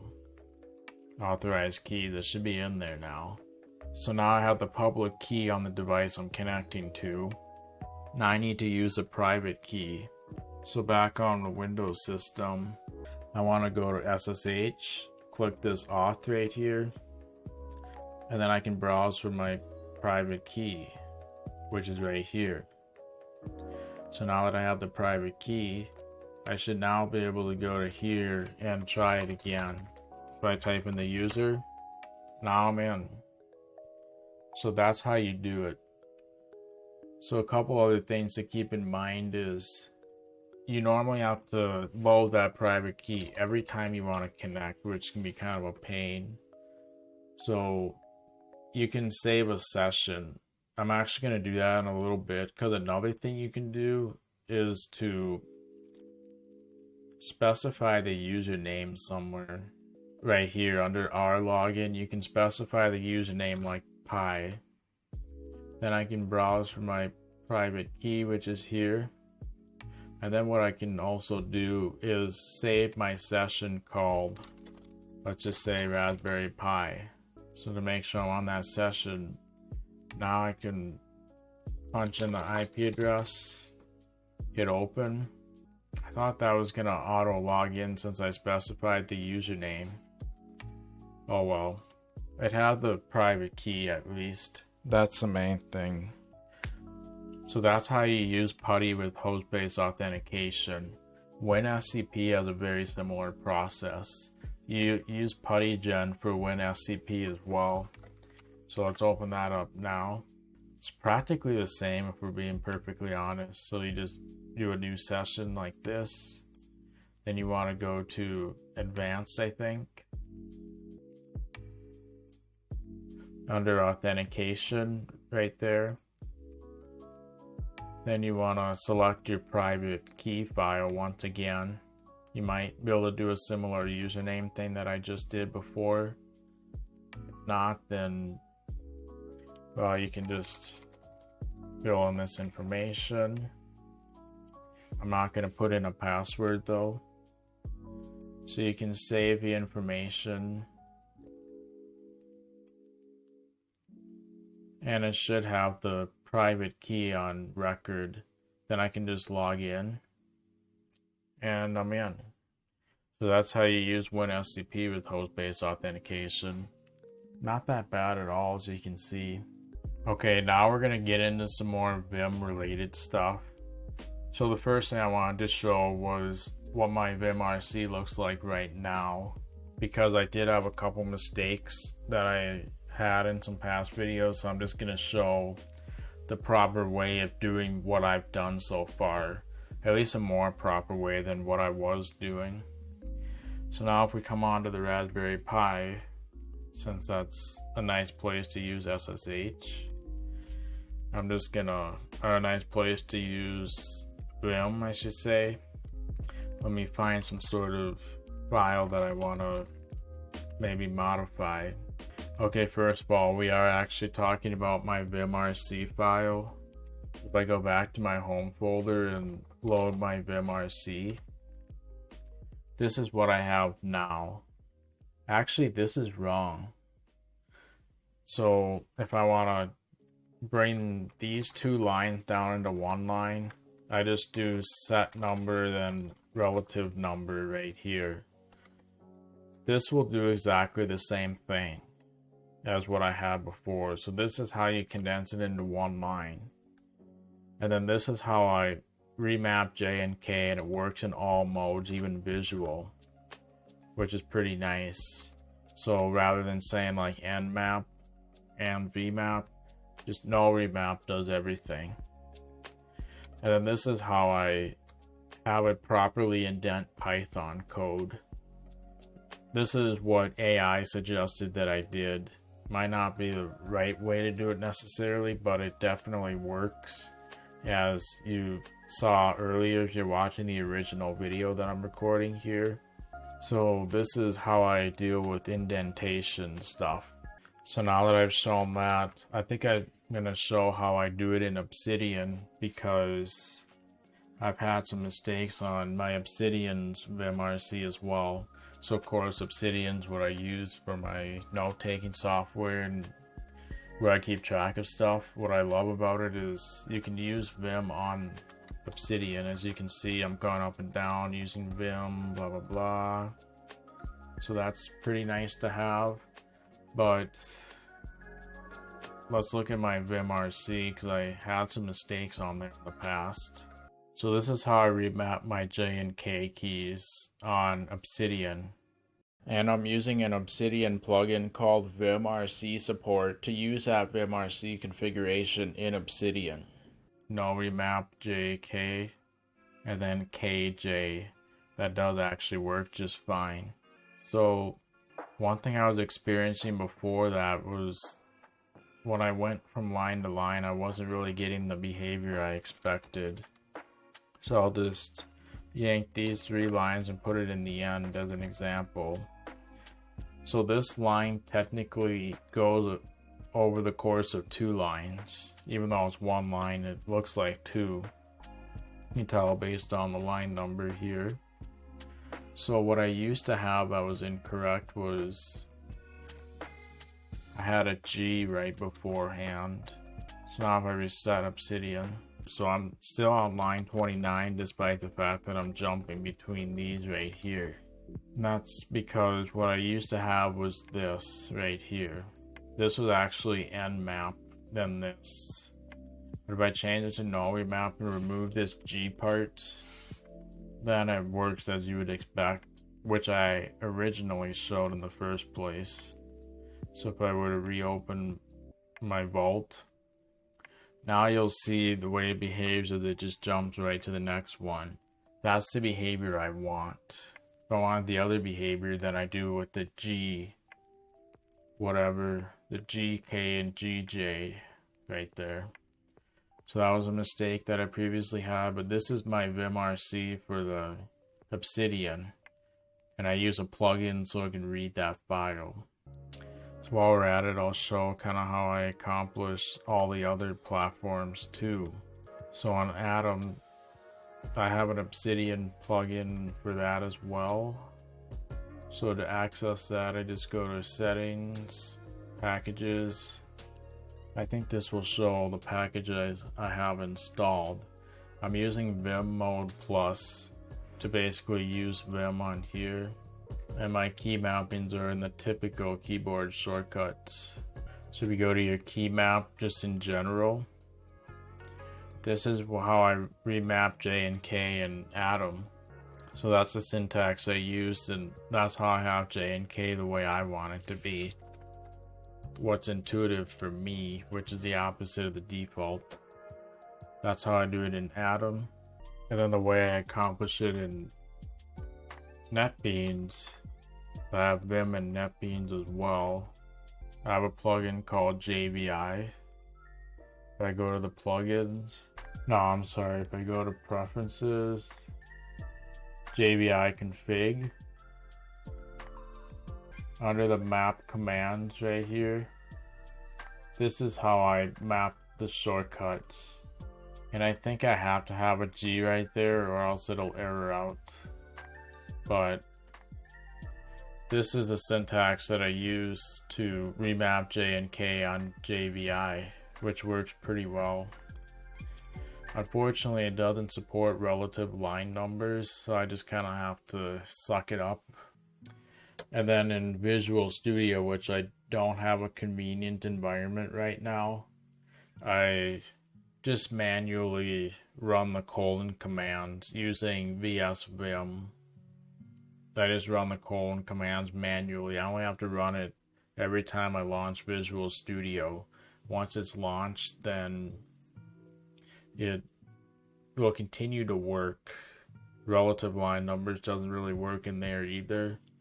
So that's kind of how I have my VimRCs in all these different environments and how I have that set up basically.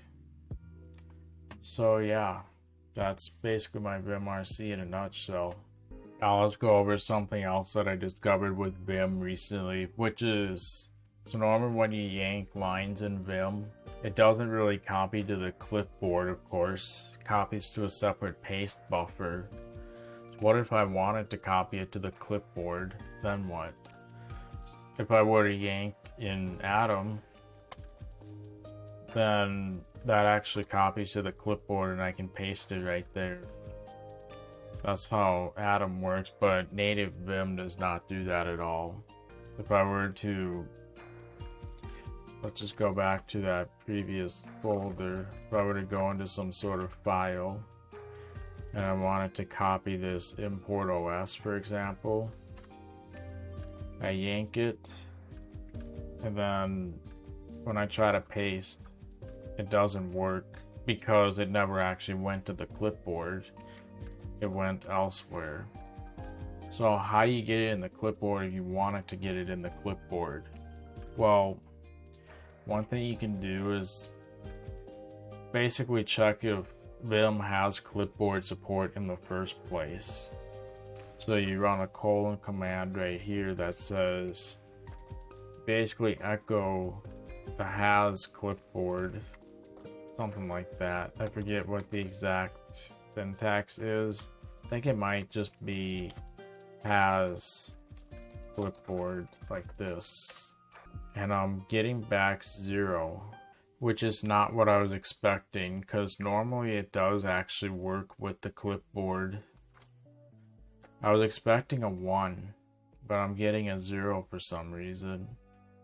I'm not entirely sure why that is. That could be Barrier, which is software I'm using to control the keyboard and mouse from here.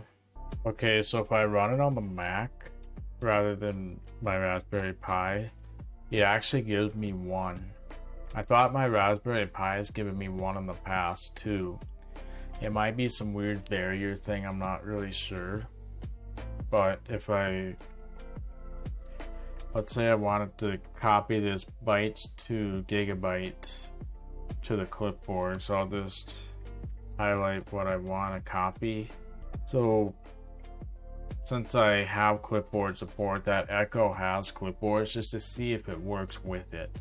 Once I've determined whether or not it works with it, then I can say quote plus Y.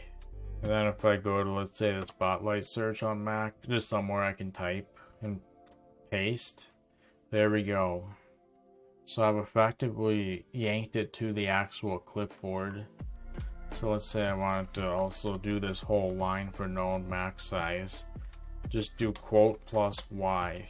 Oh, I thought that was going to work. Quote plus Y. Maybe it works better if you just kind of do part of a line rather than the whole thing. I don't know. Well, that's basically how you do a quote plus Y. There's probably some stuff you can set in the VimRC to have it go to the clipboard by default, but I think this is simple enough once you know it and possibly use it enough. We already have enough shortcuts as it is, so one more is not much different, for being perfectly honest. Something I forgot to mention on Mac, I actually had in my VimRC clipboard equals unnamed plus, and that makes it so that anytime I yank a line, it actually goes directly to the clipboard. But the problem with that is I have to reference the clipboard buffer when I'm pasting. By default, it doesn't do that, so I have to specifically paste from the clipboard buffer every time. I can't just paste normally, unless I maybe change some sort of setting. So for now, I'm taking this out because I don't want to deal with that. So yeah, that's basically all the Vim stuff that I wanted to show. So now we're going to do some Obsidian related stuff, but I kind of want to get to bed and do this tomorrow instead, so we'll resume tomorrow. Alright, now we're going to continue with the Obsidian stuff that I said we would start doing. So the first thing I wanted to show was an issue that I was having with pasting in my Obsidian files. So I'm going to show you basically what the problem was and then how I deal with it and make it work. So this was mainly on the Mac, but I think it happened in Windows too if I remember correctly. So if we come onto the Mac and open Obsidian, then basically if I tried pasting in some sort of file, it would glitch out. So let's say I wanted to add some text right here. I'll just take some random, yeah, this will work. I'll just take these notes. Let's say I wanted to paste this in my Obsidian because I no longer want to use the Notes app. Well, if I paste, look at all this weird spacing stuff that's going on. That's a problem. There's a space right here, right here. But if you look at the actual file, there's no spaces at all here. So it's indenting or adding spaces or new lines where there shouldn't be any. So what do I do about that? Well, it's actually quite simple. Rather than pasting normally, I want to paste as plain text, which I think I can do by pressing Command-Shift-V or Control-Shift-V in Windows. Now it looks a lot better. Now it pastes without weird spacing between everything. And of course this is large because it's a comment in code, so in that case, if I were being real technical about it, then I would make this into a code block like this. So I just kind of yank that and put it in here. Then the comments will work right. The point is, I used to have spacing issues when I pasted, and I just press Control-Shift-V or Command-Shift-V and that works just fine. So if pasting is really weird in Obsidian, try that. That might be a simpler solution and just get used to doing that. Okay, now we're going to actually start creating a couple Obsidian macros that I would personally find pretty useful. First of all, we got to switch back to my main computer. So I'll just open up Obsidian right here. So one thing that I typically like to do with Obsidian is to append items when I add them to my Kanban board using the Kanban plugin, which I've already shown in the past. So the problem is sometimes the order is exactly the flip side of what I want. I do append or prepend because it's just a little bit easier, especially with longer lists. So if I have append right here, then I have to add an item here, then it goes all the way to the bottom. And sometimes I want it on the top instead, so I find prepend to be the best behavior most of the time for me. But the problem is, let's say I add a bunch of items like item 1, item 2, item 3, item 4, item 5, etc. Well, you'll notice that it's probably the opposite that I actually want the order to be in. I might want item 1 first. That's kind of how things might happen if I have it in prepend mode. So what do I do in that situation? Well, I think simply reversing the list will be enough for me to fix the problem. This is usually the list I need reversed, but I'll get the concept set up so if I need it used anywhere else, I can easily adapt the code, and I'll kind of show the process of making that. So how do I make a macro that reverses the order of this list? I'm going to try to do this without AI if I can. I think I have a pretty good idea on how I'm going to do it. So of course I could make it in JavaScript or else Python. I prefer to use Python just because it's, in my mind, it's a bit easier and I can execute Python. I have a pretty good idea on how I'm actually going to do it in the first place. So the first thing we should do is create a Python script. Okay, so I've saved a new Python script right in the root directory of my Obsidian vault. and then that's where I'll execute it from. It could technically be anywhere on the system, but I will probably be taking this in several different environments, and I want the Python script to be part of the vault itself, which will make things easier. So basically what I want to do is, this is really all that's ever going to get reversed. The macro is specifically going to be designed for this particular item on the Kanban board, this particular, what do you call it, list on a Kanban board. So let's start writing a Python script that does that. So the first thing that would be useful is to open up my vault in Explorer, take a look at the file and see what we're working with. So here's what the actual file looks like. So basically, these are the items that I want to reverse. So you'll notice with pretty much every single heading, there's one space in between it, then two spaces here that go to the next heading. That's pretty much how it always works as far as I can tell. So I could use that to my advantage, of course, when I load in my file. So the first thing I want to do is load my to-do markdown file. So that should be in the raw folder of my Obsidian vault. It's just right in there. So it's in the same directory as my reverse list Python script. So using that, I could just say list equals open todo.md is called. I want that in read mode. Then I want to read and split it by a new line character. I'm not going to get the right behavior with the read lines command, so no, that's not how I want to do it. I want to do it this way. So in theory, I should have my list. So let's find out if it works. We got everything, so we've now loaded the markdown file that we need for manipulation. So now what? Now we basically need to pinpoint what exactly it is that we're manipulating. So I think I'm gonna create another array called, I don't know, probably manipulate, probably not the best name, but it'll work for now.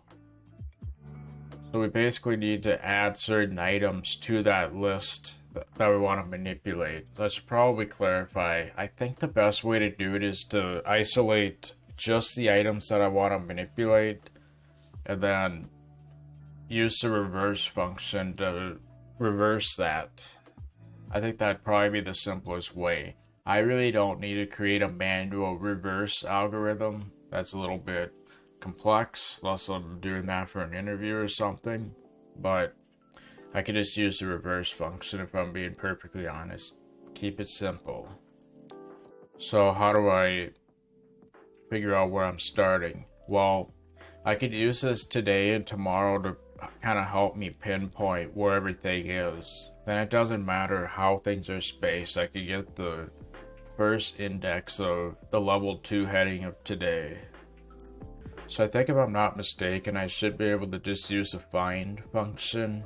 Not 100% sure on that, but I think it'll work just fine. Or the index function if I'm using it on a list. What if I were to print list.index double pound symbol today? Do I get an index back? Because if so, that's pretty easy to work with. Let's try that now. Yeah, that's index 6. We're counting from 0. 0, 1, 2, 3, 4, 5, 6. Perfect. So now we could get that. Then we could also get tomorrow. I think to make things simple, I'll create a today index variable, and then I'll just simply get everything in here. And then I assume tomorrow will give me a slightly higher index if it's working correctly. I think that's probably correct. So then I'll create a tomorrow index and then simply set that equal to this. So now I should have both indexes that I need to work with. So the actual items that I'm interested in is basically a range of this and this. So this is index 6, right? But I want to start at index 8. So therefore I need to add 2 to this one. So let's just print list index today index plus 2 colon. And what's the other one? Tomorrow index is 18, but I want it to be 17, 16, and 15. So tomorrow index minus 3. Tomorrow index minus 3. Then in theory that should print my entire list. Well, yeah, those are all the items basically. So that technically what I could do is I could set manipulate to that exact thing. So let's actually, we could declare manipulate down here. Manipulate equals that instead, and then we'll just delete this. And then if I were to print manipulate, hopefully that'll give us what I also want. Then I could probably iterate through everything. So for I in range, the length of manipulates, then I can print manipulate index I, and that should give me all of the items that I'm manipulating, which is in markdown format. Okay, so as you can see, we're missing the last item from our list. So that's because this should be minus 2 rather than 3. We're removing one less. So from item 5 to casual video 9 is exactly what we want. So those are the exact items that we're manipulating. So from there, I think all we really have to do is just reverse this list, and then it should be exactly how I want. So rather than running that loop right there, I'll keep the code just because it could be useful in some situations. But what we really want to do is just say manipulate dot reverse. I'm not sure if that actually reverses it or if we have to set manipulate equal to manipulate reverse. And let's just run this again. That did actually reverse it, so it's I think that means it's static or something like that. I forget exactly all the nuances with that, but the point is we now have everything in the order that we want. So that means that we could go into our original list and basically replace the corresponding indexes with these new items. We're not increasing the amount of items, so we could just do like an in-place manipulation rather than like inserting and removing stuff. So we just have to modify the list array, and I guess we're starting with today index plus 2, and then we're ending with tomorrow index minus 2. So technically what we want is to manipulate those particular items in the actual list. So I'll just create a, let's just reuse this. So for I in range, the length of manipulate, that should be correct. But what we're actually doing is setting manipulate index I. Well, no, we're not setting manipulate index I, we're setting list index. Actually, it's today index plus 2 most likely. We're just resetting that element equal to, yeah, manipulate index I think. I'm not 100% sure if that's correct.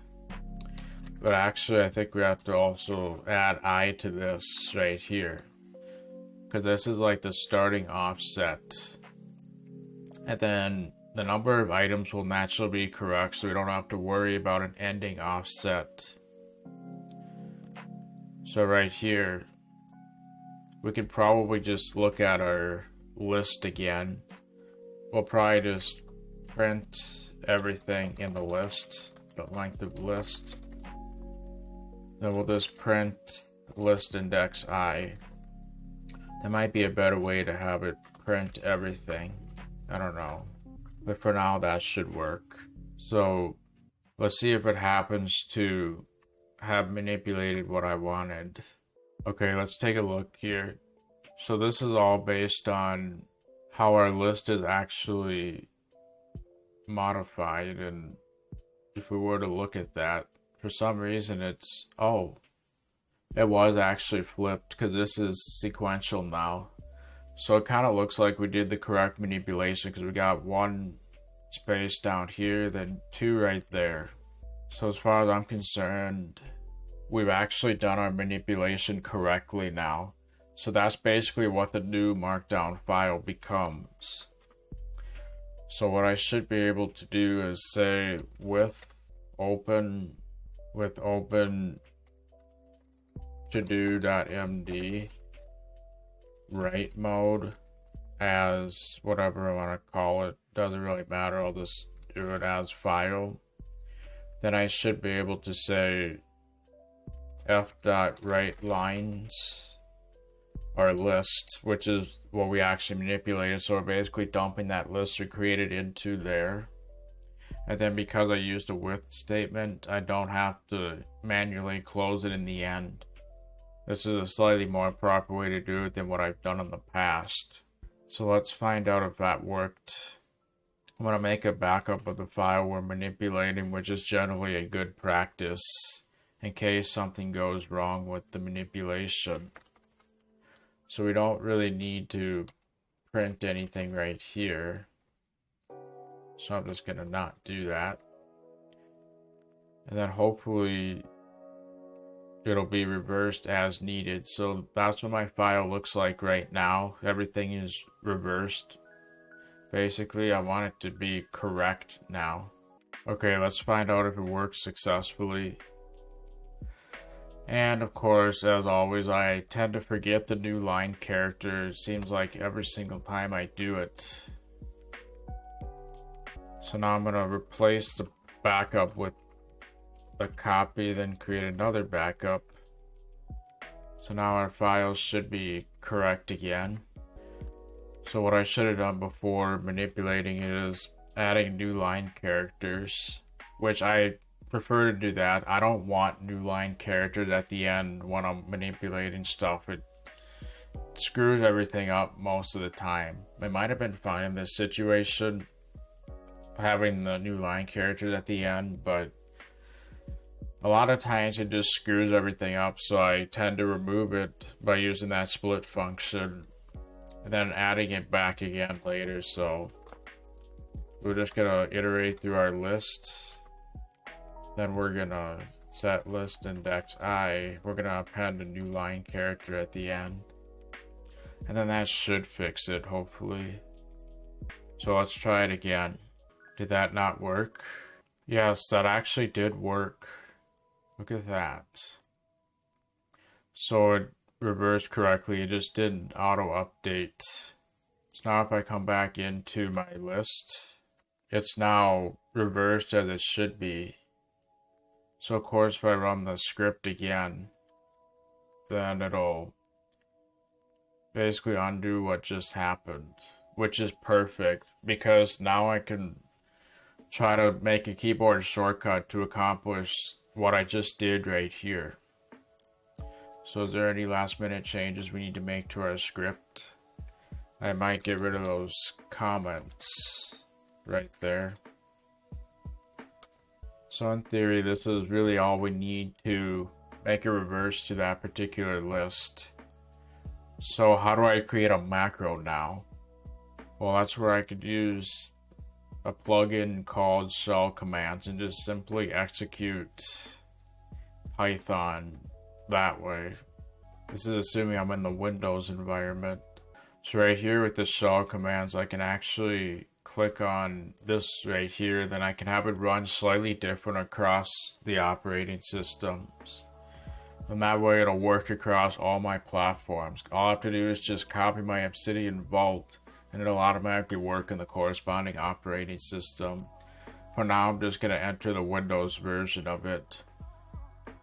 Since the reverse list is right in the same path, I might be able to just reference the root directory and say Python reverse list.py. This is how I would execute it in the command line. And then I assign a keyboard shortcut to that.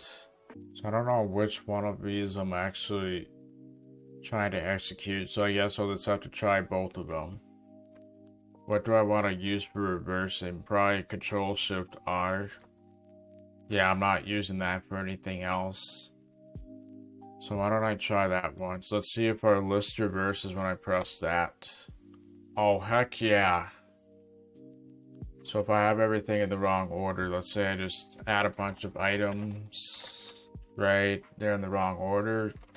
Boom. Just like that, it's now in the right order.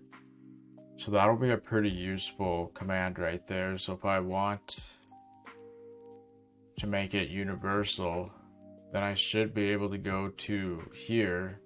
I think this is actually going to be the same across all operating systems because it's a relative path, and that'll be the same across all platforms. If it wasn't, then I can specify on Mac. I may actually end up using Python 3 reverse list rather than just Python. So then I can specify that right here, and it'll automatically know which one to do depending on where my vault is located. So nice. That was actually not as bad as I thought it would be.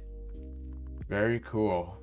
Okay, the next macro that I would like to create is a bit more advanced than this, and I kind of have my doubts, but let's try it anyway. So what I would like this to do is basically make it easier for me to take notes on videos I watch, particularly YouTube videos. So in case you didn't know, there's actually a plugin in Obsidian called Media Extended, which allows you to watch YouTube videos directly in Obsidian. And you could basically press a keyboard shortcut to insert a timestamp automatically. It's pretty neat, but there's some things I don't really like about this. I'll show you what I mean by that. So why don't we get a video set up and I'll show you what I mean. Okay, so let's say that this is a video that I wanted to take notes on. So I can copy the URL. I map the keyboard shortcut to Control-Shift-V. This is part of that Media Extended plugin. I just search Media Extended. This is how you open up media from a link. Control-Shift-V. Then I can paste the URL. I'm going to get rid of that time code. So then it opens up the video right inside of Obsidian. And it was just playing at double speed for whatever reason. Change that to normal. I want to turn it down so that I don't hear it. But what's really useful about it is, let's say that this document is not really what a document would look like for video notes, but let's say I wanted to insert some video notes up here. Well, if I want to insert that particular moment, what's my keyboard shortcut again? I can do a get timestamp from player, which I have mapped as Control-T right now. So if I hit Control-T while this is playing, it inserts a timestamp of that current time. And I can click on it and it'll take me to that moment in the actual video because I got the timestamp element. How cool is that? So that's a pretty neat little way to take video notes. And then if I want, I can also, this is a cool moment. We learned about resistors. Blah, blah, blah. You know, I would take notes at a particular moment and then I can jump to that moment if I really want. It's a pretty neat system. But what I don't like about this, at least the way this works right now, is of course my keyboard shortcuts don't actually work. I mean, I can play and pause with spacebar. I can hit K, but I can't use J and L to fast forward and rewind. I can't hit C to toggle the captions. Can't use my keyboard shortcut to speed up or slow down a video. And then I hate how it blurs right there. Sometimes I want to see what's on a video so I can take notes based on that. That's pretty ridiculous if you ask me. I kind of like how it works on YouTube directly. I just like how the controls all work. Because I could use all my keyboard shortcuts, speed up, slow down a video, rewind, fast forward. So I'm thinking, if only I could just watch it in YouTube and then do that exact same concept where I insert the time code, but directly from YouTube rather than this embedded bugginess right here. So I want to try to create a macro that can insert the time code directly from here rather than here. But I do this exact same concept where I take the notes and then insert the time code, because what I want to eventually do is have basically this right here, a Kanban board with different categories of notes, and then I could put some specific things on here, take notes for that particular thing. I'll probably link the video in my note, and then all the moments that I want to basically take notes on. Sometimes I'll watch videos that have a lot of technical stuff in it, then I'll try to remember it, but a lot of times I want to go back into it, and it's kind of a pain to deal with that. So I want to start taking notes on videos in this fashion if there's stuff that I want to be able to reference later on. Just press the keyboard shortcut to insert the time, then elaborate on that particular moment. But I'd like to be able to do it directly from the browser. See where I'm going with this? I basically want to do exactly the same thing as the old system, but in the web browser.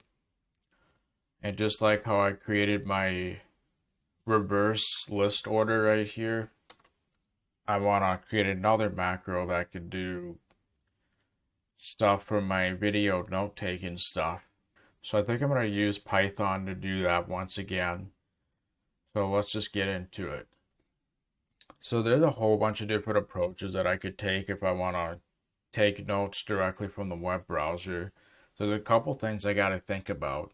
First of all, since I'm in the web browser, how do I get that inserted into my notes? How do I get stuff from my web browser to here? The other thing I'm trying to keep in mind is I want something that ideally works on Windows, Mac, and Linux too. So of course there's a lot of different ways I could use AutoHotkey. In the past I created an AutoHotkey script, and what I ended up doing was right-clicking, copy video URL at the current time, and then I have a URL with the time embedded right in it, as you can see here.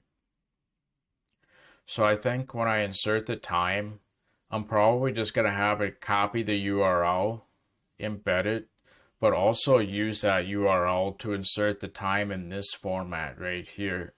So rather than trying to retrieve some information from a window like this time right here, I would rather just right click and copy URL at current time and then just convert this into a time code format. I think that would be a much better approach. There should be a Python library that allows me to click. So I want to be able to right click and click this copy URL at current time. I want to be able to move the mouse, and I want to be able to basically paste stuff too. Since I'm copying this to the clipboard, I might want to be able to access the clipboard so I can get the time code from that number right there. So how do I go about accomplishing that? Well, I did a little bit of research ahead of time, and I think I should be able to do a lot of that stuff with a library called PuTTY Audio or AutoGUI. I should be able to use a library like this. So I'm going to make sure I have it installed by saying pip install then that. Okay, I don't have it installed, so it's a good thing I'm doing that. What I like about this is I think it works pretty much the same in Mac and Windows at least. And hopefully Linux too. I'm probably going to start using Linux a lot more in the future. And hopefully I can do the exact same thing. That's one of the reasons I switched to Obsidian. Because it's kind of universal across the platforms. And it works nicely. So while we're waiting for this, why don't we look at the documentation for PuTTY AutoGUI. There should be documentation right here. So this should give us all the different things we can do. So if we look at this code right here, looks like we can click at a particular XY coordinate, which is perfect. And I assume that we can left click and right click as well. Looks like we can also type stuff here. And even have an interval with how quickly it types each character. So we can type and also press different keyboard shortcuts with hotkey. We should be able to do pretty much everything we want. So now let's say we can at least right click on our video. I think that would be a good starting point. So first we need to import our library. Then it looks like we can click at some specific location. I think this is probably what we want to use. And I think I saw somewhere that you can specify either left, right, or middle as a third argument. I'm going to see if I can specify right. Then I'm also going to add a delay so that we have time to go to where we want. I'm going to say time.sleep, maybe 5. Then I can start the script and go to where I want to use it. So where do I want to click? So 0, 0 is up here. X increases when I go along the right. Y increases when I go along downward. So maybe this is like 200, 300. I think that'll almost certainly work. I'll just do 200 and then 300. We'll see if that works. So I should be able to run this script, Python, insert timecode, and then it should right click in 5 seconds. So give it a couple seconds. Well, it moved the cursor, but it didn't necessarily right click. Maybe it did right click, it's just Chrome wasn't in focus. Oh, I just found another website that I think kind of goes over mouse specific stuff. And if I look right here, it specifies a keyword argument called button. I might need to do that right here as well. So if I just change that to button equals right, possibly, then I might be able to do exactly what I wanted. Let's find out if that's the right way to do it. Oh, heck yeah. So now we can right click and get that menu to come up. So now I just want to move it over just a little bit and then click this. So at this point, I think I'd find it most helpful to be able to track the XY coordinate of the mouse. I could use things like Windows Spy, or else my Stream Deck actually has an XY coordinate thing. I'll just use that for now. So right now I can see a live feed of an XY coordinate. This is 760, 531.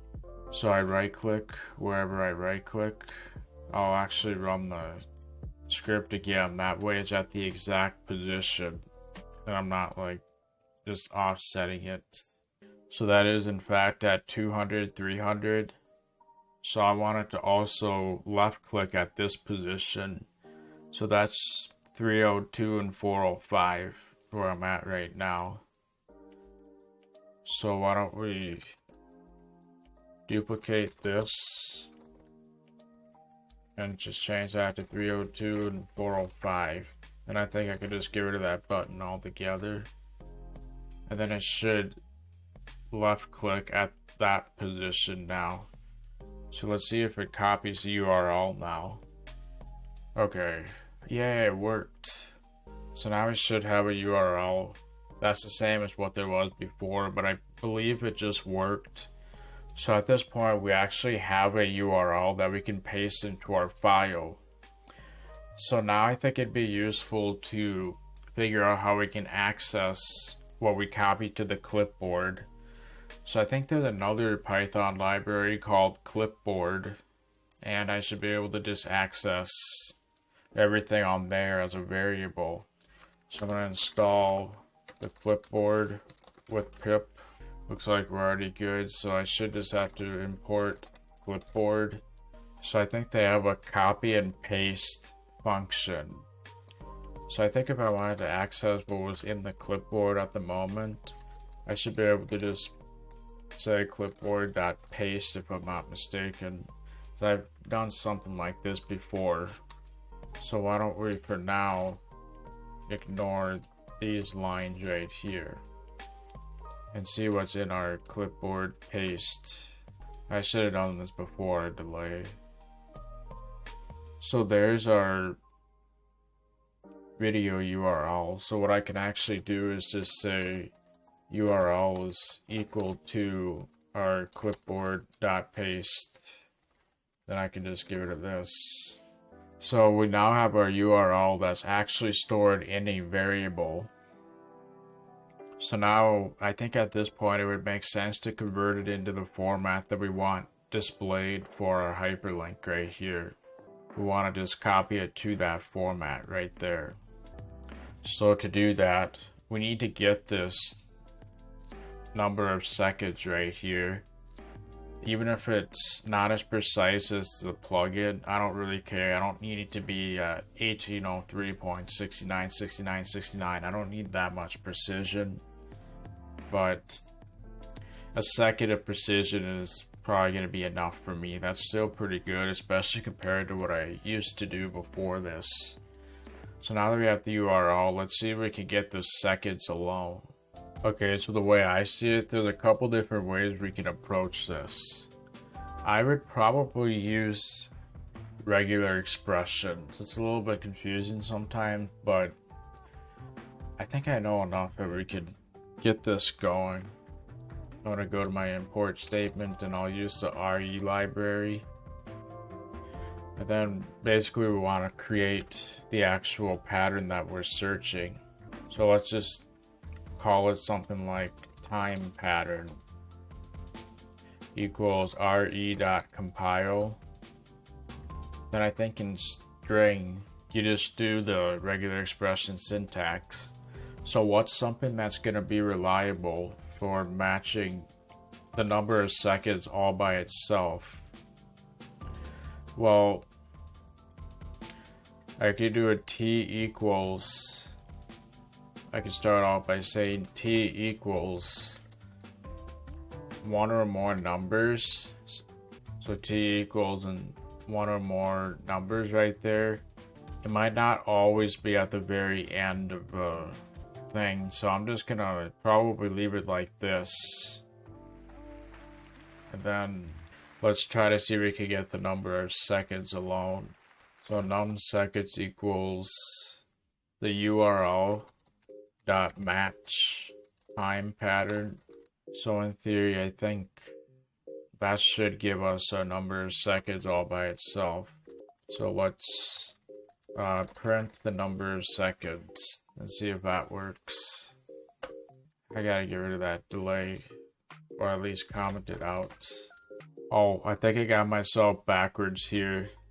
So I actually want to flip everything around. So this should be time pattern dot match.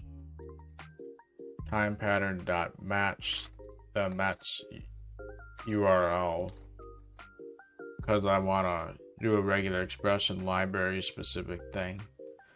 Match it with URL, I guess. I just probably had things backwards. I'm having a little bit of tough luck actually, so I think I'm gonna do a whole different approach. I'm just gonna find where the equal sign is in the string, and then basically everything from there till the end is going to be the time code. If I right click to copy the URL at time code, that's always going to be at the very end. So I can be almost certain that the time code is the very last part. So I think what I might be able to do is take url.index for the equal character possibly, and it'll give me that.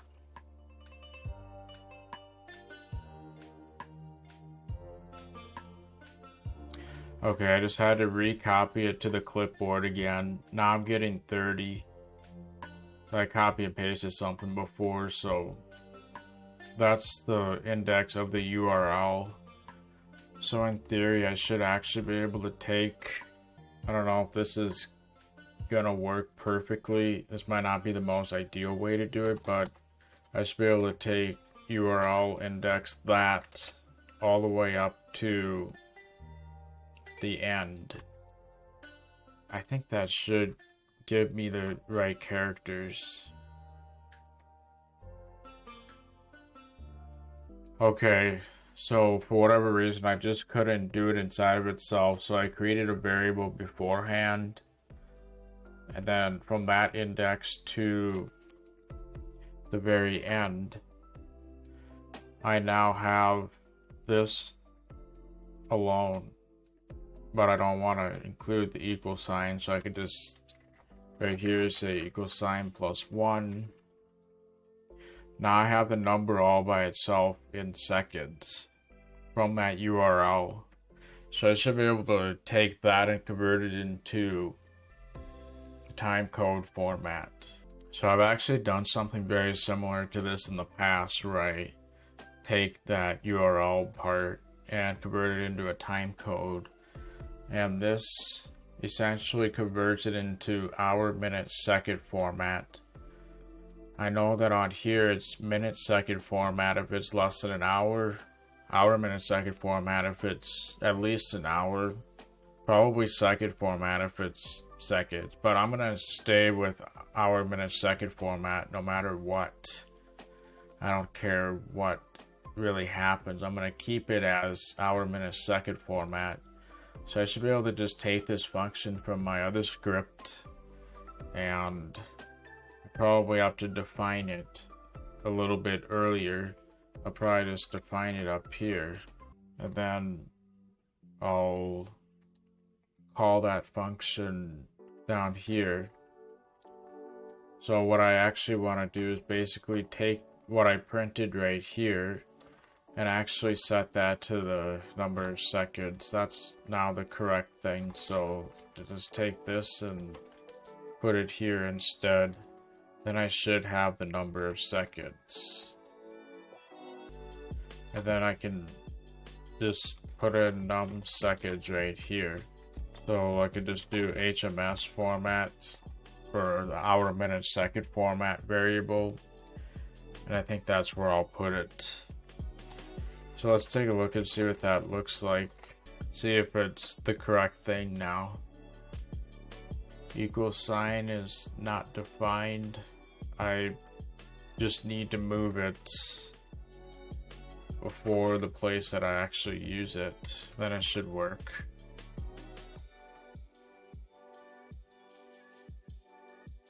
So now we have a compatibility issue. So this is actually a string when I think it's meant to be an integer. So before I even pass it in, I actually want to pass in the integer format for number of seconds. And I think that'll fix that issue. Oh, how many issues can I possibly have at once? I think I might just need to copy the URL again. Then maybe it'll work this time. Oh yeah, there we go. So now I basically, from the URL alone, I got the hour, minute, second. So that's pretty much all I really need. So now that I have the hour, minute, second, I basically want to create a hyperlink. Insert a hyperlink in this format right here. So using Markdown, you just do the bracket syntax for what you want it to display as, and then the URL. So do we still have the original URL at some point? Yeah, we don't modify URL in any way. So we still have the original URL. So what I want to paste then is, I'll just say to insert equals, I'll probably do an F string most likely. And inside of there, within those brackets, I want the hour, minute, second format variable. And then in the parentheses, and I want the actual URL at that given time so I can just reference that. So in theory, I think what I'm inserting is exactly that. So let's change to insert and see if that's the right format for Markdown. And again, I think this error is just caused by no longer having this in the clipboard. You'd be surprised how many times that error is going to happen on this project. Oh yeah. So that's basically what I want inserted into Obsidian right there. So we basically have the string that we're inserting now, which is pretty sweet. So I think probably the easiest way to insert it is to paste it by pressing Ctrl V right in Obsidian. So I'm going to have to do a little bit of window switching. I'll probably just use Alt Tab because that's probably the simplest way to switch windows between those two applications. So now we just need to systematically think about exactly how this is going to work. So we could probably use this hotkey right here. So once I have the URL copied, I can do the calculations in theory. So this is now where we want to insert it into Obsidian. So I think what I want to do is just copy this right here.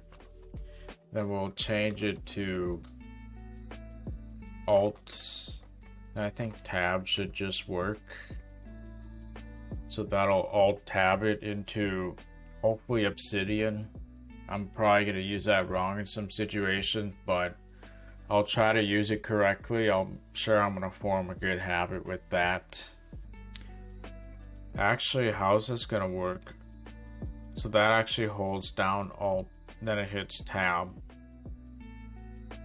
Because this holds down Control, then it hits C, so I think it should hold down the key that I want. Otherwise, I could just do dot hold with Alt, then press Tab, then dot release, I assume, to release it.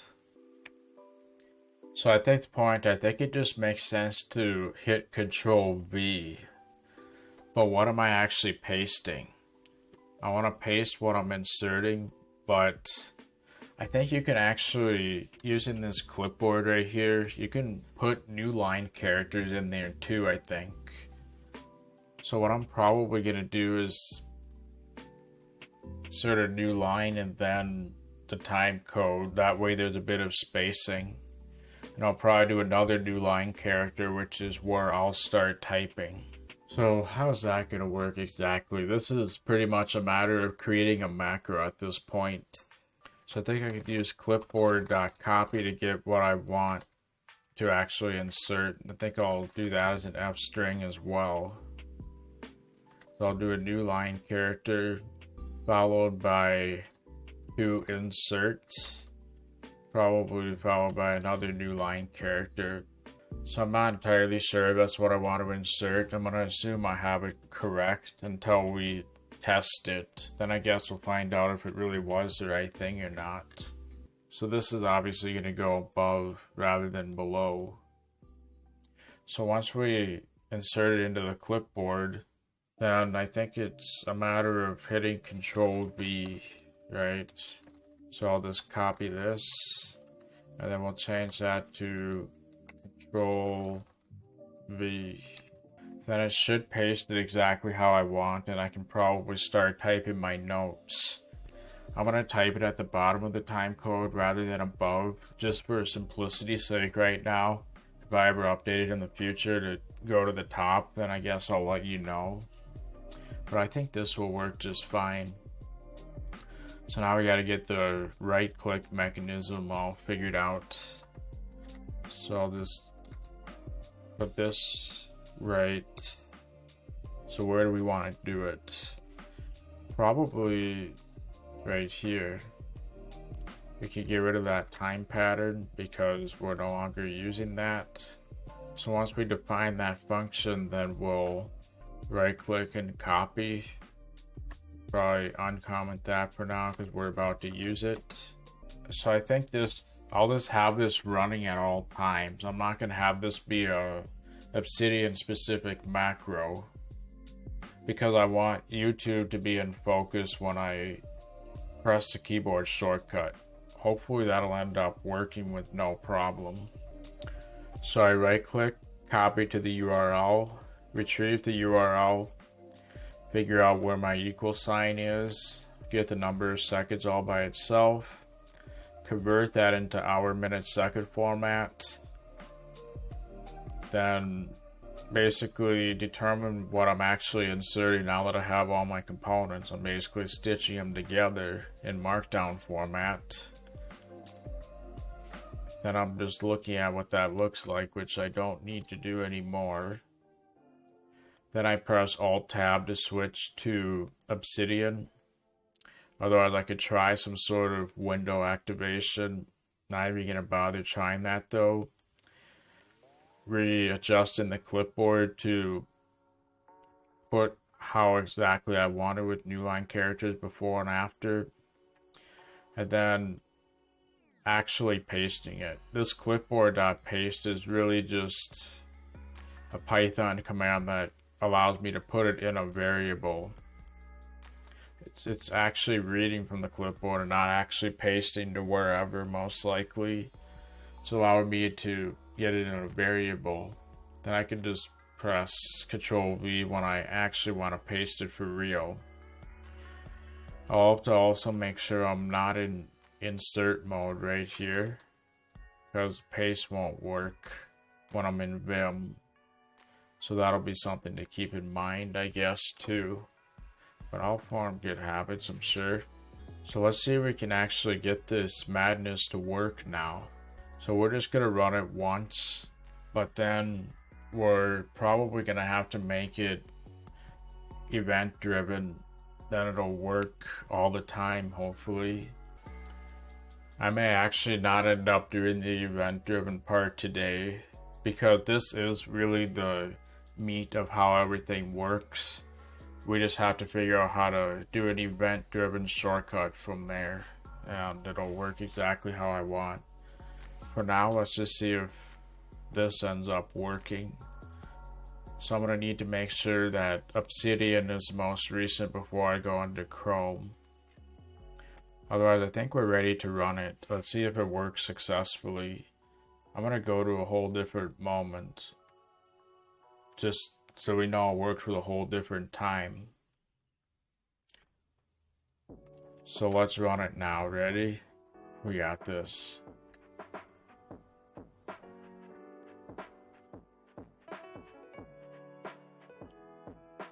Oh, that position's a little bit different.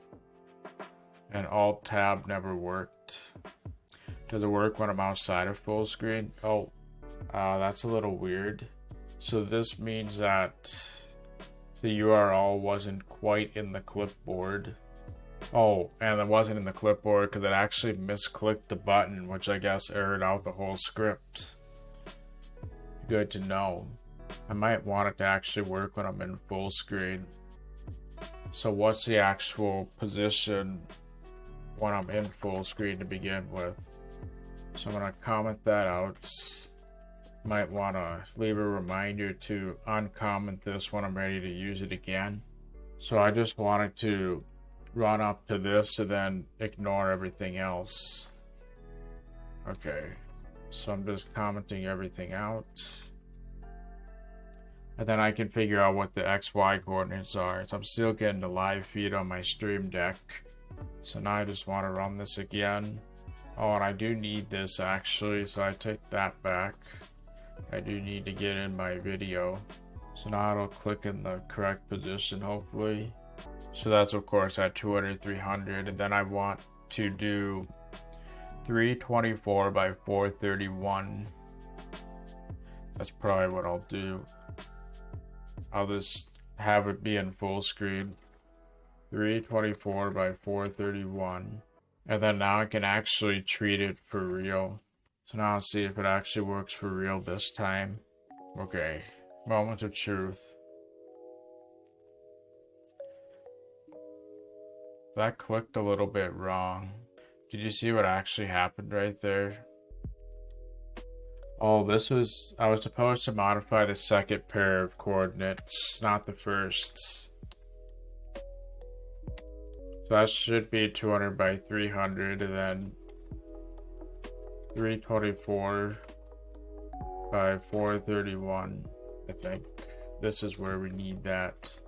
Creating macros can be kind of a pain, but it works nice when it works successfully. I wouldn't be surprised if even Microsoft Automate would be able to do something like this too. But again, I need something that works across all platforms. This should also work on Mac, I would think too. The coordinates might be a little bit different because the look is just a little different. Anyway, let's try it now that I've actually tweaked this a little bit. Moment of truth, ready? What just happened? So it didn't paste. It never pasted. When I manually paste it, then it works. Nice. But it didn't automatically work for whatever reason. Maybe because Obsidian wasn't quite in focus yet. I might need to give it a little bit of time before it does this, because maybe it was a little bit too fast. So I'm just gonna give it like a whole second. A little overkill, but I just want to make sure that's what it is, and then I'll dial it down. When you deal with macros and stuff, you have to do things one step at a time like this and look at things on an individual basis like that. So I'll just pick some random moment right here. Let's try to take notes on this particular moment now. These are some other notes. So then I think the way I want it spaced is probably like this. So I'll have my cursor here. Go back into YouTube. And then let's see if this works now. Yep.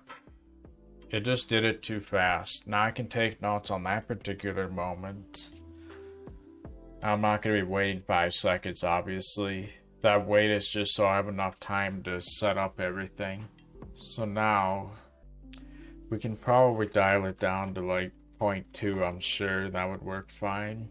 Maybe we should check real quickly and make sure it does.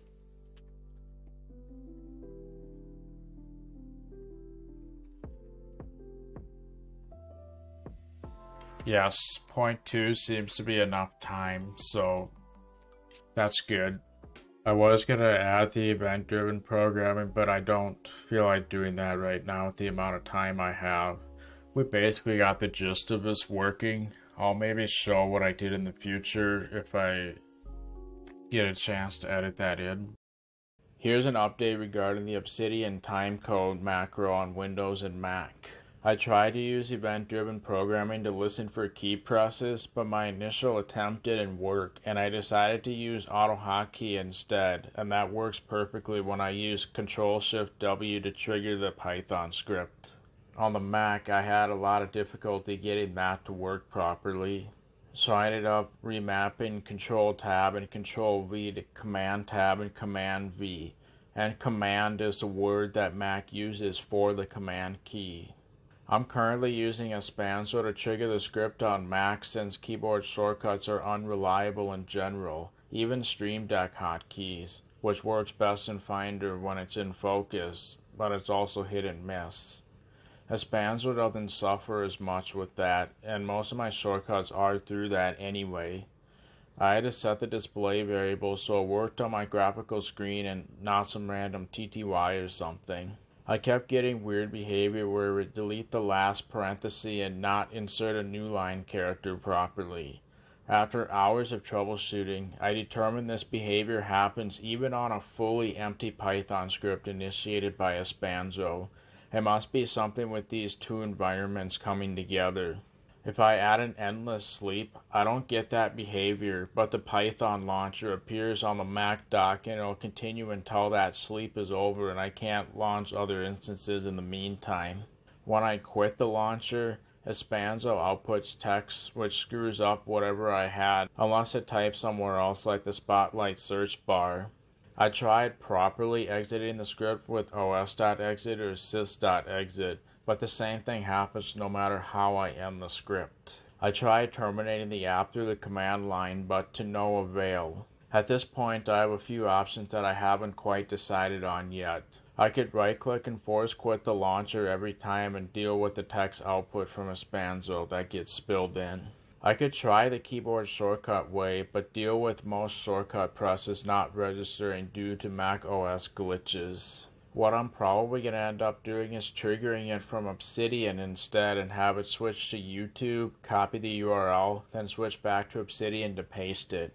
But even that has a risk of suffering the same problem as Espanzo does.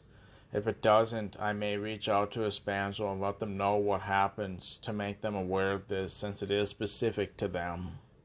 But for now, we got something that actually works quite well, I think, for video note taking. So now I can store all my notes right here and just take notes wherever I want and organize them all on this particular Kanban board, which is pretty sweet. Right here I got some more general notes, but video specific notes will go here. So I think that's actually going to be kind of a nice system. So there we go, that's basically how I'm doing the video note taking stuff now. Actually, let's see if we can get it to work in Mac. I think that's a reasonable compromise. Why don't we see if we can, I don't think it's really necessary because I'm sure the library will work. I may just have to adjust this a little bit. Otherwise, everything else should be virtually the same. I don't think it's really necessary. I'll maybe do some status update in the future if it's different than that, but if you want to do it in Mac, I challenge you to convert this into the Mac format. If you need the code, then write a comment and I'll reply by pasting this code, and then you can use it yourself and see if you can get this to work in Mac. Of course, I could get rid of the regular expression dependencies. I'm no longer using that. But yeah, if you need to use it in Mac or Linux, you can take this and convert it to that, I'm sure. Especially if you watch kind of how I went through this. Okay, now I'd like to show you the way I like to sync my Obsidian Vault with my phone. So there's two different ways I do that. That kind of depends on the situation. So, of course, you could do an Obsidian membership and sync that way. But I'd rather not do it that way since it's literally stored right on the file system. What I would rather do is either use a LAN transfer tool like Ducto. I like to use a program like Ducto, which allows me to transfer stuff on the local area network to my phone directly.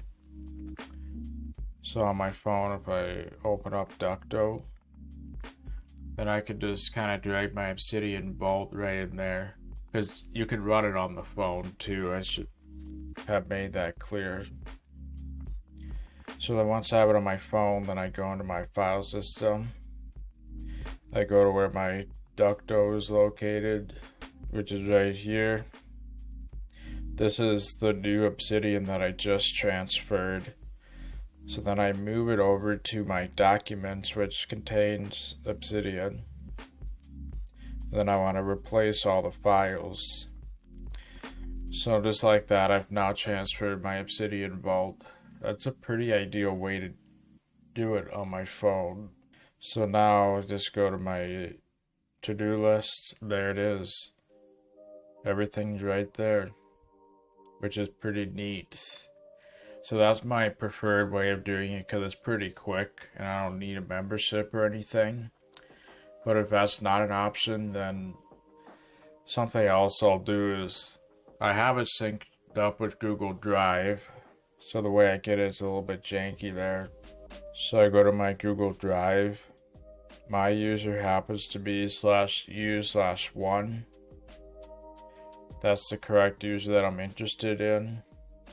And when I'm on the mobile site, for whatever reason, it just doesn't allow me to see my computer here on the side where I have it stored. I have to use a desktop site. Right here is glitching, so I'll just reload it. And then if I come to computers right here, just tap computers in the corner, double tap my computer, look for the Obsidian folder, and then click download. So if I forget to transfer with Ducto and I'm already gone, then I'll do it this way instead. So you can see it's zipping a file, then it's downloading it. So now I just open it up right here, extract. I just extract it where it naturally wants to do it. Then I have my folder, which I now move over to my Documents Obsidian folder and replace all the items. So that's how I do it if I'm doing this from the cloud. So I just kind of wanted to show how I get my Obsidian Vault on my phone. Those are the two different ways I do it based on the situation that actually happens. So related to that, the last thing I wanted to show on my phone was basically, remember the last video when I did my Android automation project, where I tried to automate force stopping an app so it doesn't keep freezing up on me? Well, here's what I actually do nowadays. I don't even use the automation anymore because Android actually has kind of a nice feature built in now. So what I do at this point is I, of course, have my app open. This is the app I use to control my hearing aids, and if you need a little bit of context, basically if it's been running for days at a time, the service, even if I've terminated the app, the service keeps running. And if it's run for days at a time, this app gets really laggy and it's a pain to deal with. But if I force stop the app, then the service is no longer running and it starts fresh and has its full performance basically. So right here, that was pretty responsive, but after a while it gets to be pretty laggy. So rather than just terminating the app, here's what I do now instead of my automation project. I come to here, click on this 2 active in background, hit stop right here, then terminate it. And I do that when I actually quit the app in the first place, and it works very well. So now I come to the app and it's got its full performance right away. I no longer use the Android automation anymore. This is what I do instead. So basically when I'm done with the app, go like this. Done. So now I no longer use that automation, so that's basically how that works. So yeah, okay, that's actually it for the agenda of this casual video. I got quite a lot of stuff I want to do in the next one that I was kind of hoping to do in this one as well, but I decided to split the agenda and I'm doing more simple items in this one. Then the next one's going to get more complicated, but now I've offloaded quite a bit of the agenda so it'll be more manageable. So I guess to tease what I plan on doing in the next casual video, I'm going to show a whole bunch of different things and we'll try to do GPU pass-through on Linux and stuff like that. I might do some other Obsidian related things, we'll have to wait and see. Then I'll just kind of update the status on various things I've shown in the past. I'll try to do another demonstration of host-based SSH authentication, which hopefully will go a lot better than it did the first time. Hopefully less surprises come up and it's more concise. And yeah, I'll just show a whole bunch of different things now that I tackled quite a few of the main items in the list.